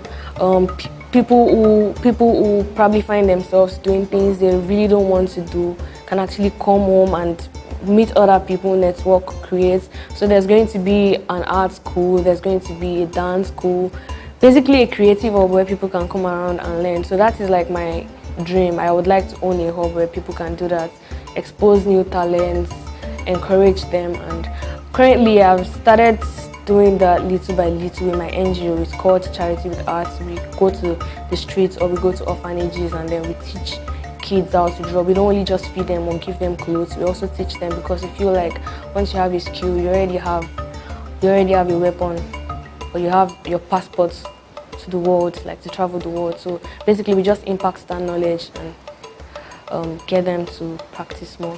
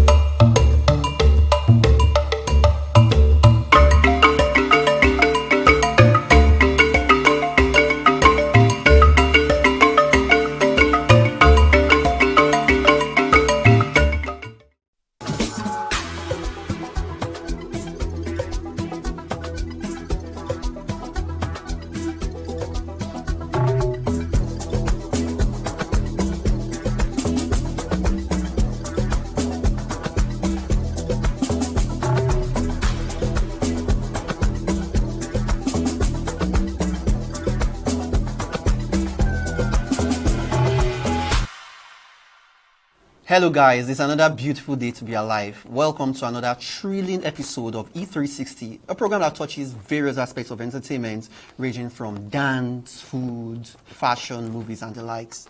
I remain your host, Chidi, thrilling you with exciting topics and guests all the way. Let's go on a short break. We'll be right back.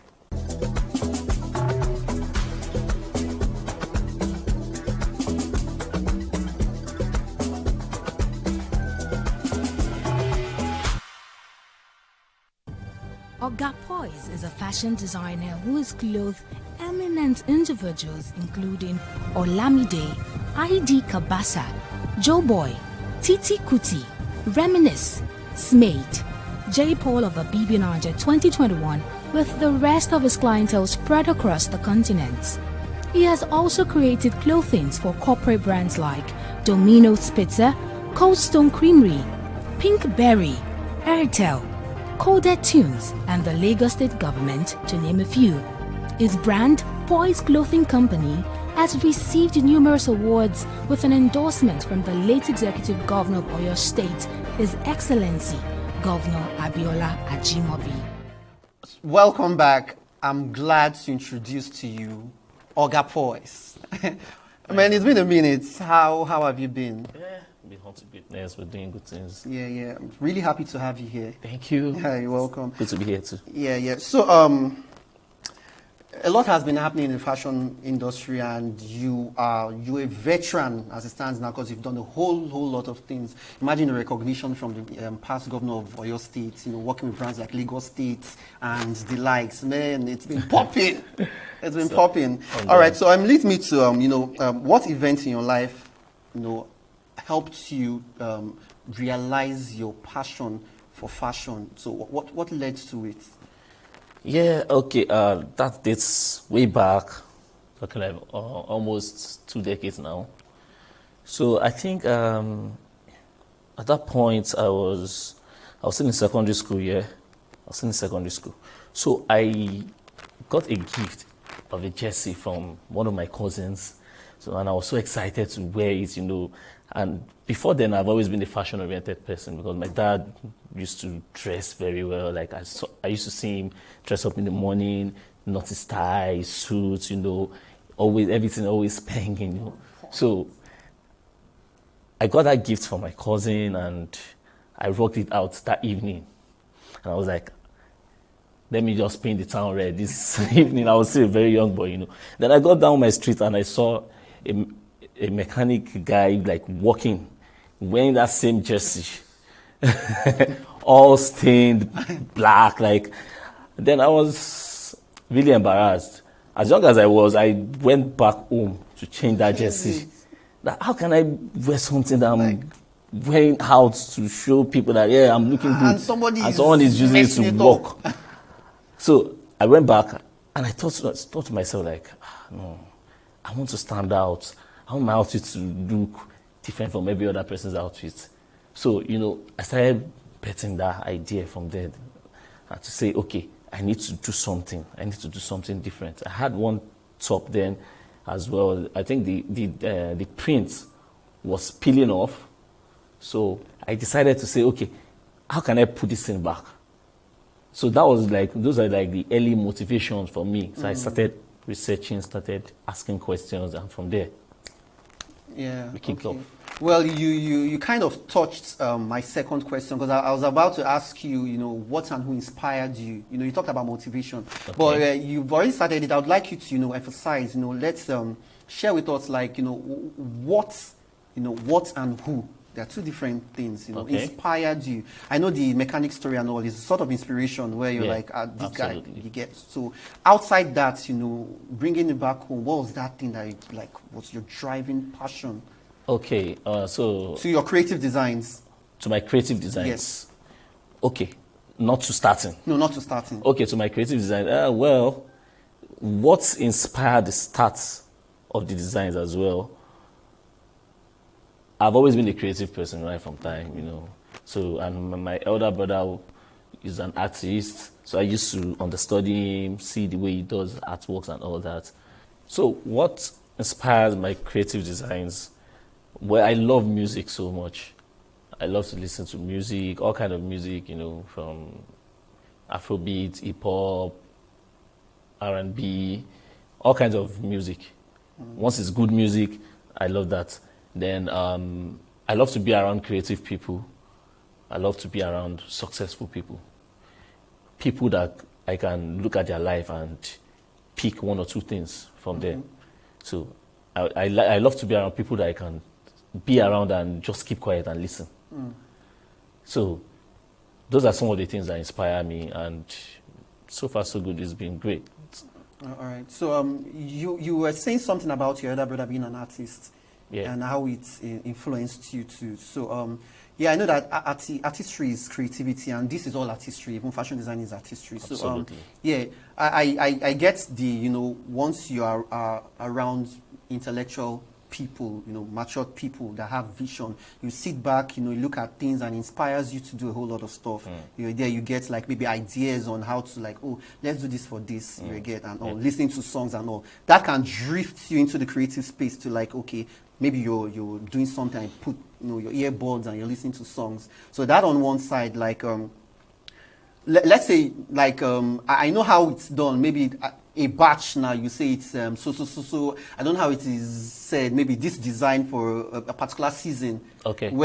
So what inspires? Yeah. How do you come about with those creative processes? Okay. So for me, I'm a deep thinker. Okay. So when it comes to designs, I try to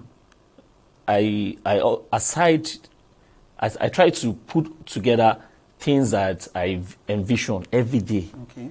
So the fact that we're here doing this, I could pick some creativity from this in terms of your tastes. So I try to look at who are my target audience, who are the people that I want to reach out to, what are the things they like, where are the places they go to, who are the people they meet with.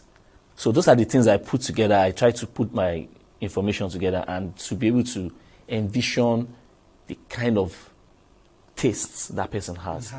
So it's like taking my spirit, putting it into that person and trying to download from the person's brain data to say, okay, this is what this person likes, or this. Then I put all those things together. Now, coupled with a good environment, serene environment, and like I said, music, putting all those things together, I create. All right. So it's a huge pool. When I say it's a huge pool, there are lots of people that do what you do, right? Absolutely. A lot of people that do what you do. So it takes a whole lot of motivation, and all to like strive and like say, okay, look, I want to come out tops. I want to be known. I want people to see me as, oh, look, this guy is good at what he's doing and all. So it leads me to ask you this question, what's your most challenging moment, in this journey, in the journey of, fashion designing, and how, as a fashion entrepreneur, have you been able to conquer these challenges? Oh, when we talk of challenges, there's numerous challenges. So actually challenges come in phases, face by face. It's a whole lot, trust me. And we had several challenges starting where I didn't have the money to register at a fashion school. So I had to school myself. So also trying to meet with people that I could learn from, to gain one or two things from, So I've approached several fashion schools, and when you hear their billing, you just run back. So, and of course, it was not, my parents wanted me to go to school. They were ready to pay the school fees and all that. So it's just like, now you send yourself this one. Do you get? So I had to try to invent ways to get to where I'm going to. Then also on different phases, if I had to talk of when I got my office, my first office, it was a whole lot. I tried year in, year out. It wasn't possible. Sometimes I got the space. I didn't get the money to pay for the place, go back to square one, Quite challenging. Quite challenging. But the story for that one is like a whole documentary on its own. But I took a whole lot of steps of faith to get things done. So basically from start, I started from zero. So, but I've learned to start things from zero, to bring out things from zero. Zero has a whole lot in it. A lot of people see zero as emptiness, but it's not emptiness. There's a lot in zero. So there's a lot you can start from zero. So I started. The day I went to Ikeja to get my office, I had just 1,200 naira with me. And I stood up with faith. I told myself, like, should I just go and use this money to eat? Or I said, still on this also now. Let me do something. I called up agents. I need an office now. They told me to come. I went straight there. I even called my brother. I told him if he was free, like, let's get there together and just see. He said, do you have someone that is going to fund this project you're about to embark? I said, bro, I don't have anybody that's going to fund it, but let's go. Wow. So okay, generally, yeah. So, startup funds, like you've rightfully said, it's usually one very, very big hurdle. You understand? Absolutely. And you took a leap of faith. You understand? But having a leap of faith, it's spiritual. It's a movement. Actually, you need to step up and do it. But how in practical terms, were you able to source these funds? Like you rightfully talked, you had 1,002 or 300 in your pocket, and you told them I wanted to go get a place. Yeah. So how? I know definitely you didn't give them 1,002 for you. That could barely take me to and fro. You understand? So how in practical terms were you able to gather these funds? So I think before then I've tried so many written proposals, written business plan upon business plan, come back tomorrow, come back next tomorrow. There was a very disappointing moment that I tried reaching out to a friend of mine way back in school. So apparently I knew two different people with that same name and surname. And I never knew. But the other one, we're not so close. I had his number on my phone. You know, so I thought, and I knew this guy could actually afford to invest. Okay. So I was even looking up for, investor or just partner. Let's do this. So I called the guy, like, bro, I'm coming to see you. I left my parents' house at Agbado Jai. I went to meet this guy at Ozone. Only for me to get there and I'm like, bro, where are you? And I said, I'm here and I'm here. You are here, okay? How? Then I looked at the person like, where is this? It was a very disappointing moment, honestly. So I got there like, bro, now you they call since. They say, yes, na me. Like, now you be so. He said, yes. The wrong person. I was talking to the wrong person all along. He said, bro, you said you wanted to see me. And I was like, can this one afford to give me the money I need? I said, okay, well, this was what happened. I was trying to reach out to someone else, but you guys have the same name. Anyway, let me just tell you why I came. I don't know if maybe you could still help. Okay, this is the reason why I came. He said, bro, man, me too, I'm still trying to put my life together and all that. Like, I was so disappointed. He said, okay, he will reach out to me if there's anything he can do. And that was the last time we spoke anyways. So, I had to go back home. I was sad, like, but I still kept lifting myself in the spirit. Okay. So, like the one the one I got for me to get my office, that one was even after the whole movement around and all that. I eventually got one place, So I told the man that he should give me 1 week. I'll pay up for the place.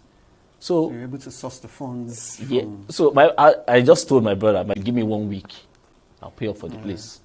So you're able to source the funds. Yeah. So I just told my brother my list of people, friends, then people, kept calling family. and calling till you got.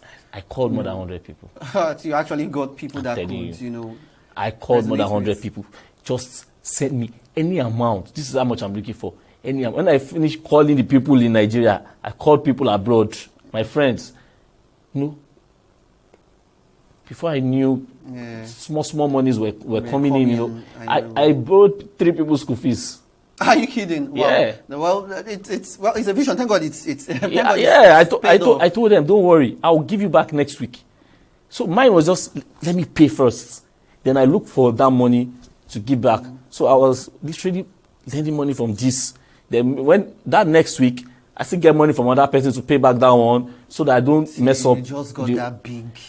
Some people I tell them like, bro, I don't mind, just let's put an agreement on paper to say, if I don't pay you by so time, arrest me.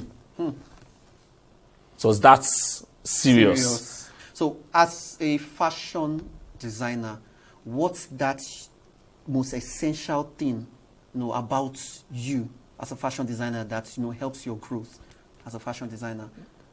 The most essential thing, well, let's not say one thing. We can't just say one thing. Okay. Because we don't exist alone.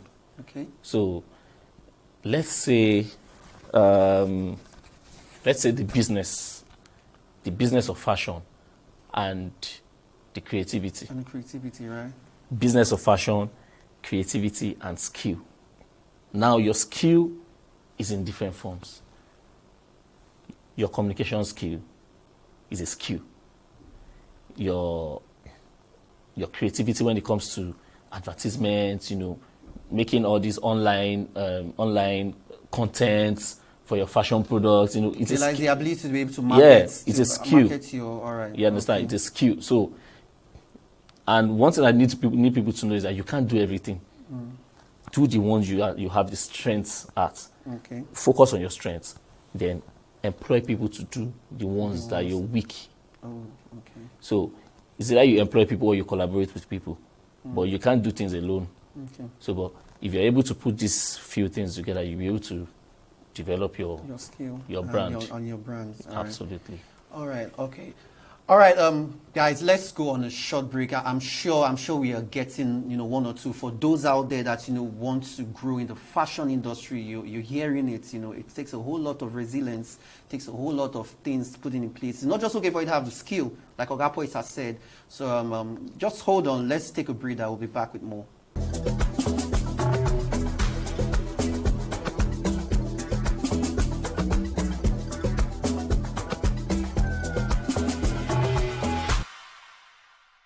Welcome back. Now, in case you're just joining us, with me in the studio is Oga Poise. Now, he's been dishing us with various fashion tips, as well as taking us, all around the fashion industry. You've told us basically what the essentials are, how you started up, the funds and all. Yeah, it's quite motivating, and I won't lie to you, it's challenging. When you get that leap of faith, most times I'm like, they've started again. They'll start telling you leap of faith. They won't tell us how it's done. You do leap of faith, you use, you know what I mean. Everybody, we need to get, something concrete. Absolutely. So now that leads me to, are you comfortable working hands-on with, models and other, staffs while on a fashion set? Yeah, absolutely. You need to be comfortable.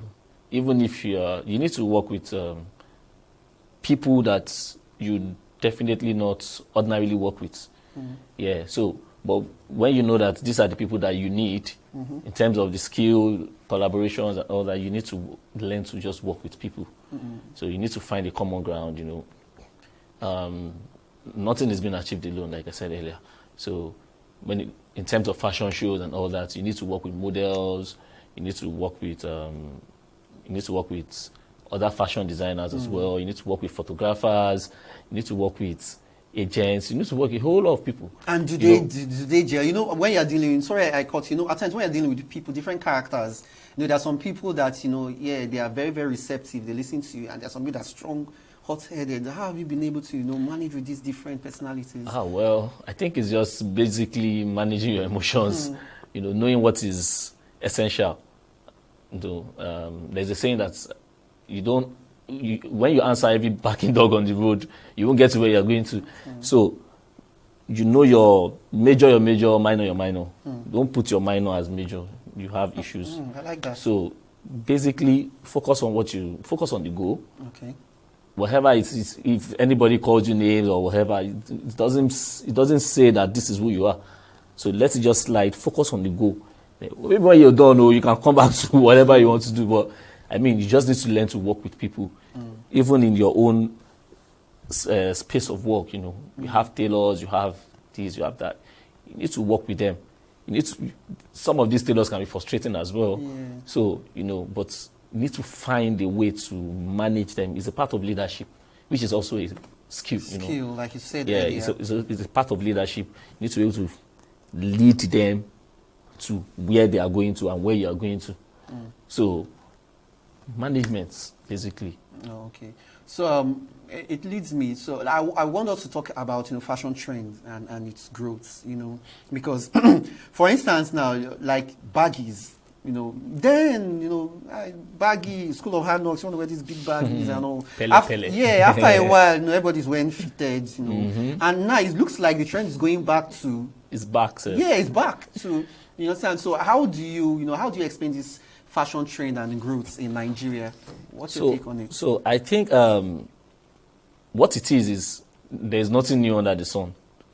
We're just doing new things. We're doing old things in new way. Oh. So it's mainly a cycle. We keep going around. So very soon you see the likes of, this air plated now. They've done it way back. There's nothing new. Even designs. This design I'm wearing, I'm not the first person to do it. So it's just you doing them in, like someone said, creativity is an old thing done in a new way. You understand? More like you stealing from another person, but hiding your source.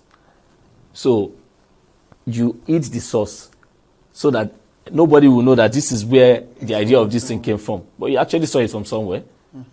So you can copy a design from America add a few things to it and do it in Nigeria, because Nigerian people have not seen it before. They say, oh man, this person is the first person to do it in Nigeria or to do it all over the world. It is what you have seen. Some people have seen beyond that. So basically, you just need to manage it. Yeah. So I would want to ask you, I don't know if you have a pick, but what's your favorite fashion trend? Do you have past or present? My favorite fashion trend? Well, basically for me, comfortable. Once the fashion outfit is comfortable, beautiful, and stylish. Yeah. So when I say stylish, I mean when it comes to like unique. Yeah. I like unique outfits. So it has to be unique. It has to be comfortable, and it also has to suit the event.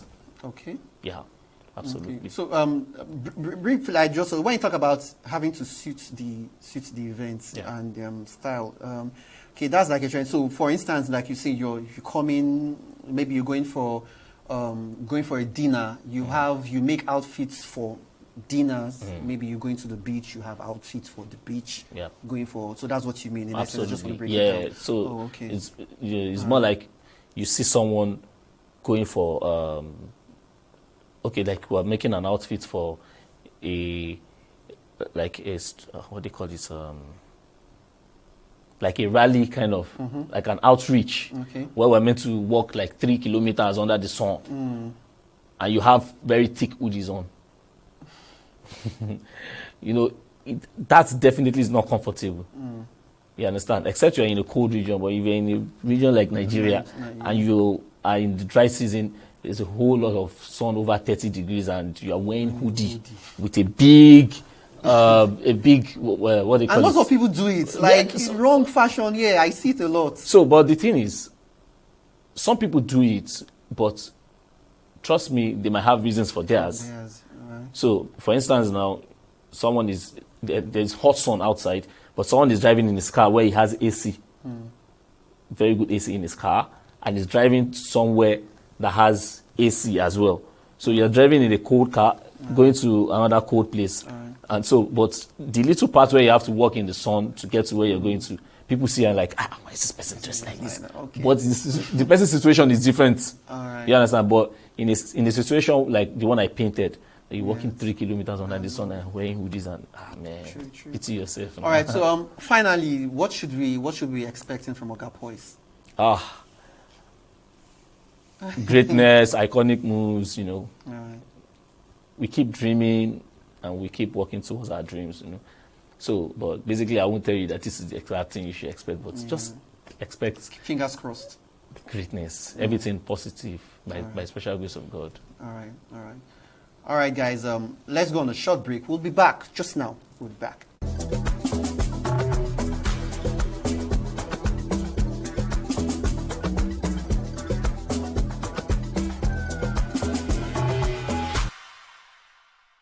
So welcome back, viewers, and it's good to have you again. All right. So I've been enjoying our discussion so far, but before we go, we would like to play a short game. All right. So I'm going to be asking you some questions, easy peasy, under 1 minute. You just punch, that kind of thing. You understand? So as time starts now. All right. What's your full name? Adeosun Oluwatoyin. Favorite celebrity couple. Celebrity couple. Well, okay. Fela Durotoye and Tara Durotoye. Okay. Your favorite football club? Chelsea. Most outstanding day of your life? Yeah, I got my office. It has to be. Okay. What's your favorite relaxation sport? Relaxation sport? Yes, favorite relaxation sport. Marriott. All right. Yeah. So, what's your favorite indoor sports game? Indoor sport game? Snooker. Wow. Pounded yam or amala? Pounded yam. Wow. So, what's your most important equipment or gadget? Equipment or gadget for my work? Yes, for your work. Polymark. Polymark. So, the last one is, give me 2 things off your bucket list. Off my bucket list.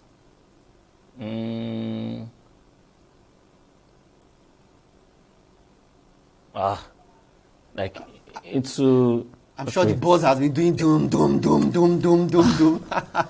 Bucket list. Do you like to skydive? I think, yeah, that's skydiving. What with the African men who that's skydiving as an African man? My wife no go allow She me. will allow you skydive. But all right. I would like to fly a plane. Oh, okay. All right. This is all we can take now on E360. I actually wish we had more time together because it's really been awesome having you. Absolutely. All right. So until next time, stay jiggy.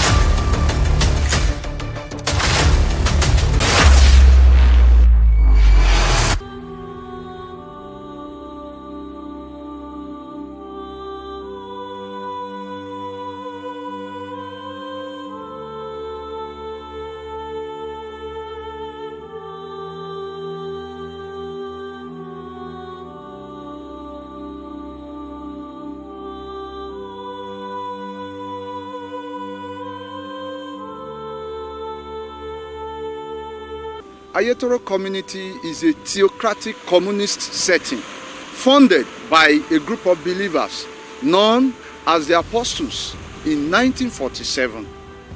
Ayetoro community in its heydays has the largest per capita income in the whole of West Africa.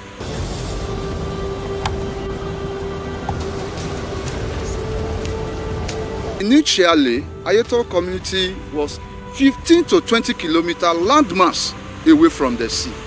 But as it stands now, more than 10 kilometers of the total landmass has gone into the sea.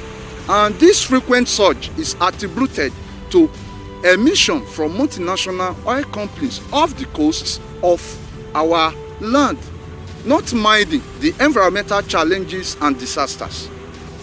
This is a community established in one of the Nigeria base.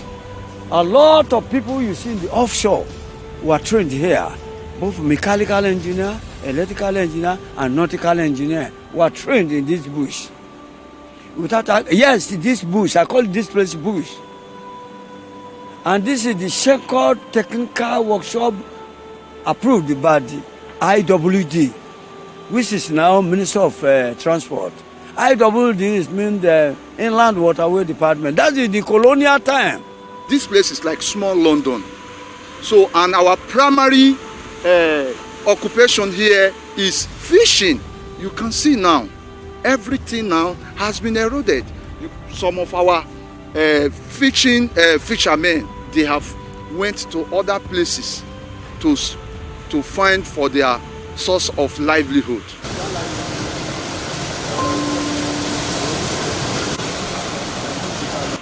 It's just a sudden that we have been experiencing corruption coming every day by day. And since that time, we have been making effort to the federal government because we are law-abiding citizens. We believe that we cannot engage ourselves in a radical ways because we believe that by protesting, writing letters, federal government can come to our aid. By the videos, a lot of things we have been doing since we have expressing the Sea Church. I'm shooting. That area, that is the iconic worship center. Yeah, that wood. That is the iconic worship center. Over there, we have the community service center here. Over there. Then at the same time, the major streets where other minor streets were linked to has been permanently submerged by the ocean surge.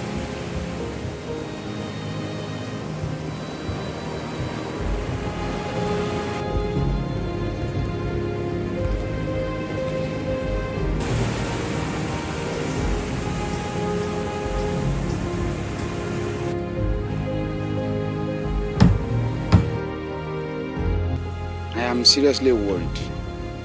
I'm worried because this recurrency surge is affecting us in virtually all human aspects of our life. Social life has been collapsed, economic-wise has been collapsed, health-wise, nothing to sing and dance home about. Even our religious activities, our life, religious life, has been collapsed totally. Because Ayeto community is a religious setting. The church moved here. We have not just come here to trade or to do other activities. The church is the community is the church. So every aspect of our life has been totally, damaged by this current, recurring sea surge happening in Ayeto. Over 20 years, we've been into this. People have lost, several properties worth millions. Buildings has collapsed. Over 500 to 600 to 700 buildings have been washed away. Our industrial power has been collapsed. Ayeto community is known to be a self-developed community on its own, without any intervention of the federal government or the state government over the years. Yet we kept on going. If by now the ocean surge, as a result of the oil exploration that is going on in our offshore, is destroying our land, up till now we cannot see the hand of the government coming to help and to rescue us. It is so sad, and that's why I'm worried. Tí ẹ bá wo gbogbo ibi ilé ló kún bẹ̀, gbogbo ilé yẹn ni òkun ti parẹ́ pátápátá. Bó dẹ̀ ṣe ń wó ilé yẹn ló ń wó gbogbo àwọn ohun àlùmọ́nì wa, àwọn ohun tí a ní, ilé, ohun ẹrù wa. Ìmí gan tó bá ń wo báyìí tí a bá tètè dìsámúra àti gbà lọ́wọ́ ẹ̀, ó gbé gbogbo ẹ̀ lọ nìyẹn. Fund the trip of those guys.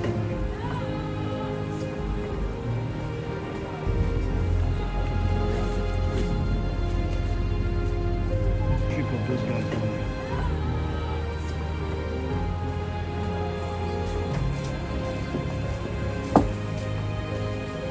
This thing is excruciating, it is extreme. In fact, every blessed day, people used to die because of the thinking that the community that was founded at their present has been eroded. So it is extreme, it is serious, it is harrowing. My father's house happened to be the extreme house before the Atlantic Ocean. We lost it 2017. 2007, that was when we lost it. It's highly devastating. Even the one that belonged to my grandmother, we lost it. That was along primary school road. We lost it too. So I've been affected. I'm highly devastated. Now I'm a tenant in my hometown. Imagine how is it? Highly devastating. We need support of the entire world to save this community. Ayeto community is a community that must not go into extinction. It's a very serious situation.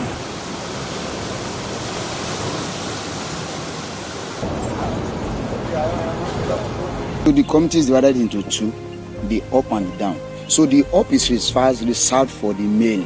Why do you do that? Because they want them to access the sea quickly because of the occupation they engage in.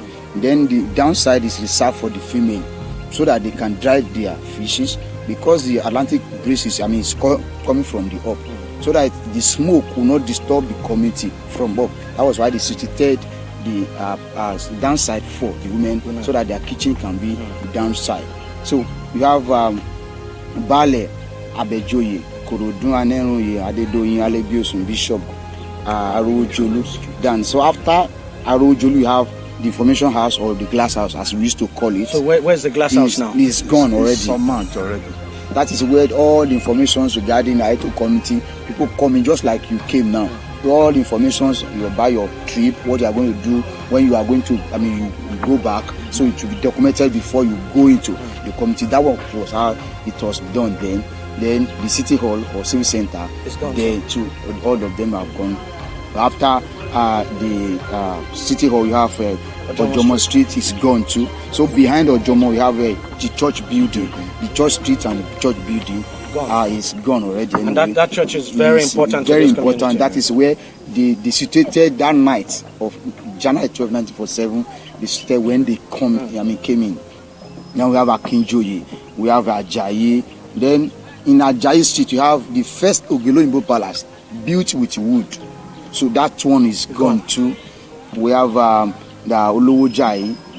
Then after Olowojayi, you have the shoe making industry. There used to be a shoemaking industry. One of the industry, a small scale industry.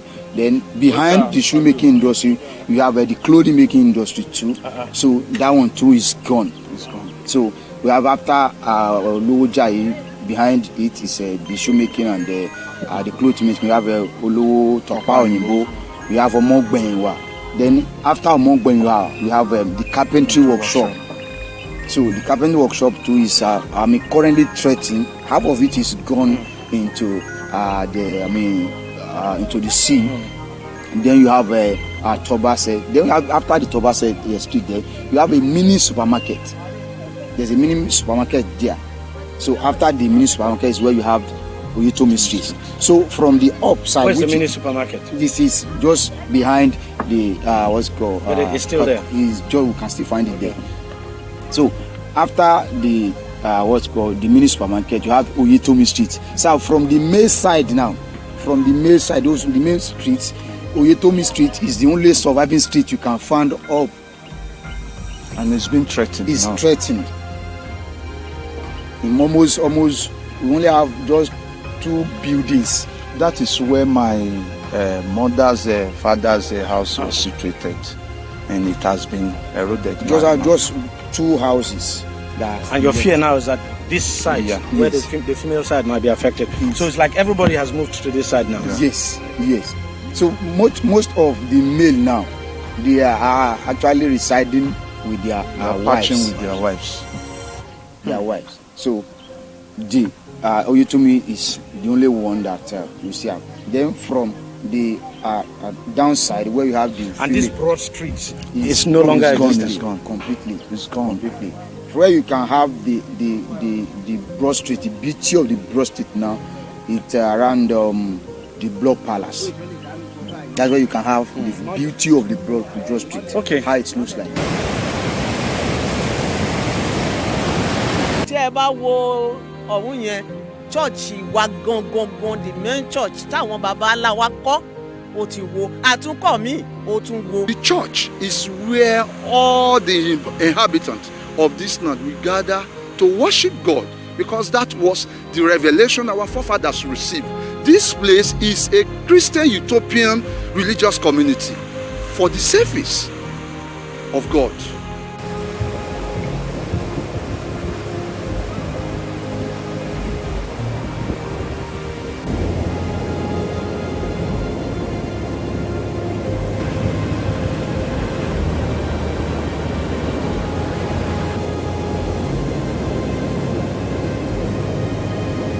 It has actually changed the landscape totally. Let me put it that way.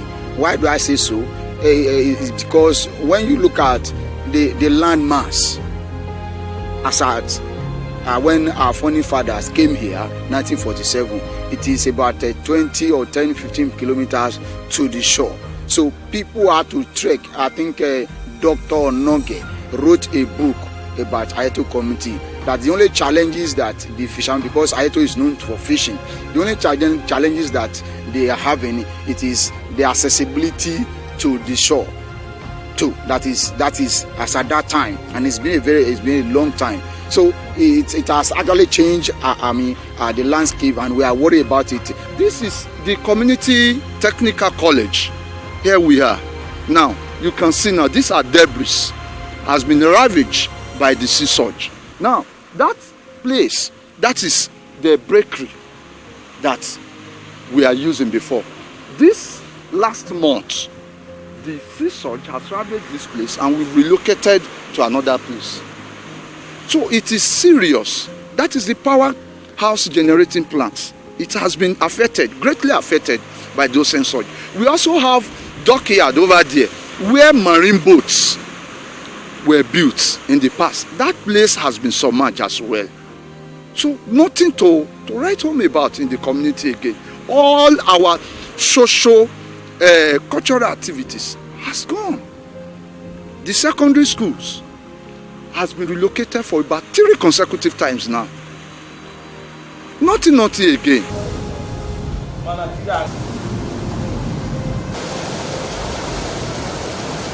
If urgent intervention is not coming any moment from now, the community will no longer in existence because 2/3 of the community has gone already. My fears is that if something reasonable, prompt action is not taken on the part of government to salvage this land, perhaps we might. We don't pray for such anyway.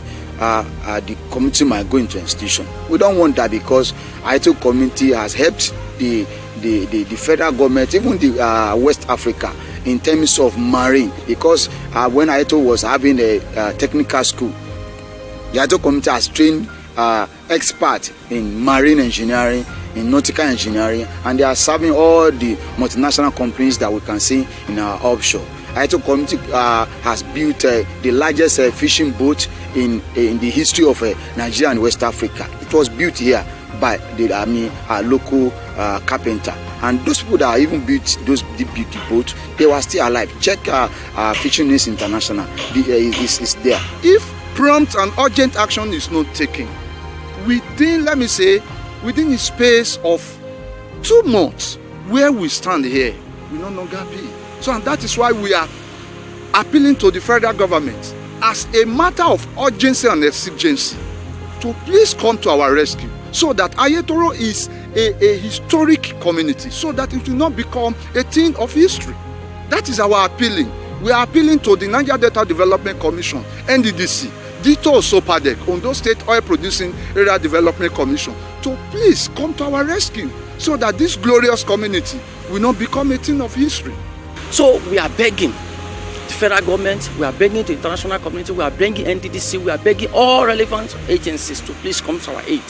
Apá wa ò ká o, kàn jọ kàn má jẹ́ kó kùn yìí kó gbé wa lọ, gbogbo ilé ibi iṣẹ́ wa, gbogbo ilé ìsìn tá ń pè church, gbogbo ẹ̀ ló ti wó.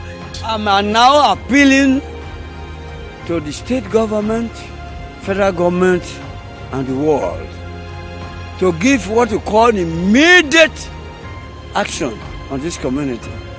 If you were here about 20 years back, if we tell you the extension of this place, you can't believe.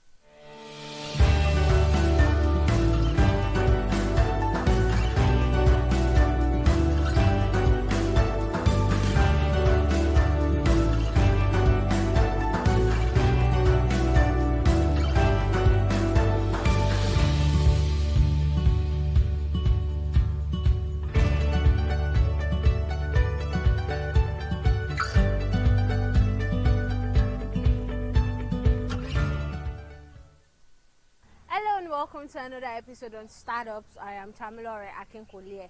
On this episode, we'll be talking about the automotive industry in Africa, which dates back to the 1950s and consists of the production of passenger cars and commercial trucks.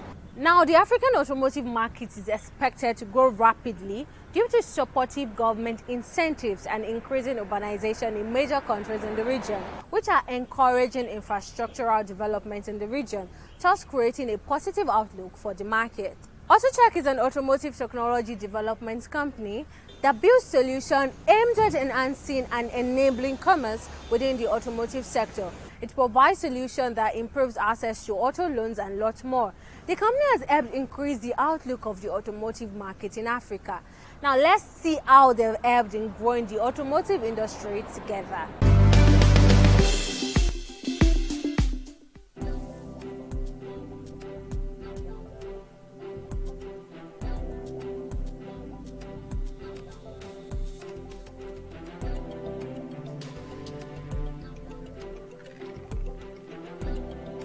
We're also customizing in terms of our base, our application base. So when we see there's a need for a specific, we're nimble enough to actually develop a new product over about 2,000 dealers over the continent to make that relationship, make that journey for the customer a lot better.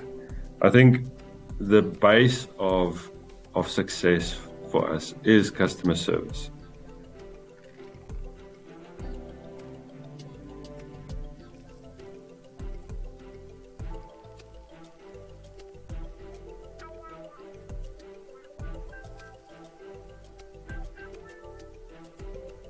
My name is Van der Merwe. I'm the CEO of AutoCheck Financial Services.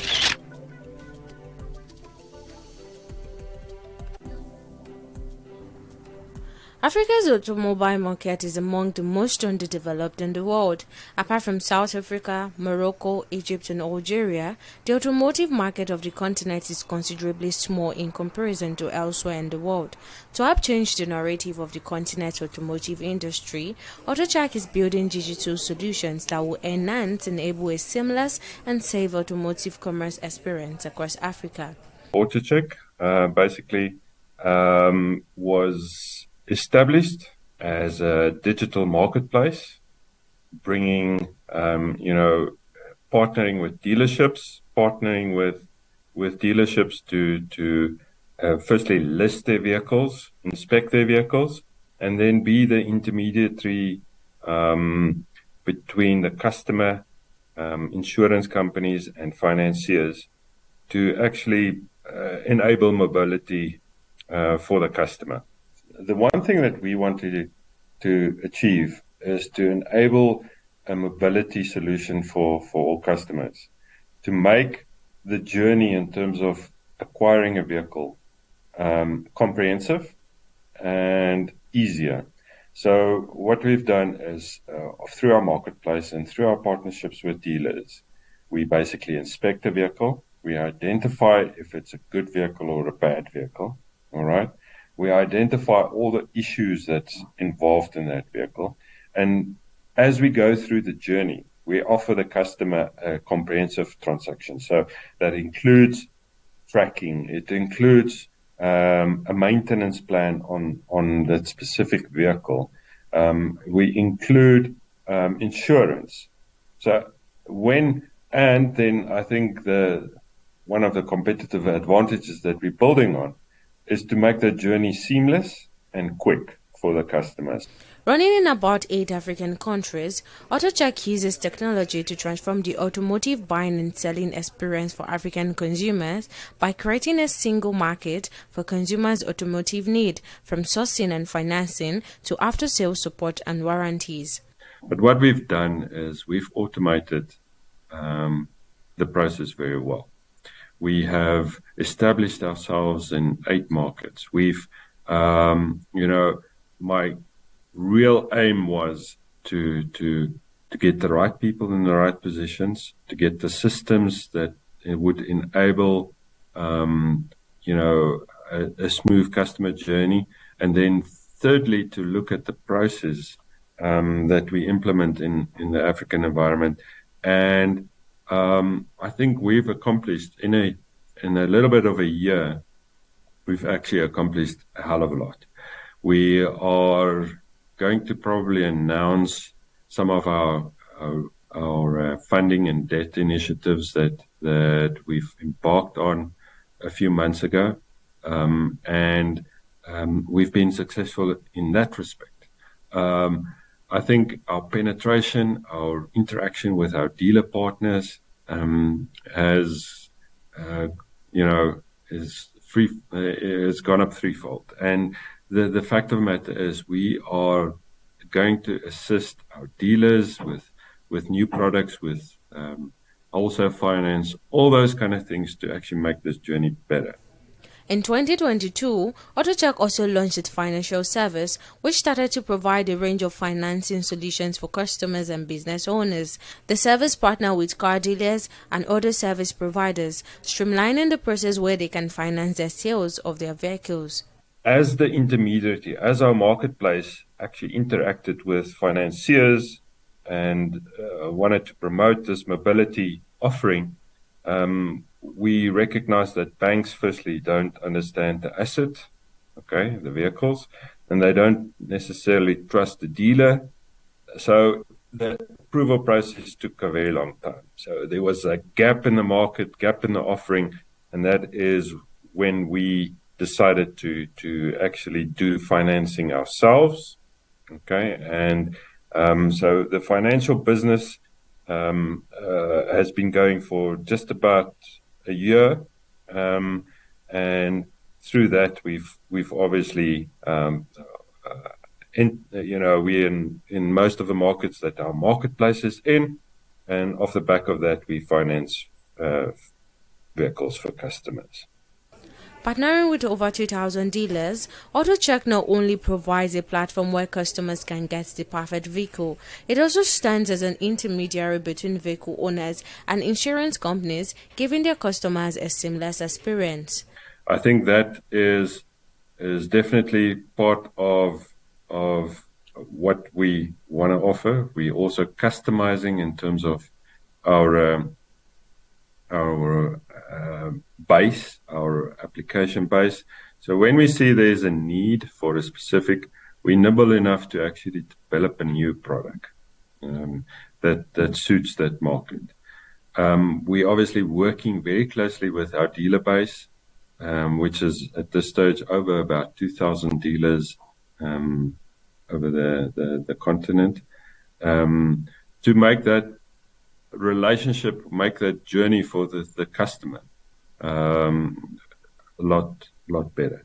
I think the base of success for us is customer service, and to actually enable. I think through that there is a lot of opportunities. There's opportunities in making a better offering in terms of insurance, and better offering in terms of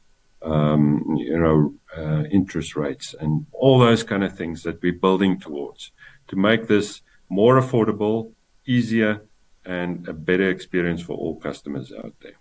One of the basic challenges the company faces is the low penetration of vehicles in car density in Africa. Unlike every other continent, the African automotive market is relatively small. For a continent with over 1 billion inhabitants, it only occupies 1% of the global new vehicle sales market. We have a few challenges in Africa. One is a very low credit penetration.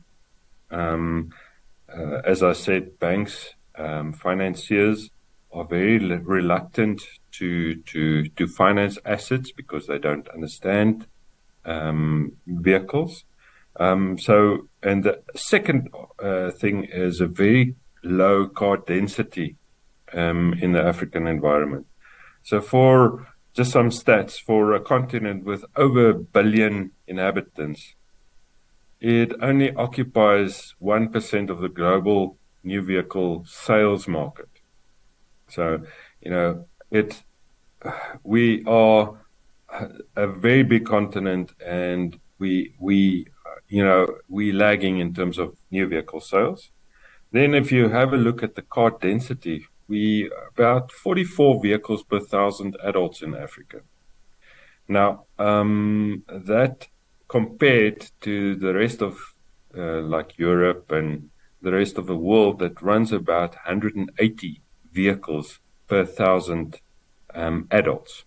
Now, also bear in mind that some of these countries like America, Europe, have very good transport systems, where Africa, it's obviously, as we know, it's lacking. So in terms of that, I think our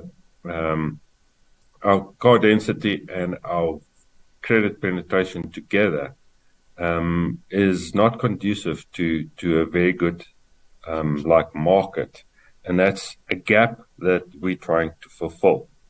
Looking forward to getting established in other African countries, regardless of their different operational rules, AutoCheck looks forward to harnessing the largely untapped potential in the automotive sector to be a final frontier for automotive growth. You know, we've established ourselves in 8 countries. That is obviously, it's Egypt, Morocco, Senegal, Cote d'Ivoire, Nigeria, Ghana, Kenya, and Uganda. What we wanted to do is stabilize those countries, okay, and through the main hubs or the main centers, which is around the economic hub. As we build out our offering, we would obviously go into the broader market in those countries and build out our customer base through that. Right now, we have a very diverse and obviously big customer base. I think, as I said, we partner with over 2,000. We've got a footprint of over 2,000 dealers that we deal with, and we list a substantial number of those dealers' vehicles on our marketplace. So, from a customer point of view, I think there's obviously the potential in Africa is almost unlimited at this stage, because there's no real solution other than the one that we offer. With the global value chain already undergoing a shift, AutoCheck not only makes mobility seamless for Africans, but also helps to increase the economic growth and value of the African continent. Welcome back. For those just joining us in this episode, we are focusing on the automotive industry in Africa. Now, even though there is no accurate data on the number of tricycles in Nigeria, some estimates put the number at over 1 million. And almost all of them are used for commercial purposes to convey passengers from one point to another, and sometimes they are used to convey goods from one point to another. Now, generally, these tricycles run on petrol. But a Nigerian man looks forward to making the mode of transportation electrical. Let's see how far he has gone in his feat.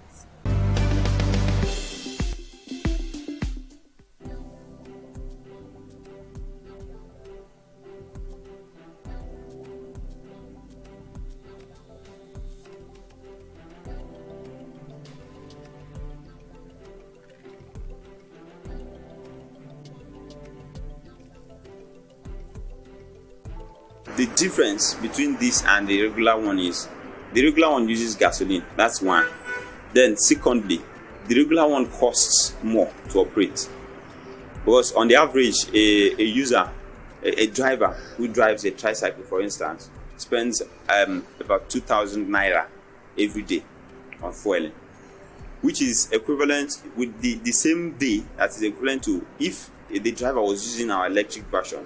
He will spend 800 naira instead, which is at over 60% cut in the cost.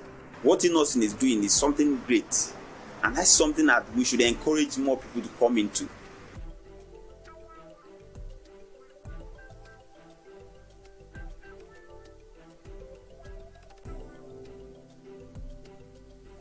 My name is Chukwemeka Eze, and I'm a co-founder of Revive Earth Limited.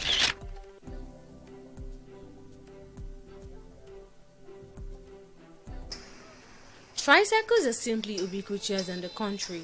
There is hardly any part of Nigeria where you don't find tricycles, because it has become an important and integral mode of transport in Africa's largest economy. Now, these tricycles run on petrol, but one young Nigerian engineering graduate is on a mission to convert petrol-driven tricycles in the country into electric-powered ones, thereby cutting out the emission from tricycles in the country and at the same time save owners and drivers from spending on petrol. It has been a dream, a vision to be part of the energy industry. And then the entire vision came with who I've always been from childhood. I've always been enthusiastic about how stuff works. I always wanted to get hands-on, like to play a role, and like having that feeling of a creator. Arrivet Limited is a startup, an e-mobility startup that is based in Enugu, Nigeria.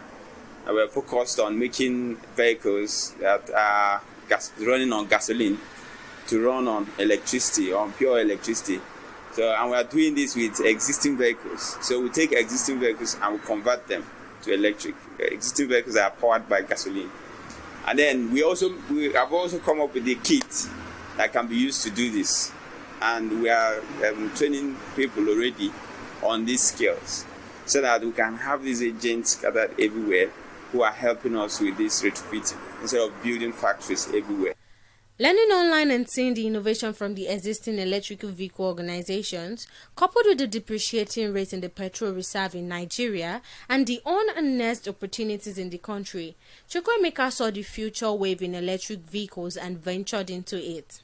Most of the activities in school were not hands-on. They were like mostly theoretical. Even when we go to lab, we were giving scores.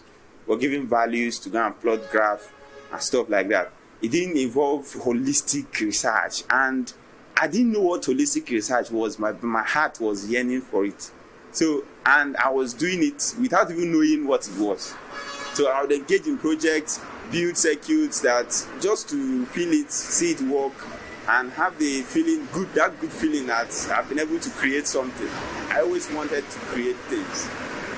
So right from my third year, it was my second year that I got my own computer. Then I started digging deeper and deeper and deeper through the internet, YouTube, blogs, and all of those things. I started seeing the works of Tesla, the works of all these automobile companies in America, in the whole of Europe. And I was fascinated by the electric vehicles. Then the electric vehicles were already ubiquitous.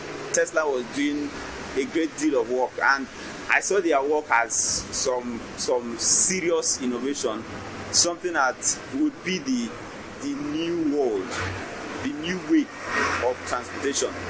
And I quickly saw that there's a future of transportation in it, in the sense that it would be easier to build a robot car that is run on electricity than the one that runs on gasoline. Seeing himself as a key player in the industry by bringing people out of poverty, Chukwuemeka started by building a power automation tool that helps to optimize the energy consumption of solar systems. Where I started was to build power automation tools that just help to optimize the energy consumption of solar systems or even regular electricity systems. So that if a consumer were to plug these systems to their houses, they will not have much difficulty in switching from one source to another. And considering that there will be many sources, so that if I wanted to switch from solar to NEPA, I'll do it when I need to do it, when I know that I'm maximizing either of the two. So if there is peak sunlight, I'll switch to solar. Before conversion of each tricycle, Chukwuemeka and his team ensures that the tricycles are in good working condition to guarantee that the new components added to the new model are fit for people who make use of it. Inside there, they make ready every kit. There are some components that we need, not just the electric motor or the battery. There's the controller, I told you already, is like an inverter. It's essentially an inverter. So all the testing that connects these components to the electric motor, that connects the battery to the electric motor using these components, they are all tested here inside before they are brought out. So before a vehicle is ready to be worked on, we access everything. We access the state of we lose the engine entirely, take it apart and study everything and be sure that the integrity of the components are still intact. If there's any component we need to move out of the engine, we'll move it. Even if those ones are not necessarily the ones that we'll remove entirely. There might be some parts that are weak already, like some gears that have eaten up, their teeth have eaten up. or the fiber may not be very effective anymore. So we replace all of those components on the engine and wash it well, clean it, and sometimes we repaint it as well. And then as well, the vehicle body, because it has been exposed and used for a long time, we also clean up the engine, the entire vehicle, and then make it ready for some fabrication, because there are some fabrication work, some welding, cutting, drilling that goes on inside it before we bring the kit out. So all those like where the battery will sit and where the controller will sit, how the electric motor will couple to the new transmission that we're going to produce after the cleaning, all those things are arranged on the vehicle. The major components in the new system is both the electric motor and the battery. The battery being the power source now, and the electric motor being the engine. So everything that is attached to it is what helps to take the power from the battery in the way it needs to the electric motor, and to ensure that there is adequate control. If I want to speed up, I'm able to do that. If I want to reverse, I'm able to do that. If I want to brake, I'm able to do that, and all of those things. So what we take out essentially is everything that has to do with the combustion system, like the piston and everything that is attached with it, and then all those timing systems to make sure that to connect the ignition, that's the spark plug system, to time it with the engine, the piston, the rotation, and so on. All of those things are removed. For electric cars to work in any country, then electricity has to be readily available. Unfortunately, Nigeria can't boast of having a constant supply of electricity. In Nigeria, almost 80% of those with access to electricity power gets less than 12 hours a day, and about 47% of the population don't even have access to power at all. And this challenge has made Revive Earth Limited to come up with an electricity charging infrastructure that is not dependent on the current electricity generation in Nigeria. We've come up with a system now that is not going to be so heavily dependent on the present generated electricity for the country as a whole. We're looking at going into solar and all those other combined renewable energy sources that we can harness and use it to charge, to power the charging stations. We call our charging stations, instead of having large charging stations where you have like multiple stands inside one, we have a simpler version where we can have it distributed across a large area. So instead of having 10 in the place, we have that 10 along at strategic places along a route, or maybe at different routes, and we call it the swapping booth. So these swapping booths will now hold batteries, charged batteries, or they are able to just, if you want, you could just slide in your batteries there and they'll charge, and then afterwards you can take them out from there and continue your business. Or you can come there whenever your battery depletes, and then when you match your battery ID to the battery there on the booth, you're able to take a charged battery and then put your own there, because your own would have been ascertained to match the exact specification of the one in the booth. Funding the booth which he plans to put in strategic areas seems to be a difficult task for Revive Health, and has streamlined their process of production, which involves not getting sophisticated machines for production.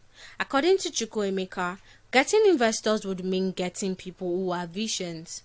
The greatest challenge so far has been funding, because most times when you tell people the possibilities here, especially people who tend to see the business aspect, what they really see is the challenge with charging.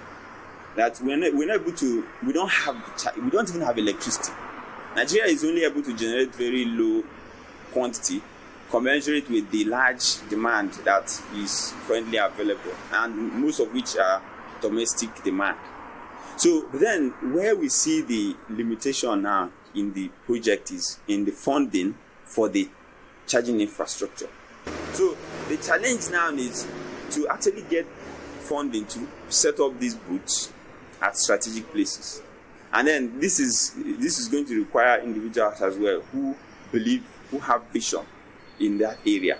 We've been able to talk with some people in that aspect, but then we've not sealed any deal yet. But that funding aspect is the major challenge because it also affects our processes. Even though we have been able to streamline some of our processes, we're still not able to get sophisticated machines that allow us to cut production time. Chukwuemeka's invention has made maintenance of tricycle cost-effective as they have low maintenance and give zero emission. Chukwuemeka therefore pleads with the government to encourage creative young people like him to push the economy to a better place. The difference between this and the regular one is the regular one uses gasoline. That's one. Then secondly, the regular one costs more to operate. Because on the average, a driver who drives a tricycle, for instance, spends about 2,000 naira every day on fueling, which is equivalent with the same day that is equivalent to if the driver was using our electric version, he will spend 800 naira instead, which is at over 60% cut in the cost. What Innoson is doing is something great, and that's something that we should encourage more people to come into. As a government, we could encourage young people to come into this by supporting them, if not even giving them money, but making sure that the necessary policies and regulations are put in place.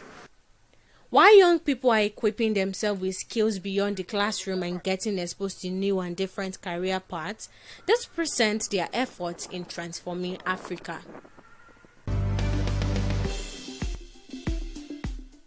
And that's all we can take on this episode on Startups. Thank you for watching. I am Tamilore Akinkolie. Bye for now.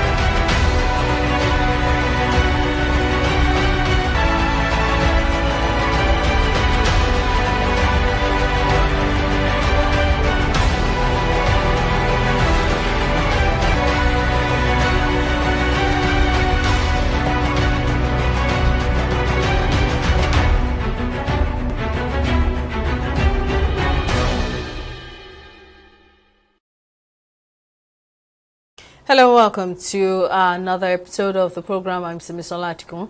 Well, as the drama over a new national minimum wage winds down, President Bola Tinubu has asked the Minister of Finance, Wale Edun, to present a template for a new minimum wage for workers in the country. This development came to effect after the federal government's delegation on the new minimum wage met with the President after meeting with the labor union leaders in Abuja. Early on Monday, the union called for an indefinite strike action due to the government and organized private sector's refusal to shift grounds from the 60,000 naira offer, a move which affected critical sectors of the economy. However, when the president's delegate disclosed that President Bola Tinubu is willing to pay a minimum wage above the 60,000 naira, organized labor decided to suspend the nationwide strike for 1 week for negotiations to continue. Here's what the Minister of Information and National Orientation, as well as the chairman of the NLC, said after the meeting. We thank God that we are at this point. We thank Labour that they have suspended, through to their awards last night, they've suspended their strike early this morning. And government on its side, you can see that the President has just summoned a meeting of all those who negotiated on behalf of the federal government, led by the Secretary of the Government of the Federation. The Minister of Finance was there, the Minister of Budget and Economic Planning, myself, the Minister of Labour, the Group Managing Director of the NMPC. We're all there to look at those issues, and then the President has directed the Minister of Finance to do the numbers and get back to him between today and tomorrow, so that we can have some figures ready for negotiation with Labour. Let me say that Mr. President is determined to go with what the committee has said. He is also looking at the welfare of Nigerians. Like I've said earlier, government is not against, it's not an opponent of Labour discussions, it's not an opponent of wage increase, but what is there is that government is always desirous of ensuring that there is a balance between what government pronouncement is and what the realities are on ground, and therefore we'll work assiduously to ensure that whatever we do, whatever promises the government makes will be kept. That's the idea of this meeting.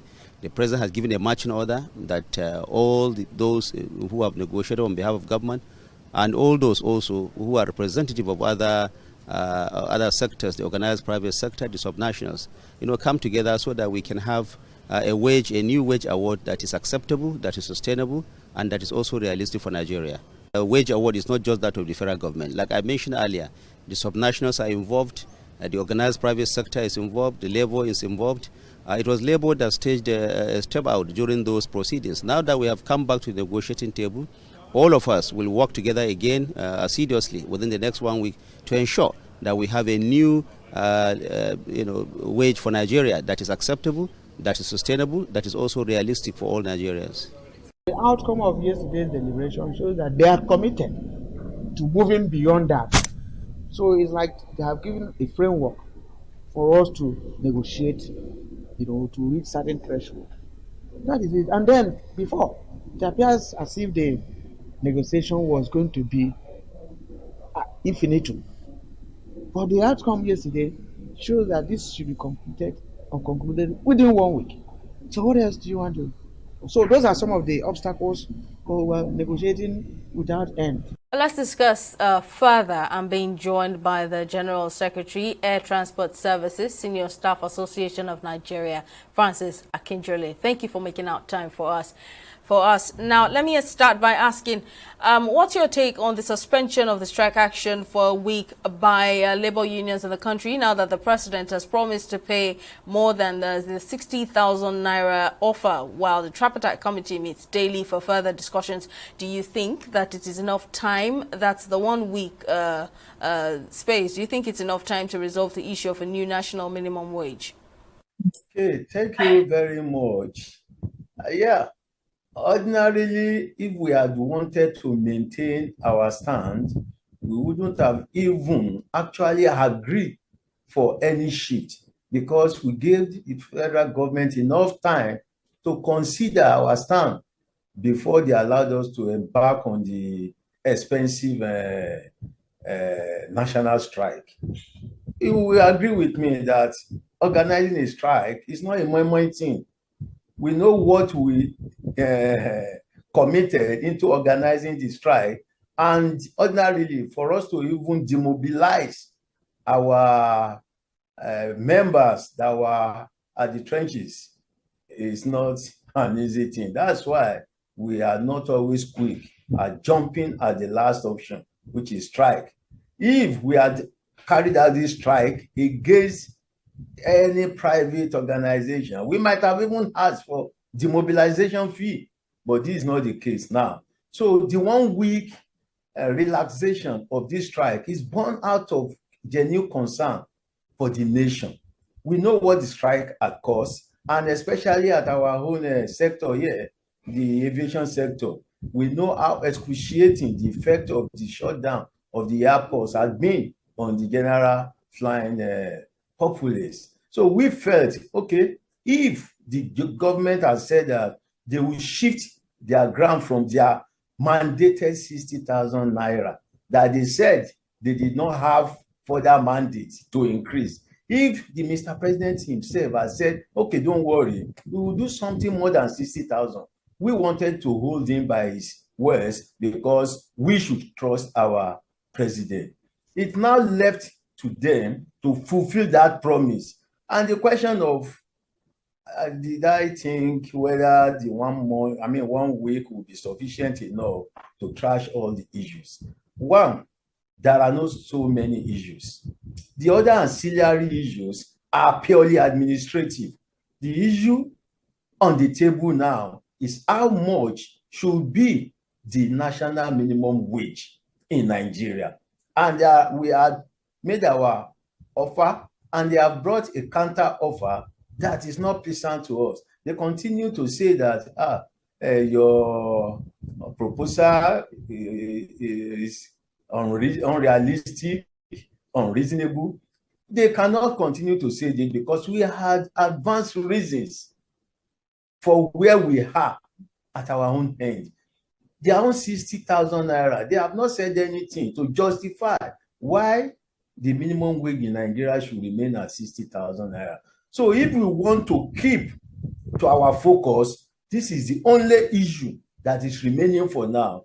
Every other issue can be tried out after the one week. So let us discuss why our offer of 494,000 naira is manageable living wage in Nigeria now, and their own 60,000 naira. Let us see how it can be managed as well.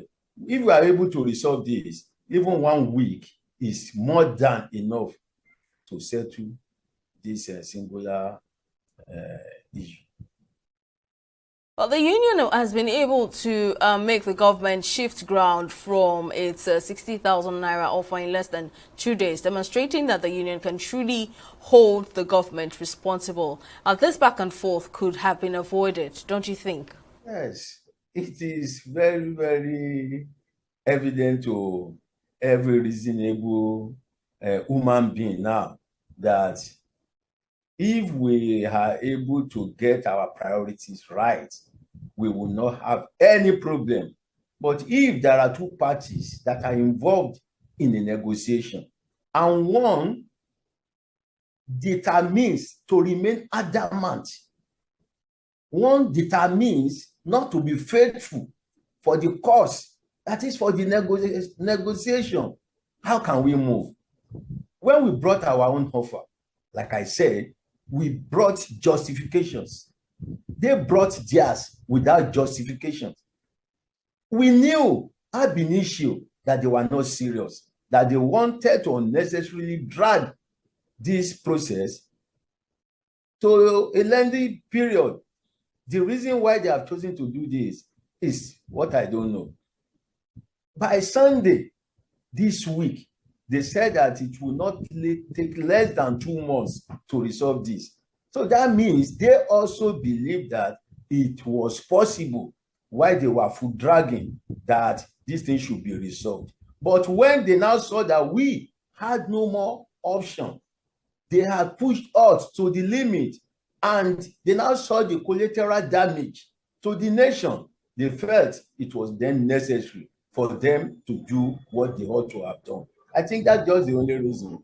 It's not because Labour will claim to be that powerful or whatever. No. What we demonstrated in that 1.5 days was that no, we can no longer continue with this. We have been pushed to the wall, and the other thing to do is to react. And what was the reaction? Withdrawing our services. We could no longer cope with the situation on ground. That was what we just did. We never had the intention of inflicting any pains on anybody, not even on the government. Who are the government? We are part of the government. If they realize that, then they should see from our own point of view as well. Now that there are indications that the federal government is willing to go beyond the 60,000 naira offer, do you think that state and the private sector will buy into this agreement? I will not think for them, but one thing is certain. The moment this minimum wage is signed into law, it becomes an act of parliament, and it shall be enforced because they were brought into the discussion. So it's left to them whether to participate in the discussion or not. It's an act of parliament. And remember, it's on the exclusive list of the federal government. So they are just shortchanging themselves. The moment it is passed, it is foreclosed unless it is further reviewed next time. So if they know what is good for them, it's better they come and join the negotiation because they were there before. If anything is agreed now and it is passed and signed by Mr. President, we are going to enforce it in every state. It will not be the way it used to be, where some states will say they did not have the capacity to pay 30,000 naira. We know they all have the capacity. They're just playing hide and seek. It is then they will know that we are ready for them. Our actions then might not be a national one.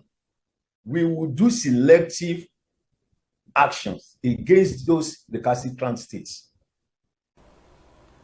A very important challenge. Once approved, what ways can the labor unions ensure that the government, states and private sector implement the desired national minimum wage, bearing in mind that some states in the country are still unable to pay the current 30,000 naira? Yes, that was what I said. They are not paying the 30,000 naira wasn't for lack of capacity to pay, but lack of will to pay. And like I said, the same situation will not remain as it used to be when this is finally signed into law. There was a standing resolutions by the Trade Union Congress of Nigeria and the Nigerian Labour Congress that every state that have been refusing to pay the 30,000 naira should be reported to the national, that is the labor centers. And we resolved then that we will do the needful against those states. The only thing that is stopping this now is that we are now waiting for the new minimum wage to become law so that we will not exercise we will not carry out some actions in futility. We will not be carrying out actions to implement 30,000 naira. I said we are ready for them now. I don't think there is any serious issue with the private sectors because as it stands today, unless those that are visibly casualizing Nigerian workers, no private sector is paying below the minimum wage in Nigeria. What we will try to do after settling the issue of the minimum wage is the consequential adjustment. We are going to meet with the various private sectors employers to arrive at what should be added to what they have been paying. So I also want to think perhaps maybe that's one of the main reasons why they are not committing themselves to this negotiation, because they believe that they are already paying above what is legislated to be the minimum wage. So we will resolve it. just like the state as well, those that will not be willing to do consequential adjustment, despite the fact that their minimum wage in their various companies are already above the national minimum wage, we will know what to do with them. Just as we are going to do a selective actions against states that refuse to pay, when it becomes law, we will know how to handle the private sectors as well. Finally, a cross-section of citizens believe that labor unions in the country are no longer considering them, rather its priorities are more self-serving than that of the average Nigerian. What do you think of this impression? Even this relaxed action took every Nigeria into consideration. The only thing we put before the government was not the issue of the minimum wage. The issue of electricity is there as well. And we have not foreclosed that as well. Just see what will happen within the next 2 weeks about the electricity tariff that they arbitrarily jacked up. The Nigerians will hear from us. And even, most importantly, the issue of minimum wage. It is not specifically limited to the interests of Nigerian salary earners. The economy is bad, we all know. We all know that the power of purchasing commodities in Nigeria has been eroded significantly because there is no money in the pocket of the populace. So if the minimum wage is significantly improved, there will be more money for Nigerians to spend, and the economy will be rejigged. Don't listen to them about this story of if there is too much money somewhere, there will be inflation. Even when Nigerian workers are not even collecting more than 30,000 naira per month, don't we have inflation? What is the cause of that type of inflation? It is the duty of the government to address this. It is not the workers that should always be made the scapegoats. No, we shouldn't. How much have we even talking about? We will hear in the next 40 hours or thereabout, because Mr. President has directed the Minister for Finance to go and do something about the costing and let him know. Let us see how it's going to be. And they should also open their books. We want to know the impact of whatever the government will be willing to pay. That is, we agree to after it must have been signed. Let us see the impact of this on our revenue as well. If we see all this, then the onus is on the government to prioritize the activities, what they will spend upon, not to spend frivolously on things that don't affect the life of Nigerians. We are ready to sit down with them to re-examine all this. Why are we being agitated? Why are we being apprehensive? They said we should come back to the negotiation table. We are there now. So let us wait. Because what they are saying presently is that 400 this is unrealistic, is unreasonable. They are considering their own side alone. We are back at the negotiation table now. If it is not realistic, let them bring it down to where they feel it is realistic and justify it. If their own 60,000 naira is not reasonable to us, we will jack it up to where we feel that, no, you cannot continue to claim that you lack the capacity to pay. I think that is the principle of negotiation. We have to meet somewhere. That somewhere where we will meet is what I cannot conveniently say here, because we don't have a mind that is close to any reasonable argument. I know we will get somewhere, but I'm assuring you they will not play pranks with us, because we will not agree to that. Even if you have the intention, let them come and say, okay, we are paying 61,000 naira. then you will see that they have exposed themselves. So when we get there, the whole world will know what we will say we can manage. We'll get to know the outcome of negotiations soon enough. Francis Akinjole, General Secretary, Air Transport Services, Senior Staff Association of Nigeria, thank you for coming on the program. Well, that's all we can take on this episode. We'll see you again next time. Bye for now.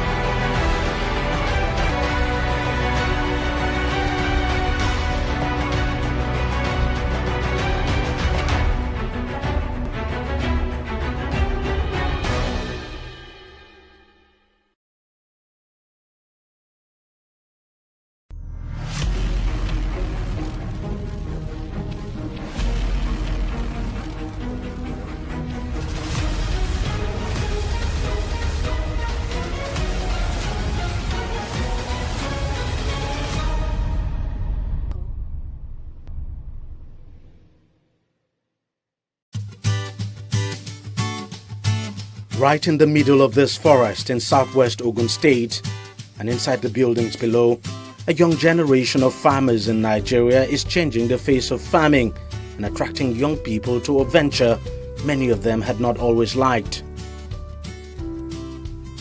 And 36-year-old Peter Okocha Jr., or PJ as he's fondly called, is leading the change. An economist by training before branching off into farming, PJ and his team are deploying a unique method of farming known as aeroponics to grow cash crops, starting out here in August of 2017. What's taking place is that you're seeing agricultural technology.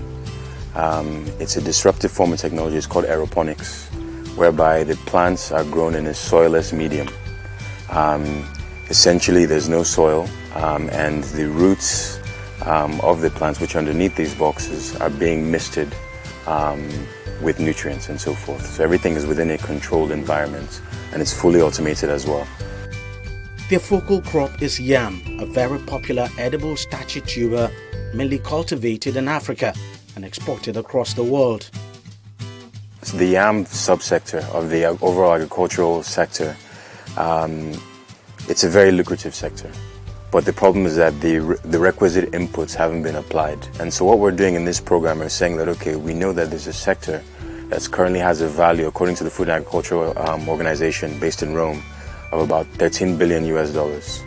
But with the requisite inputs, the yam subsector will grow from $13 billion to about $19 billion. And this is Nigeria alone. So what we've said is that, okay, we know also that Nigeria accounts for 60% of the global production of yam. But yet we don't have inputs such as seed. And as you know, seeds, or the lab and the seed essentially is the genesis of the agricultural sector. So what we're doing is that in conjunction with IITA, we get clean seeds, essentially from IITA, from the lab, and then we come and we transplant to the system here. The system is a greenhouse where the yam seeds are grown in this row of boxes using aeroponics, more like growing yams in the air. Now just take a look at these leaves. Every leaf you see here is a potential tuber of yam. So to get a sense of how many tubers of yam we have here, you just have to do a count of all the leaves we have here. It's something very massive.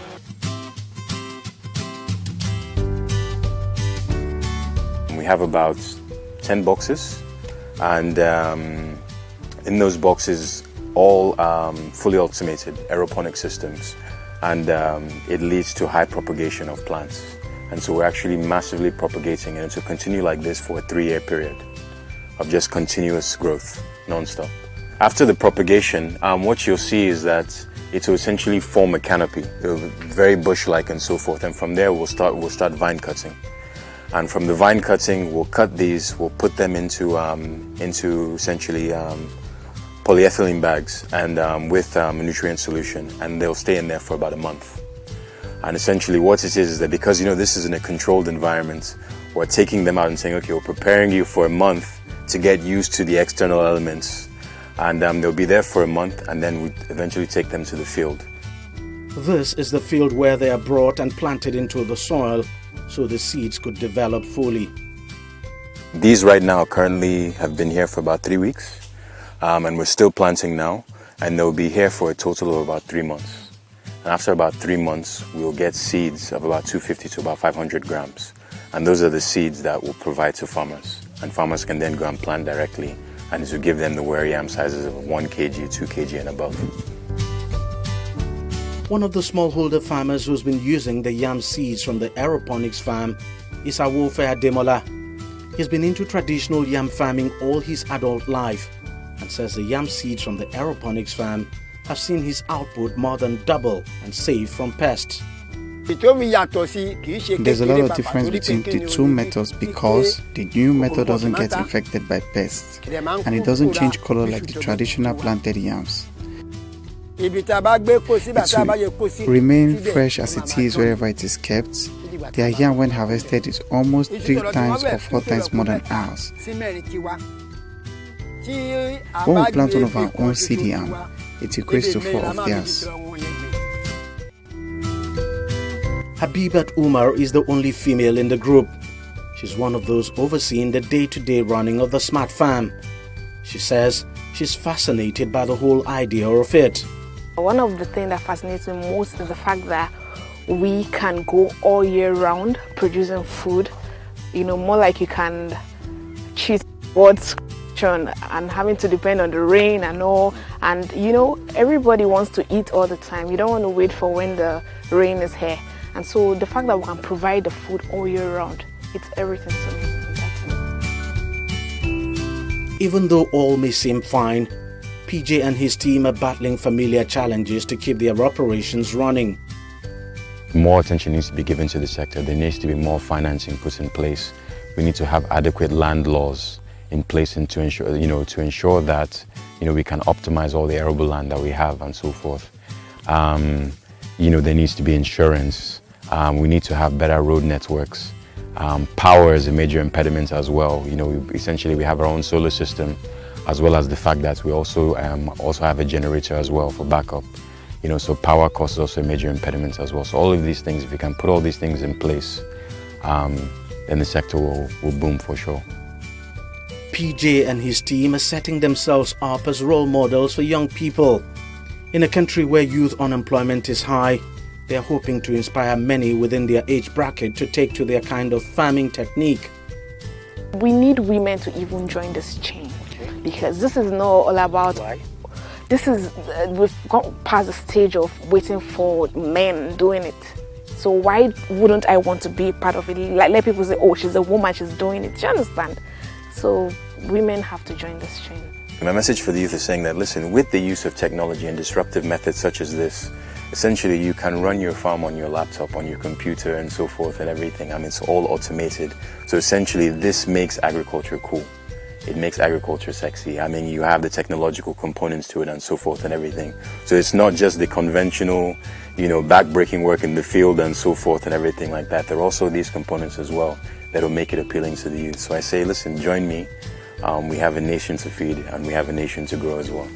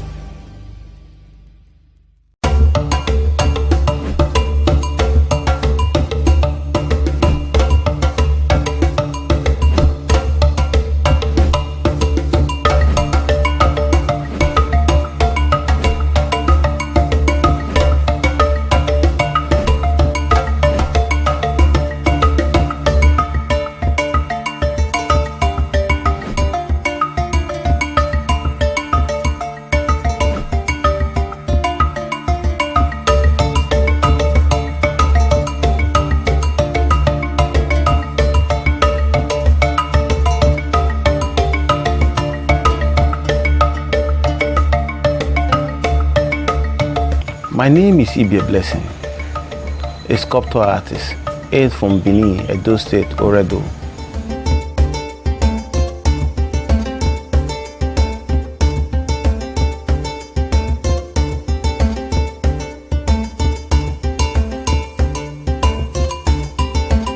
My artwork is generally all about me, my environment, and the society I found myself. And those are the things that influence my art.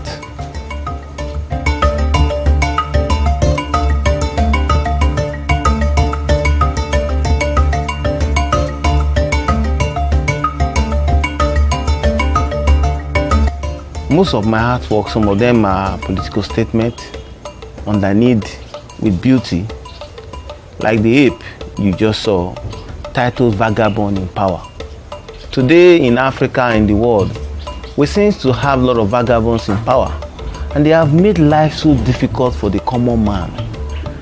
I see those leaders as an animal, so I decided to represent some of them in the form of an animal.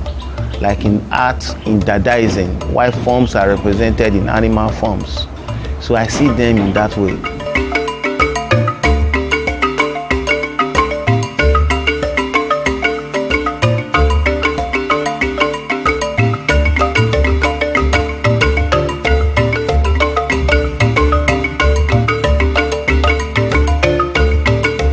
You can also find such leaders in our university, in our offices. I see them like an animals. That's why some of my sculptures piece you can see around, some of them are animal forms, some of them are human forms. And generally my art is highly being influenced by my environment. I love nature. I love people. I love faces. That's why you keep seeing them playing around my work.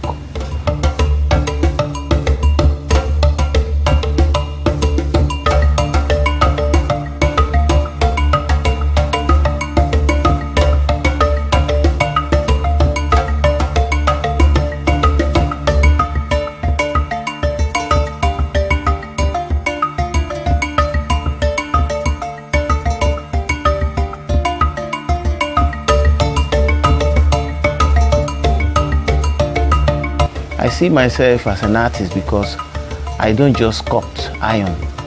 I sculpt, I paint, I do anything in art, I perform. I believe art is not supposed to be limited to a setting there. To say I'm a metal sculptor, I'm a tile sculptor, I'm a wood sculptor. No, you are an artist. Talking is a form of art. Dancing is a form of art. Performing art, everybody do art, but unknowingly to some people.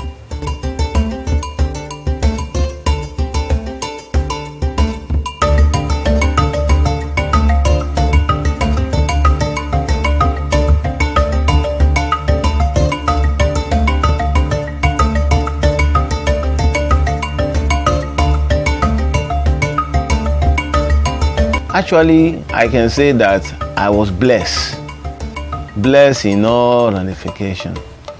From my mother's side, my grandfather was a traditional carver in the ancient Benin court art by the Great.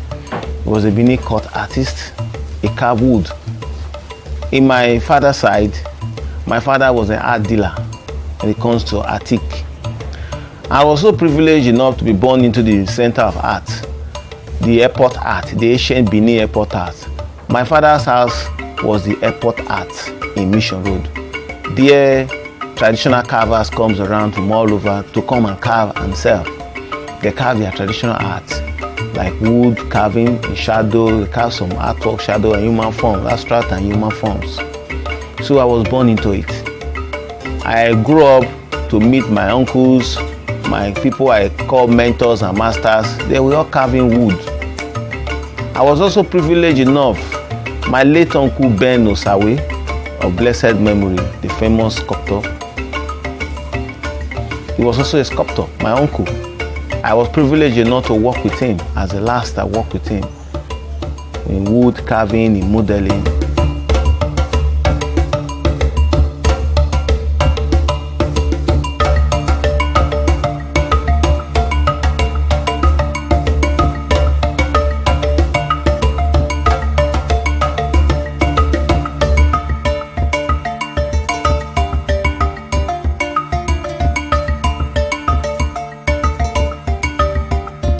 What really made me dive into metal? I realized that everything around me has been wood. My grandfather and my mother's side, wood carver. For my father's side, wood carver. Everybody is wood. And I used to carve wood, but the pain of carving wood in my shoulder is too much. I say, what can I do that I will not be eating too much of hammer, igbam. I see the way they are eating their hammer. I say, if I continue like this, now die you.